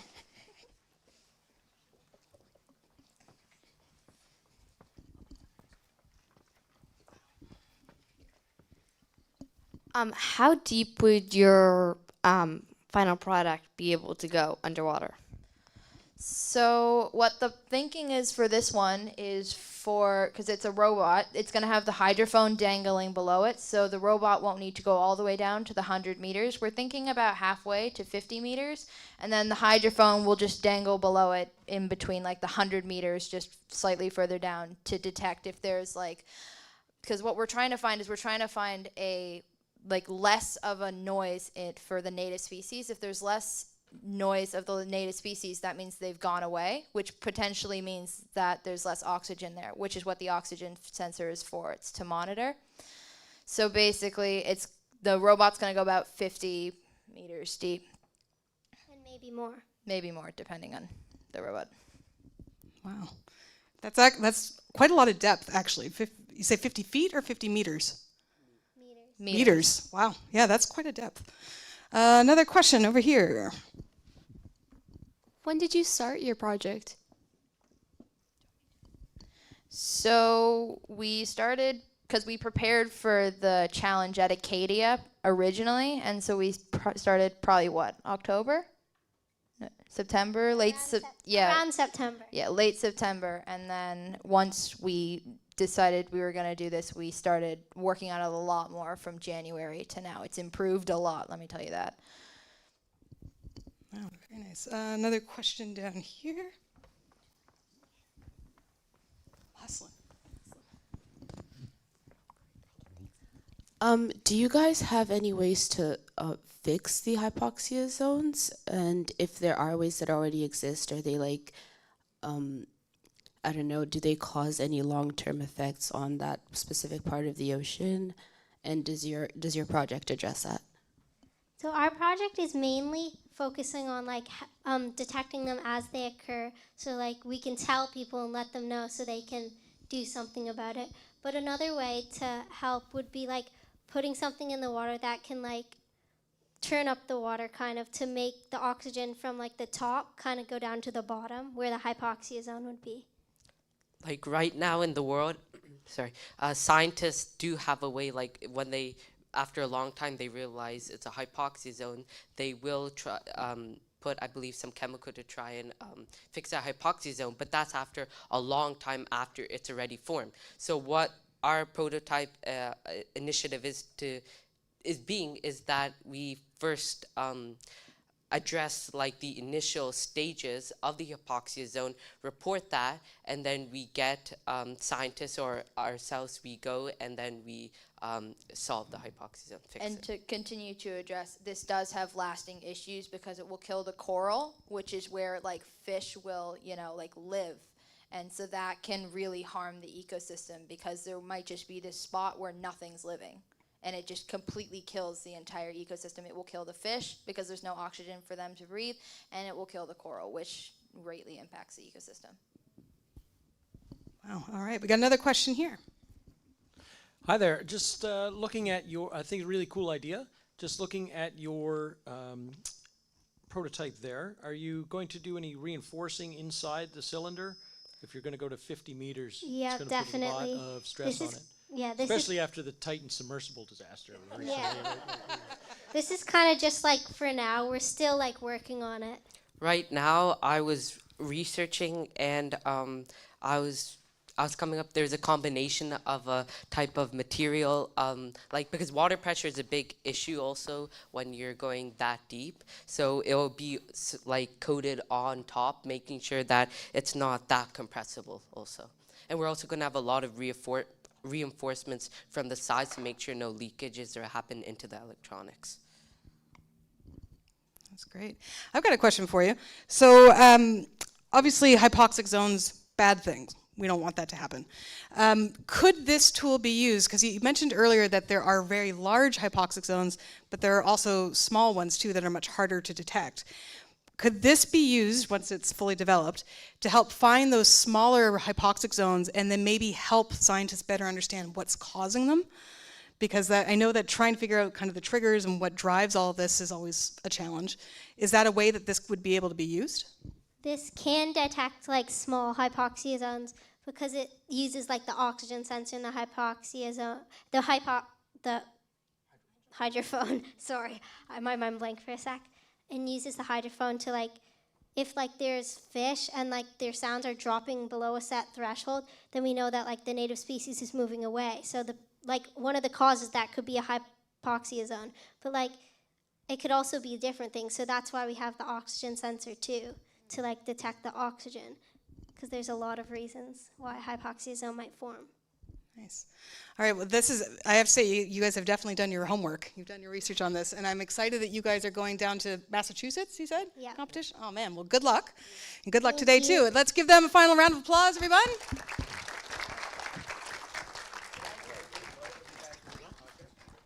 Oh, they want a group photo of you guys. And Up next we have yeah, go ahead, Rashid. Team MAS05, MAS05. All right. By the way, did anybody else, when they mentioned earlier that their instrument would be able to go down to 150 meters, was anybody else trying to do the mental calculation as to how many elephants that is? Rashid, I don't know if you can do that kind of quick math or not. Don't make me do it, Janet. But I can tell you, I dived down to 50 meters before, and all I can say is don't do it if you have a cold. That's a lot of pressure for your skull to handle. Yeah, shouldn't probably be scuba diving at all if you have a cold. I would say. Yes, anyway. Definitely. 50 meters though, that's quite a depth. Are you a tech diver? Rashid? I am not. No? Oh, Not so you yet. just went rogue, because recreational limit's 135, isn't it? Recreational is usually 40, yeah. Yeah. So that means he's done some seriously deep diving, which is really cool. Anyone here ever scuba dove? Anybody here? Yeah, we got one.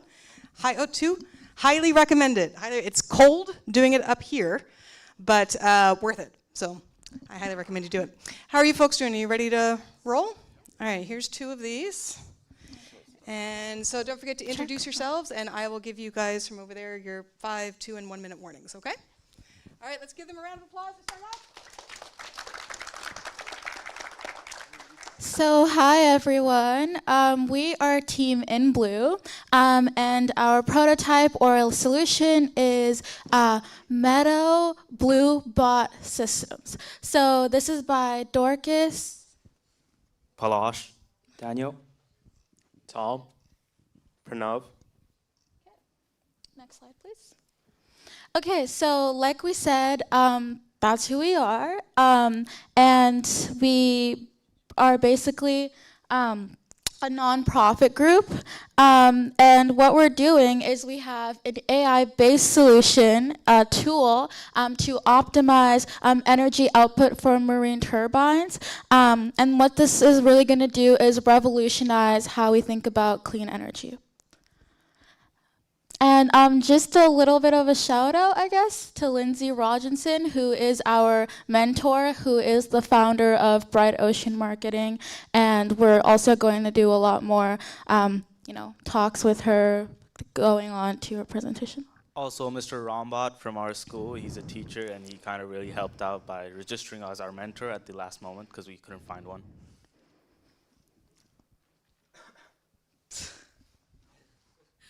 If you guys know this meme reference, you know why this is funny. Yeah. Okay.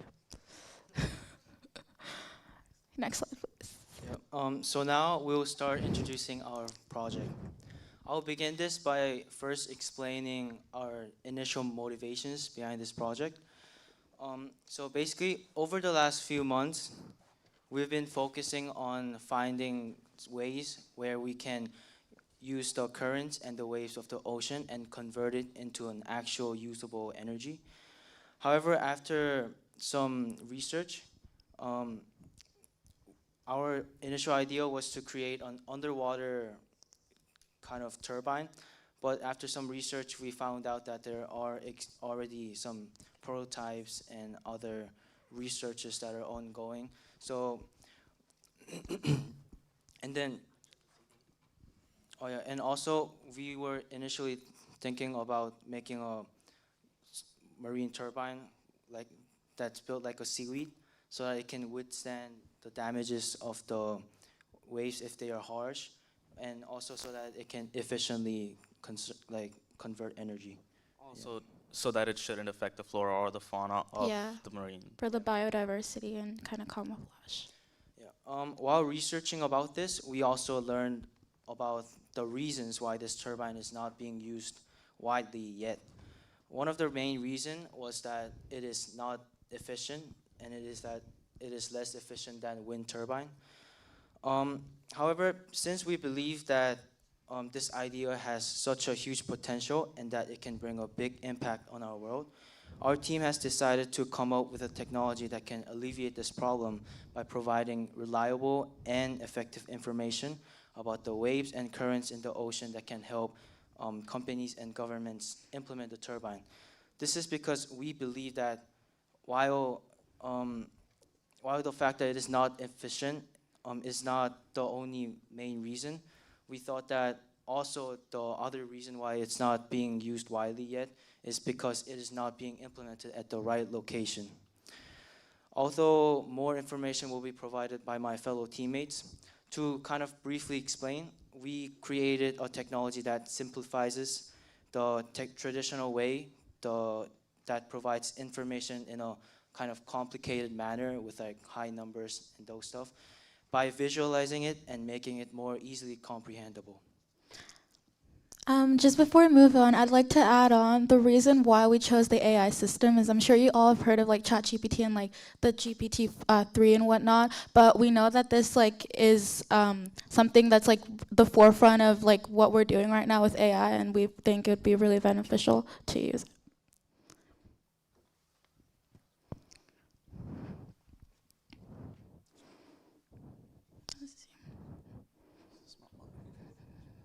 Okay, our marine turbine optimizer solution. Basically, we built a marine turbine optimizer, an AI-powered platform, which will predict the best turbine placement for maximum energy output. Because we know that wave and ocean currents can provide up to like 250 kilowatts of natural, just raw kinetic energy, but to convert it, it ends up becoming to 50 kilowatts at best. But if we optimize the location, we can hit at least 300. And convert it into close to 80 or 100. Just to kind of add on to that, when we were initially thinking of doing this project, not only we focused on the efficiency of like converting energy, but we also thought of that, and we also kind of drove towards that direction, since we thought that that would be the best way to make this kind of industry more environmentally friendly, because higher efficiency means that less turbines are going to be installed, which we believe that it will promote more environment. Yeah. Adding to the slide, this is not actually what our AI looks like. This is like a general idea of our final product, because this has a prediction page which will show us a 3D visualization of where we should put it, as in like all directions, longitude, latitude, and depth. Right now we just have longitude, latitude, and well, a basic depth of 50 meters. Well, this is what we aim to achieve, and Pranav will explain it. I would like to talk about our goals and deliveries. We've completed the proposal, the business plan, and a prototype. We've also made our presence well known on social media by sharing our progress. System architecture. Our system collects data from NOAA and simulated ocean currents, processes it into potential energy. It trains our machine learning model and displays results on a web app. Users can view heat maps, predict energy output, and get turbine recommendations all in one platform. This is what our AI currently looks like. As you can see, that is a map provided by Leaflet, and it's a general coastal region of the Halifax and Dartmouth and like, forgot the place, PEI area, right? The dots on the side is actually a sample data from the original, because originally it wasn't working. NOA has a lot of troubles and they're cutting down funding, so I had to make a new one. Next one, please. This was our process. First, we collect the data from NOAA API. It provides us the data. We put it through the decoder, which is like a base 64 decoder, because it processes in base 64. We decode it. We push it through, simplify it so that anybody can understand, even kids, because that's our main idea. This should be used for research, and since it's a non-profit, literally anyone can use it. It's a public domain. And since it's a public domain, anyone can use it. I'm very specifically focusing on that point. I want other people like us, kids, to be able to research on this properly with locations. Most people are focusing on a very small area. I forgot the name of the place. Basically, we have a trained model which converts the data into a base 64, pushes it through, and tries to predict it. Right now, it's not accurate, obviously. Next, please. This is like a visual representation. Next one. Next one. Okay, these are the key features. We have a heat map, a prediction page, a recommendation, and real-time updates. You can click anywhere on the blue zone that we showed on the original picture, and well, you can get like the top 5 area recommendation, as well as a heat map that displays like the potential energy output, like how much there could be by like going from green to purple, purple being highest, green being the lowest. And the predictions isn't complete yet, but we expect it to be complete in about a year or so, and it should be at least 5 years ahead of its time, simply because predicting this has been challenging for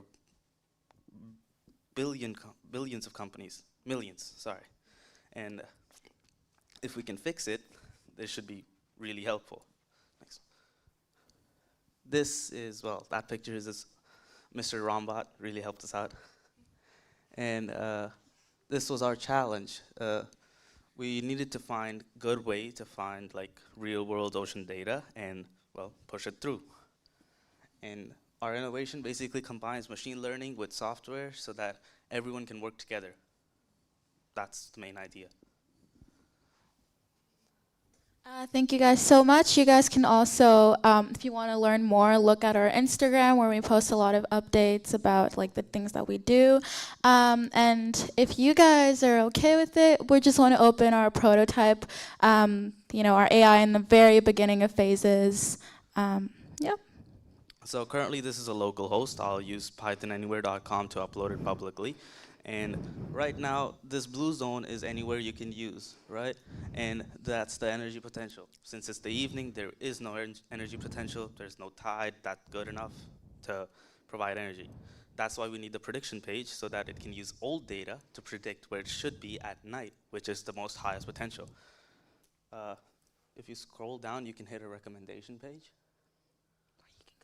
Recommended. This will give us the location, ranking, and like the energy kilowatt per meter squared. And well, turbine type is another prediction part that's not completely finished. And that's the same energy potential map as before. That's it.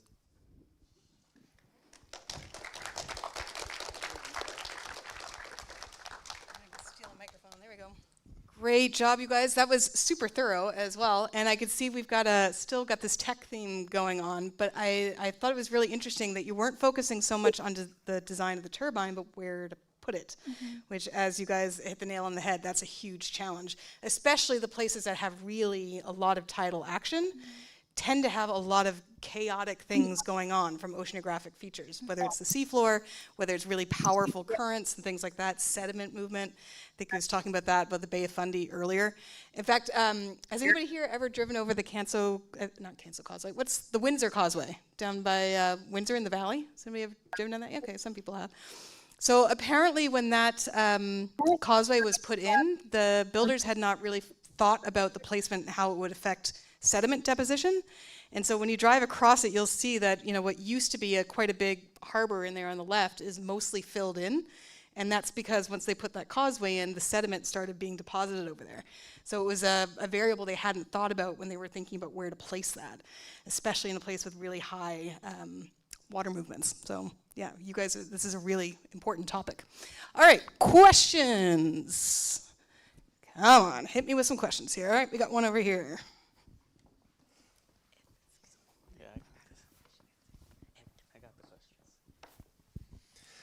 First of all, fantastic idea.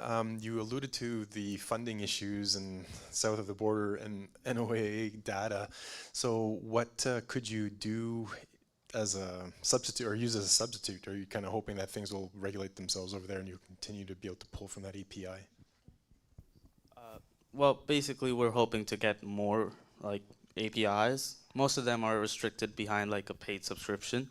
NOAA was the only free one I could find, and on top of that, we just started this like a month ago, so I didn't have a lot of time to fix that. And well, the funding was a literally short time period where we could ask for the funding, and we didn't have the planned out yet. Just to add on with that, that's like our whole project is like non-profit based, meaning that it would be very, very minimal like amount of money to actually like make this like going through. I think maybe we'd just have like $1,000 or like $2,000 max if we like do need funding to like further these projects. And when we get funding, we'll be able to have more things like APIs that, you know, don't need those subscriptions, and because we're just students, you know. We don't have a lot of money. Also, we will include a wind API, so something that will track the wind, so that, you know, again, the turbine type section, that will all be there, like wind turbine, underwater turbine, like everything. We want everything on this for everybody to see. This is, again, emphasis on the nonprofit for everyone.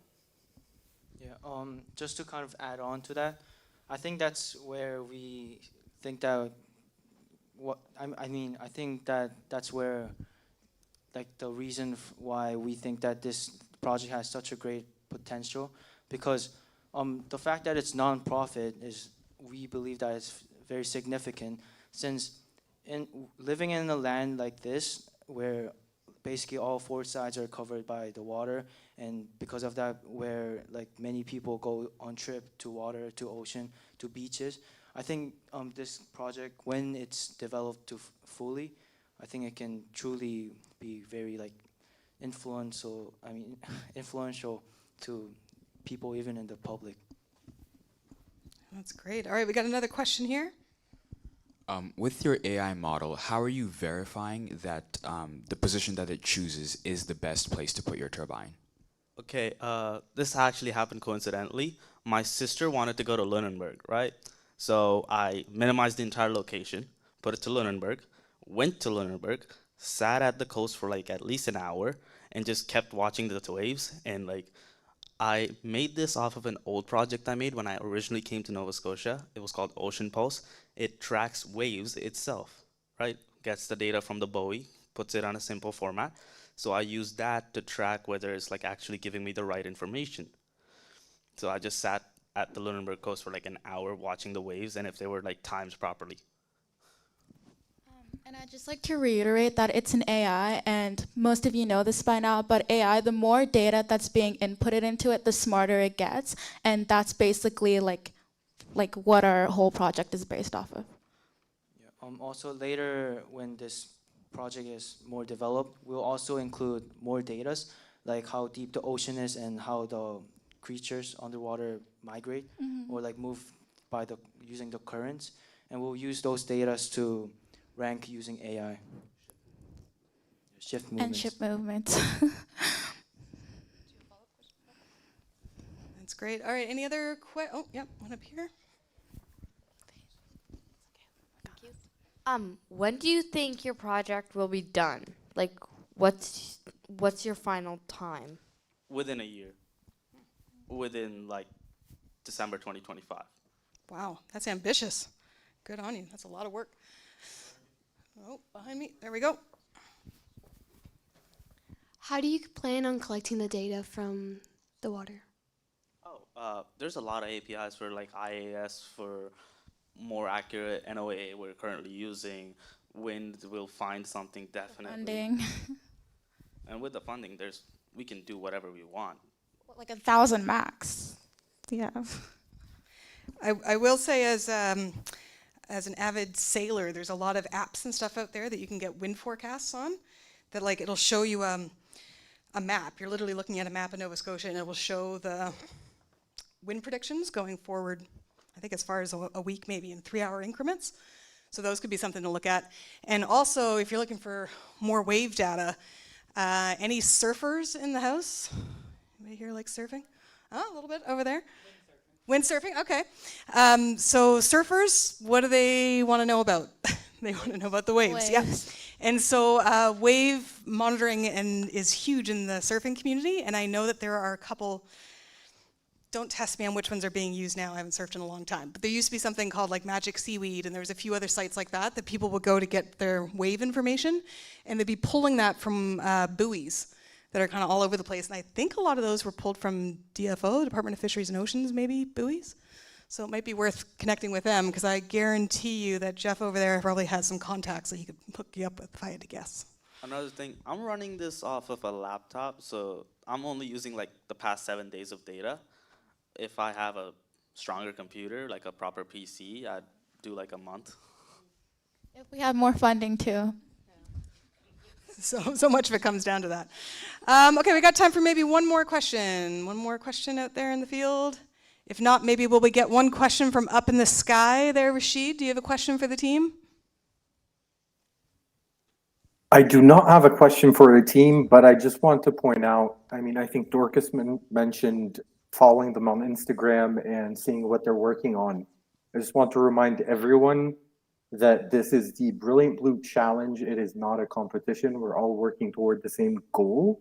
So I would like to remind you to join our Brilliant Blue community at challenge.brilliantblue.org, where you can connect with all of the teams that are involved currently.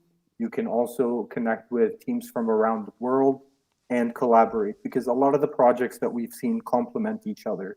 So there's a lot of knowledge sharing and experience that can be gained. So again, follow each other on socials, go for it, but make sure that you capitalize on our online community. Yeah, I'll further reinforce that, because I got to tell you, the people who are going to be the leaders in these fields are, a lot of them are in this room, your peers.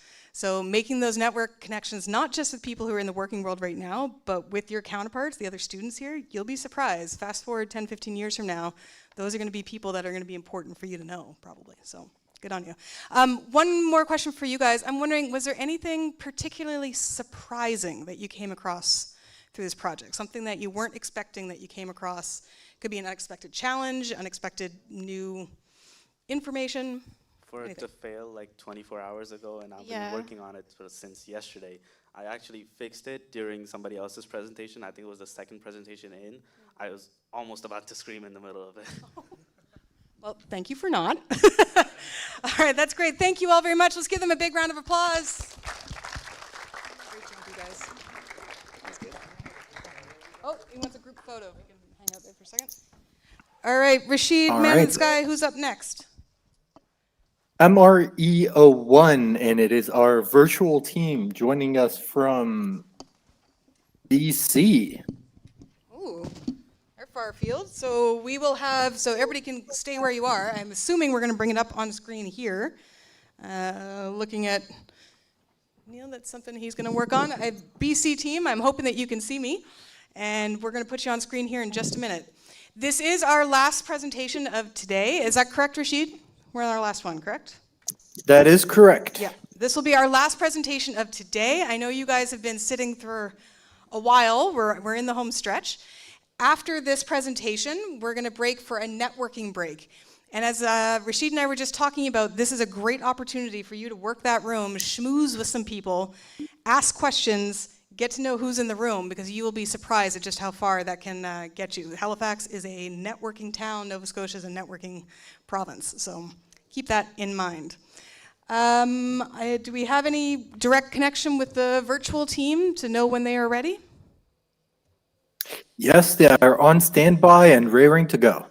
All right. Well, let's pass it off to them. Coming up to us from BC, we will let the, I'm not sure the team name, so we'll let this team go forward. Go ahead. Welcome from Nova Scotia. Oh, they're on mute. Apparently. Oh, there we go. Can you hear me? Yes, we can hear you. All right. All right, you hello, go right my ahead. name is Mayar, and I'll be presenting my project using space math to improve ocean wave energy. Here are the team members. So I am the researcher and engineer, and my sister is the researcher and presentation maker, but she's not here with me right now because she's at the clinic. Quick overview. We use smart ideas from space science, specifically how the International Space Station moves to predict the best time for wave energy, for wave machines to move with the waves and catch more energy. Our goal is to make clean energy from the ocean more efficient and help protect the planet. Here is the executive summary. So as I said before, our goal is to make clean energy from the ocean more efficient and help protect the planet. And to do that, we're going to build a model that tells the wave machine when to move. And we have a unique approach, which is applying space math from the ISS movement to ocean energy technology. Our problem. So ocean wave energy machines don't always catch the maximum, and inefficiencies reduce the amount of clean power produced. For financial projections and funding needs, right now we don't have any funding, so we use like free tools like Donnie to code Python and Tinkercad, and we also have mentorship.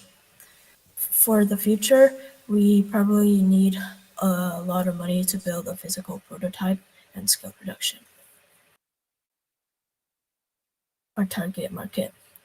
For the primary customers, we're going to be targeting companies developing ocean wave energy machines, and for broader impact, clean energy providers and environmental organizations. For the business model, for the initial phase, we're going to be licensing algorithm or software to ocean energy companies, like I said before. And for the long term, we hope for the potential to develop and sell optimized wave energy machines. So this is our timeline. So as you can see here, we started the project around start of March, and then during March 11 to 24th, we started to build a math model. And then after we finished that, we designed the machine on Tinkercad, so like a prototype online. And then May 20th to 31st, we made the report. And yeah, the final presentation.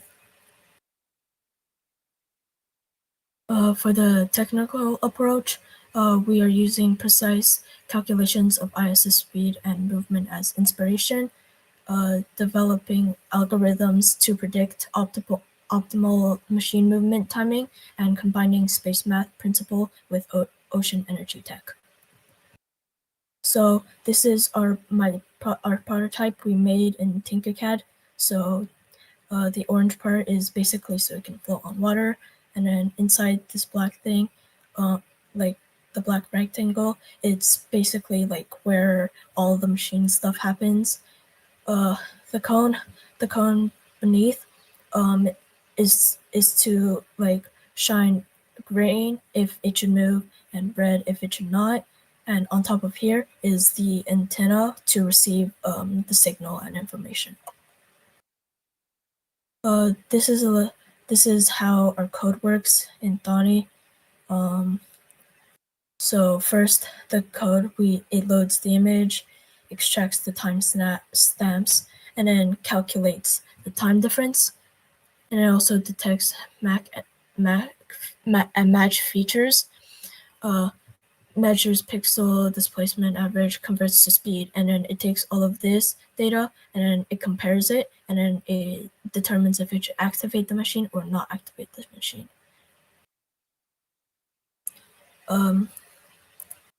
What makes our project special? We apply space math to ocean energy, and it's also a new way to increase renewable energy efficiency. Conclusion. Summary. Innovative project combining space, math, and ocean energy for cleaner power, and our vision is to help the world by making ocean wave energy more efficient and widely used.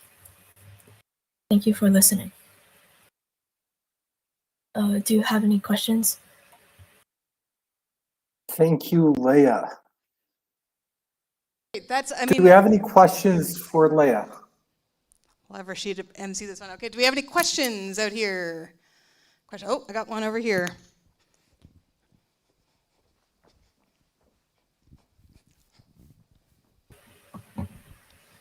First of all, thanks for joining us from the other side of the country. That's pretty awesome. So without giving away the secret algorithm, and I don't know if you can answer this or maybe it's a question for your sister, but like what's the basis behind, like, because space is very, very different, the gravity is different, everything's different in space compared to, you know, in the oceans. So can you explain a little bit why you felt it was, you know, you could gather information from space and apply it to oceans? So I have experience with like coding with like space stuff, and so we were kind of like brainstorming stuff, and then so we're using like ISS photos, and we thought it'd be like something we've never done before, so we're just like trying it. Very nice. All right. We got any other questions in here? Oh, come on. I know it's late in the day. Let's come up with at least one or two more questions. Here's one. Okay. Hang on 1 second. Coming to you.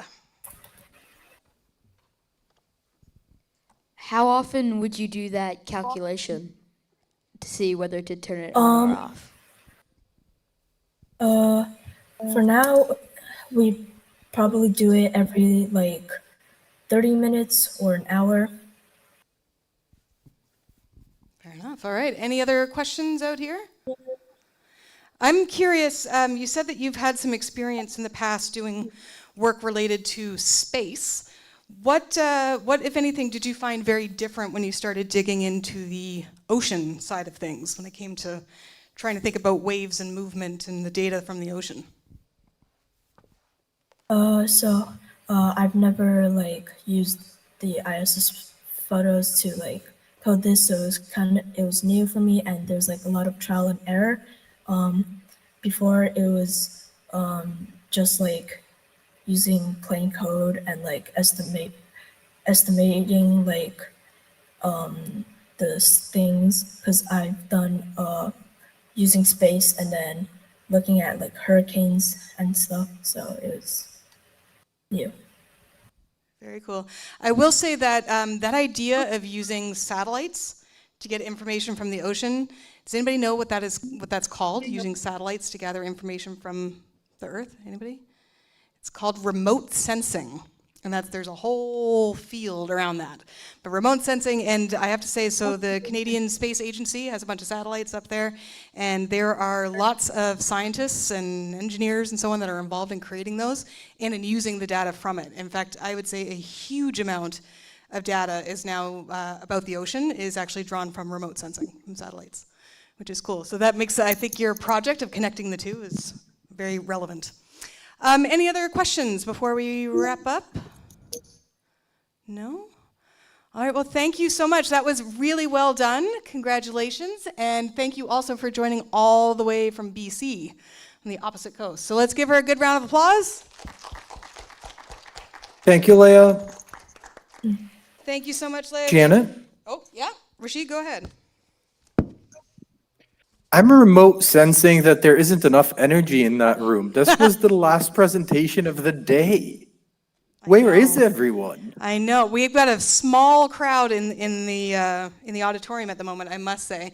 But energy is a little bit low. Let's just a quick thing here. Everybody stand up for me. Stand up.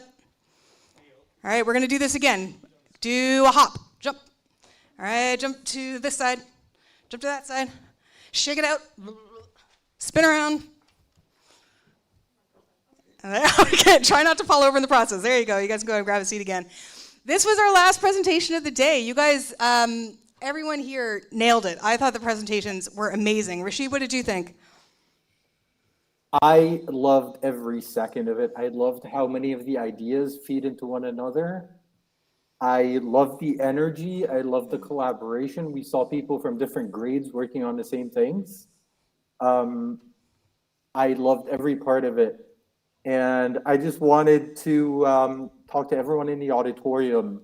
Can you please give a round of applause to your MC, the brilliant and the beautiful Janet, please? Oh, you're too kind. I love getting compliments from like voices from on high. That's delightful. Rashid, do you also want to talk a little bit about the online platform and the global competition happening in October? Yes, so our online platform, I'll remind everyone, you can join us at challenge.brilliantblue.org. This is currently the platform that we were using to host Leah so she can share her presentation with us. On that platform, you will have access to your different team spaces. You can keep us updated with what you're doing. You could also join the community in the community tab and see what everyone else is doing. Also, as a reminder, this is the national competition. So the teams that win this competition today will be representing Canada in the global competition in October. But That's everyone else, please, please, please make sure that you attend and show your support for your colleagues. We'd love to see you. We will have teams joining from all over the world. Currently, we have Brilliant Blue partners on every continent minus Antarctica. So if anyone ends up doing research there, please let us know. We're looking for partners. Maybe there's an ambitious penguin down there that might be interested. Yeah, and I also heard through the grapevine that some students have signed up for a field trip tomorrow. Can you tell us anything about that? The field trip tomorrow is one of the main reasons I'm having FOMO today. Number one, the rain. I mean, I love rain. Number two, just ocean enthusiasts, people who love STEM and sciences, problem solvers. They're my people, and I'm here. And then there's tomorrow. So tomorrow we've got a full day of activities planned. We will be joining the Ocean Week activity in Halifax. So please make sure that you review the schedule that was shared with you and are there on time for pickup. After that, we will head to Peggy Sound, I think, or is it Cove? Sorry, Probably Peggy's Cove, I'm guessing. Yep, Peggy's Cove. Yeah. I've never been to Canada, so please forgive me for these little mistakes that require a lot more knowledge than I have. And then after that, we will head to Lunenburg, where we have 2 hours of activities. Janet will tell you everything about Lunenburg. We have a couple of activities. We'll be meeting with experts from the blue economy and the blue from the ocean industry, sorry. And they will be talking to us about the industry in general, the oceans, the Brilliant Blue Challenge, and whatever avenues that we can explore in the future with them. So if you are joining us, don't forget the people you meet tomorrow or even today could be the partners you have in 15 years working to solve the biggest problems on Earth. So again, be sure to always meet new people, listen to what they have to say, and always, always, always figure out ways to help. And this is my part, Janet. I don't want to talk too much. That's great. Well, and I'll just echo that comment. As I said earlier, networking is such an important skill to have, and you guys have a great opportunity to work on that when we break here in a few minutes for the networking break. So I will add here the rest of the day, in a few minutes, we're going to break for that networking break, but you'll need to be back here for 4 o'clock, I believe. I don't know if there's anyone in the room. 3:30, you're saying? Back here for 3:30, all right? So we'll be back here for 3:30 for the awards and the closing ceremony. Make sure you make use of that networking time. Ask questions. If you don't know what to ask somebody just to tell you about how they got into their career, and they'll talk to you forever. Quick reminders, Ocean Week, take advantage of that. And the Cove Demo Day is next week, and I highly recommend you go check it out if you haven't had a chance to see Cove yet. And that is all I got. This is the last of me today, so thank you all for being here. Good luck, and I hope to see you all again. Thank you so much, Janet. Generation Blue.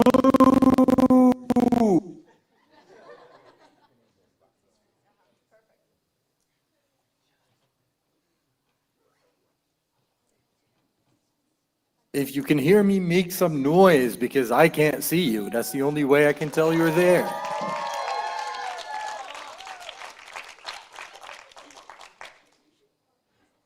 Nice, nice, nice. It sounds like more of you have joined the room recently. I like that. I like that.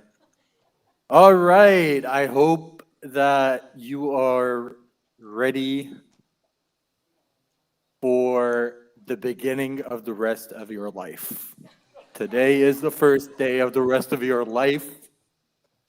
Your projects are only starting to see the sunlight. And I cannot wait to see what you will end up doing and what you'll end up making and building and fixing. So thank you so much for what you're doing. Thank you for being here.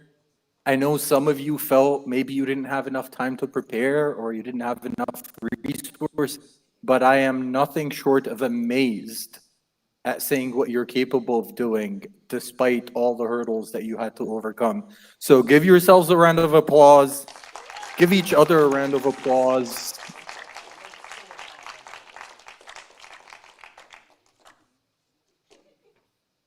This always inspires me.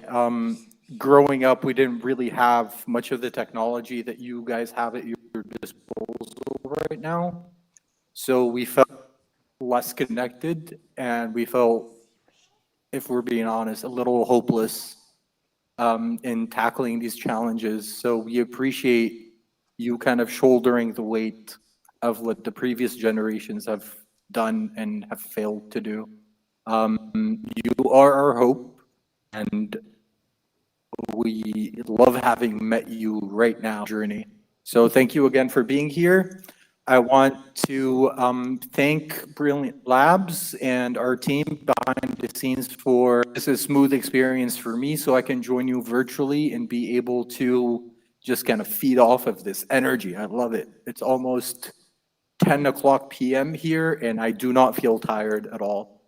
I want to thank our partners, the Nova Scotia Department of Education, for their support and their funding of the things that we were able to offer to our participants and our teams. I'd like to thank the University of Dalhousie, or Dalhousie University Office of Sustainability, for partnering with us and for hosting us. Thank you, Alexa. Thank you, Stephanie. Whenever you get the chance, thank her on our behalf. Want to thank our judges and our partners globally. We had judges also joining us virtually today. I don't think most of you met them, but just wanted to put that out there. This is way bigger than it looks, and we are so happy to have you take a part of it.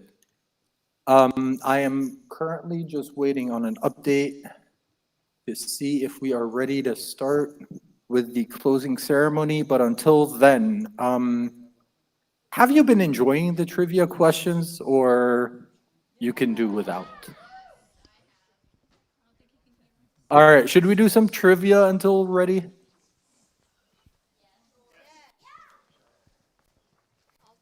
All right, so approximately what percentage of deep sea creatures think are estimated to be bio, as in producing their own light?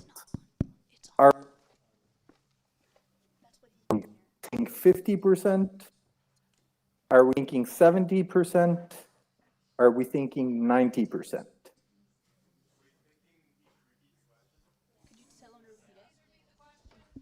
Could you repeat that, Rashid? So by loud voting, who thinks that approximately 10% of deep sea creatures are estimated to be bioluminescent? 10%? Anyone?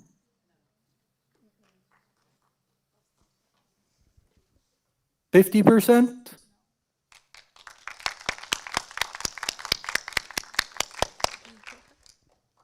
Okay, 70%.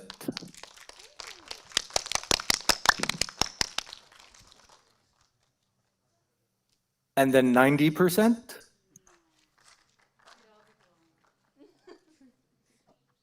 All right, so from where I'm sitting, it sounded like a tie between 50 and 70. Mayar, you're my eyes. Who do you think had the largest vote? 50 or 70? 50. 50%.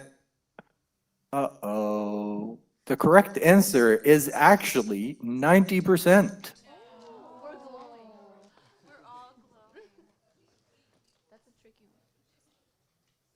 A lot of the glow is probably undetectable to us humans, but there's a lot of deep sea creatures that we don't actually see that make their own light. Rashid, do you think you're ready up very, there? very deep. Sorry? Do you think you're ready? I think we're ready to start over here for awards. All right, I am ready. Let's go. Perfect. All right, Generation Blue, put your hands together to your host from Irving Oil Auditorium at Dalhousie University, Halifax, Nova Scotia, Grace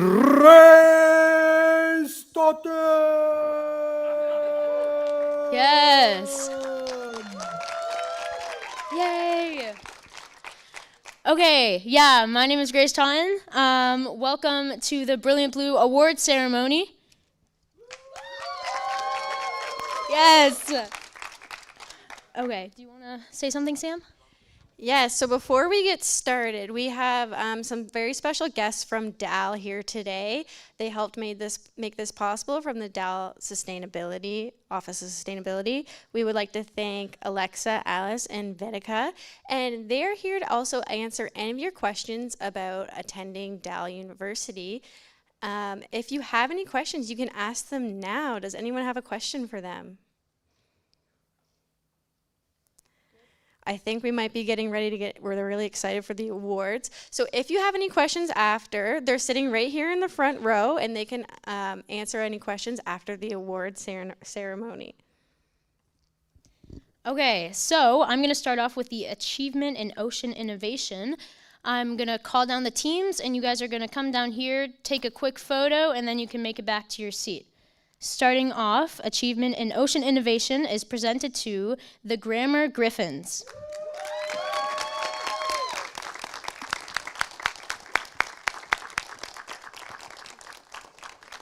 My teammates left me. That's okay. You're the big representative. Thank you. Are you all on it? Yeah. Right here, guys. I feel like you can do better. Make some noise.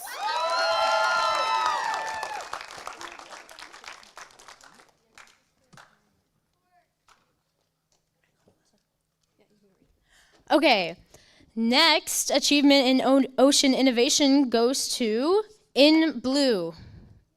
Come on down.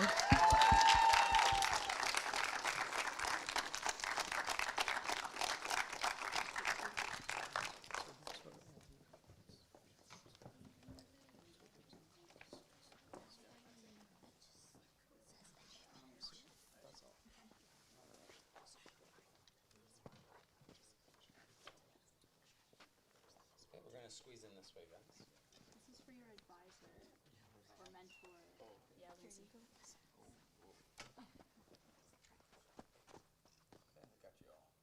I think while we wait, we should just have a drum roll, just going steady the whole time.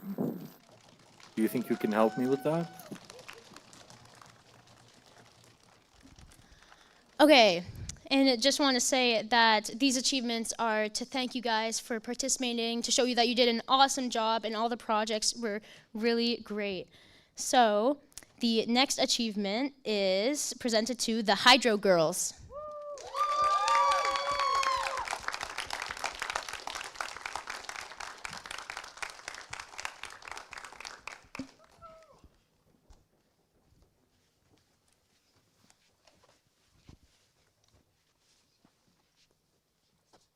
These are for your advisors.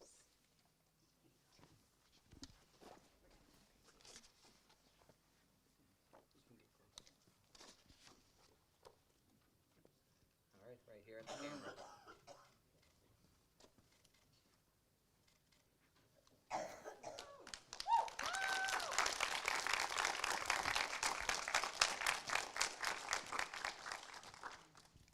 And the next achievement goes to Stellar Solutions.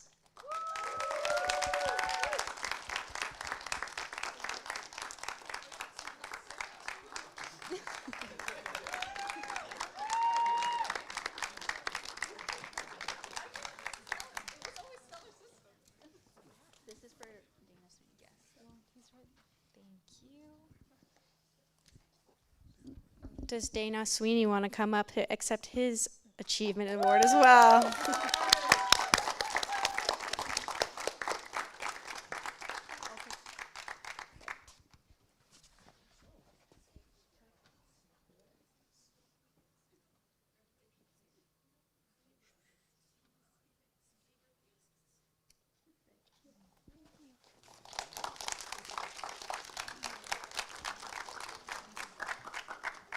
And the next achievement goes to JEDI T.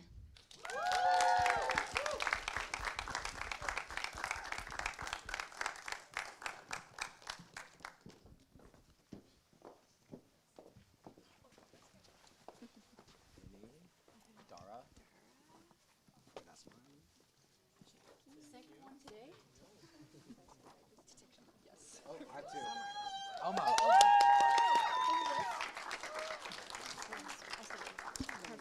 Perfect. Mix in.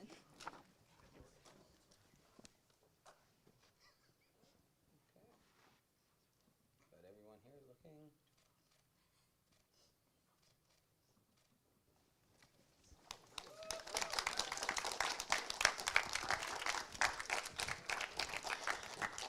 Okay, and the next achievement goes to, can we get a drum roll, please?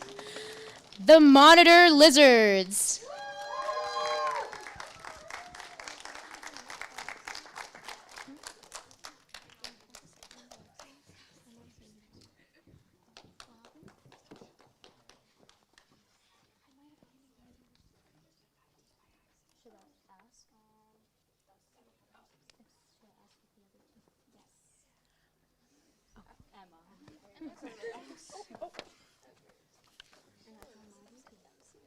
And Tara?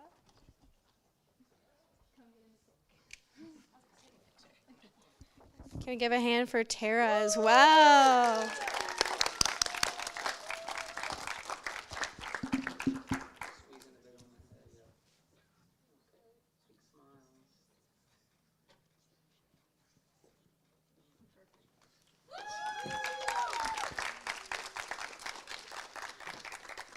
And the next achievement goes to, drum roll.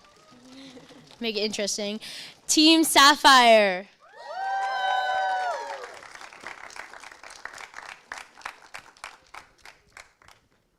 Jennifer Keller, come down.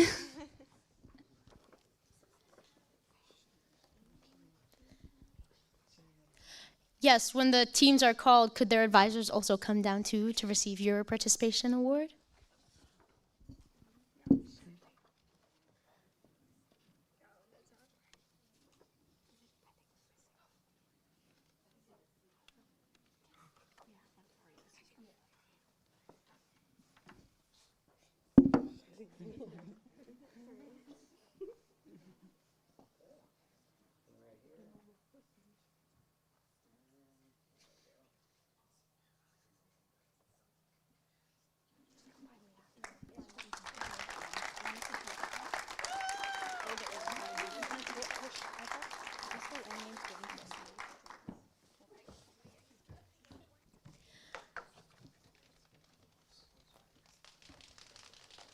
Do you want me to say it? I got it. Okay. Okay, yes, drum roll, please. It's a random word, by the way. So just like. Zepaquweveex wind. Do you know how to Hopefully I said that right. Random keys and Nice. I love the name.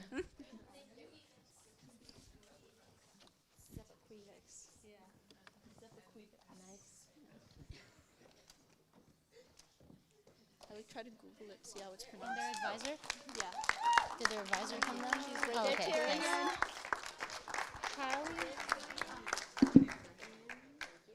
And Christy as well. Is she still here?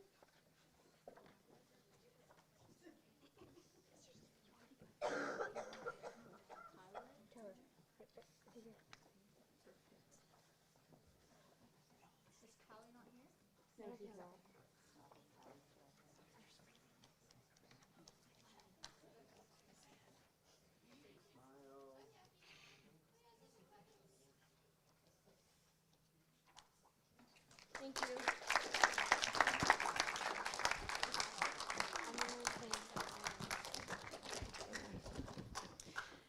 And before we pass it along to our major award winners, would like to thank Mayar, who's helped us run the show today. Mayar is a previous Brilliant Blue Award winner, and she's been a star for us this past few months. We'd like to thank our director, Omar, for making today happen. And we would like to thank the Brilliant Blue team and everyone else that has participated in joining us today, as well as making a great show happen today. Yes.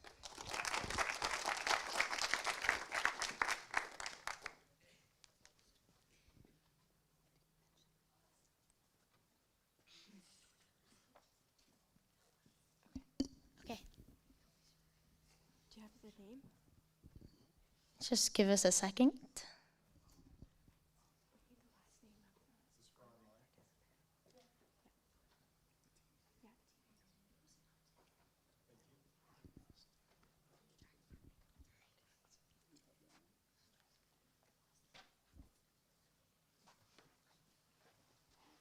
Ooh, the mystery, the intrigue. Okay, and tension. we would also like to say a special thank you and achievement award for our participant Leah from Ultrafly. She was all the way in BC today, so she couldn't make it. Can we give her a really big round of applause?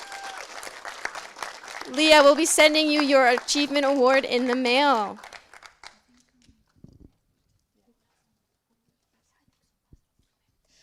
Okay, now we're going to move on to the big awards. For these, I'm going to pass the mic off to Michael, who is the judge advisor, and will be presenting these awards. Big round of applause.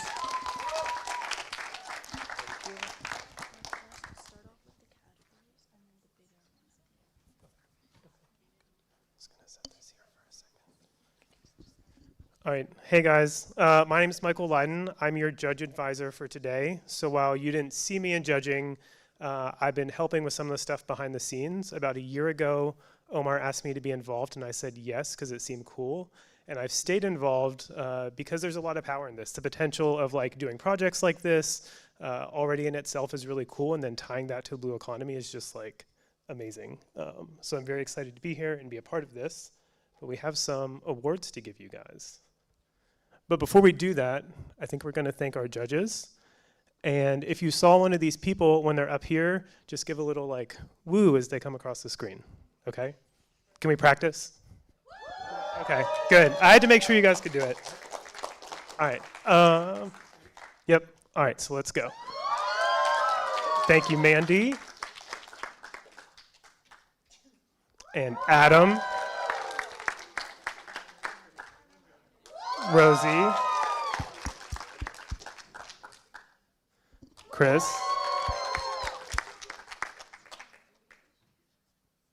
Megan,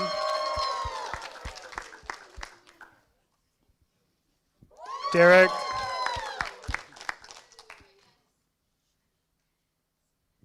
Christina, Sergio, and Zainab. And these people all gave up their Saturday to hang out with you guys, so yeah, very cool. But, there's myself. And also we should acknowledge Jenny Beatty. She's not here with us today, but along with myself has been working with Omar for more than a year now on some of the stuff behind the scenes. So thank you, Jenny.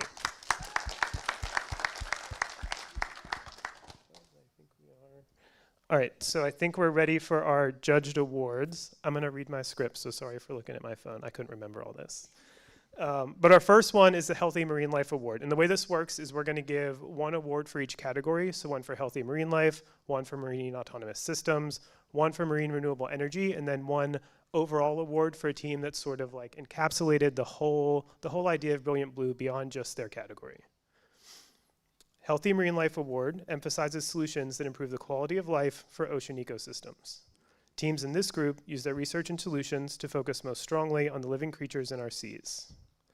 Judges were impressed with the way this team gave us a new hope without sinking or getting too crabby.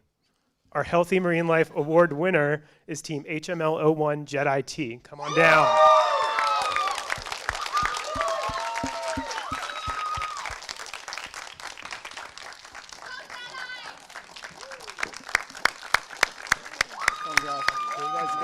Congratulations, guys.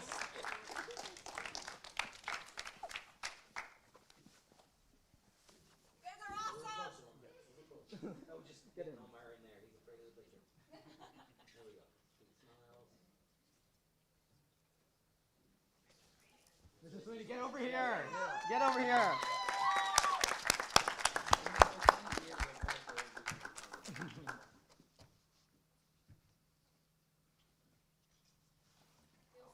Oh yeah, come back. Sorry, I was supposed to give you these.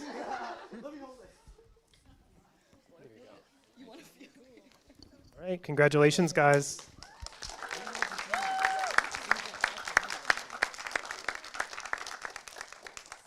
All right, our next category, my personal favorite is robots. And this is our Marine Autonomous Systems category. And this is about proposing solutions and creating prototypes that help perform tasks in the blue economy or explore the depths of the ocean. Teams in this group hone in on creating hardware and software solutions that can function in the ocean. Judges were unanimous that this team's autonomous solution is really driven by outstanding teamwork and presentation skills. Our Marine Autonomous Award winner is Team MASO3 Grammar Gryphons.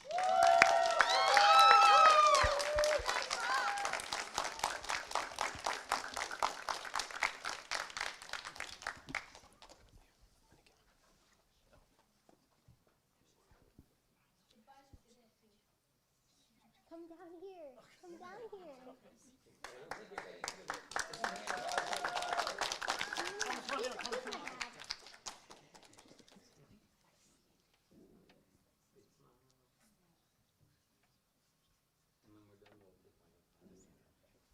All right, congratulations, Grammar Gryphons.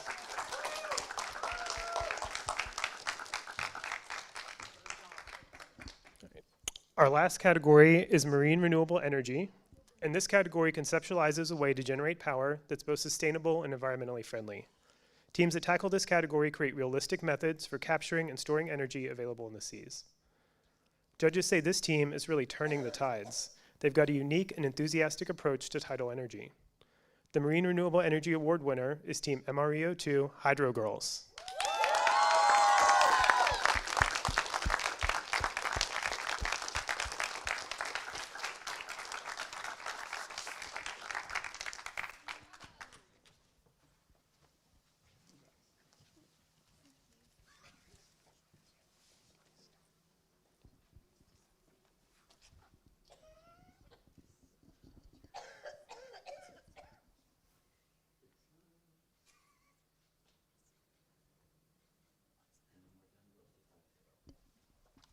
Congratulations, Hydro Girls.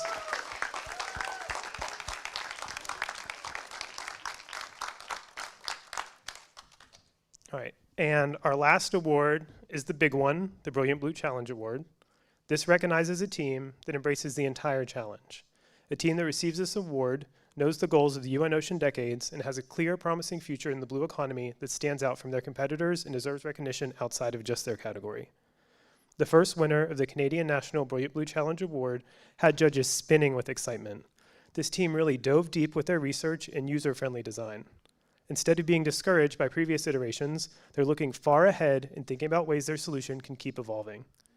The Brilliant Blue Challenge winner is, where's our drum roll? Thank you.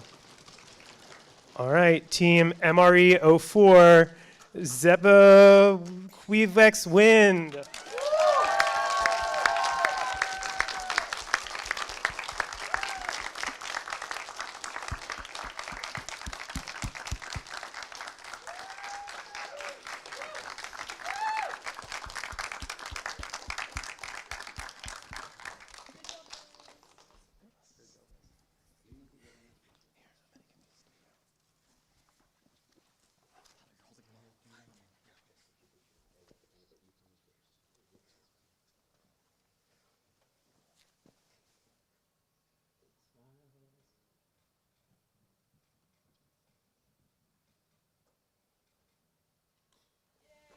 Congratulations, guys.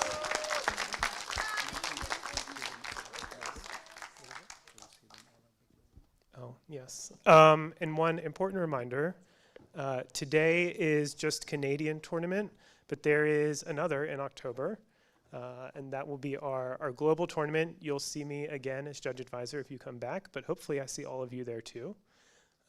And before we close out, I'll pass it back to Omar for any closing remarks. But again, thank you guys and congratulations.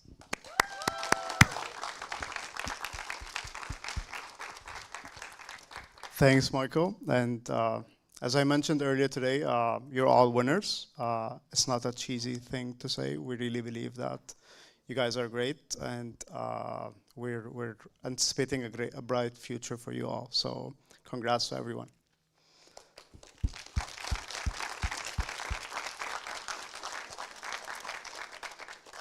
While the award winners will be representing Canada at the global competition, we want to see you all at the global.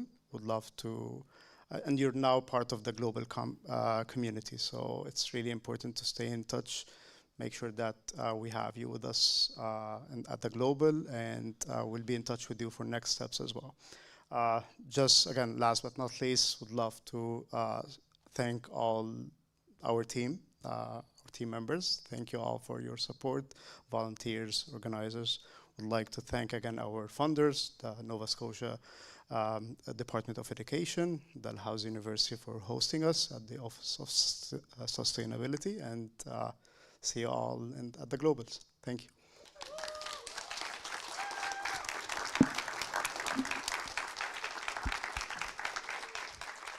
I think Scott wants to take some really cool pictures out for every team, so we'll meet you outside. Have a good one. Thank you so much. Public presentations. We're done. That's it? Okay.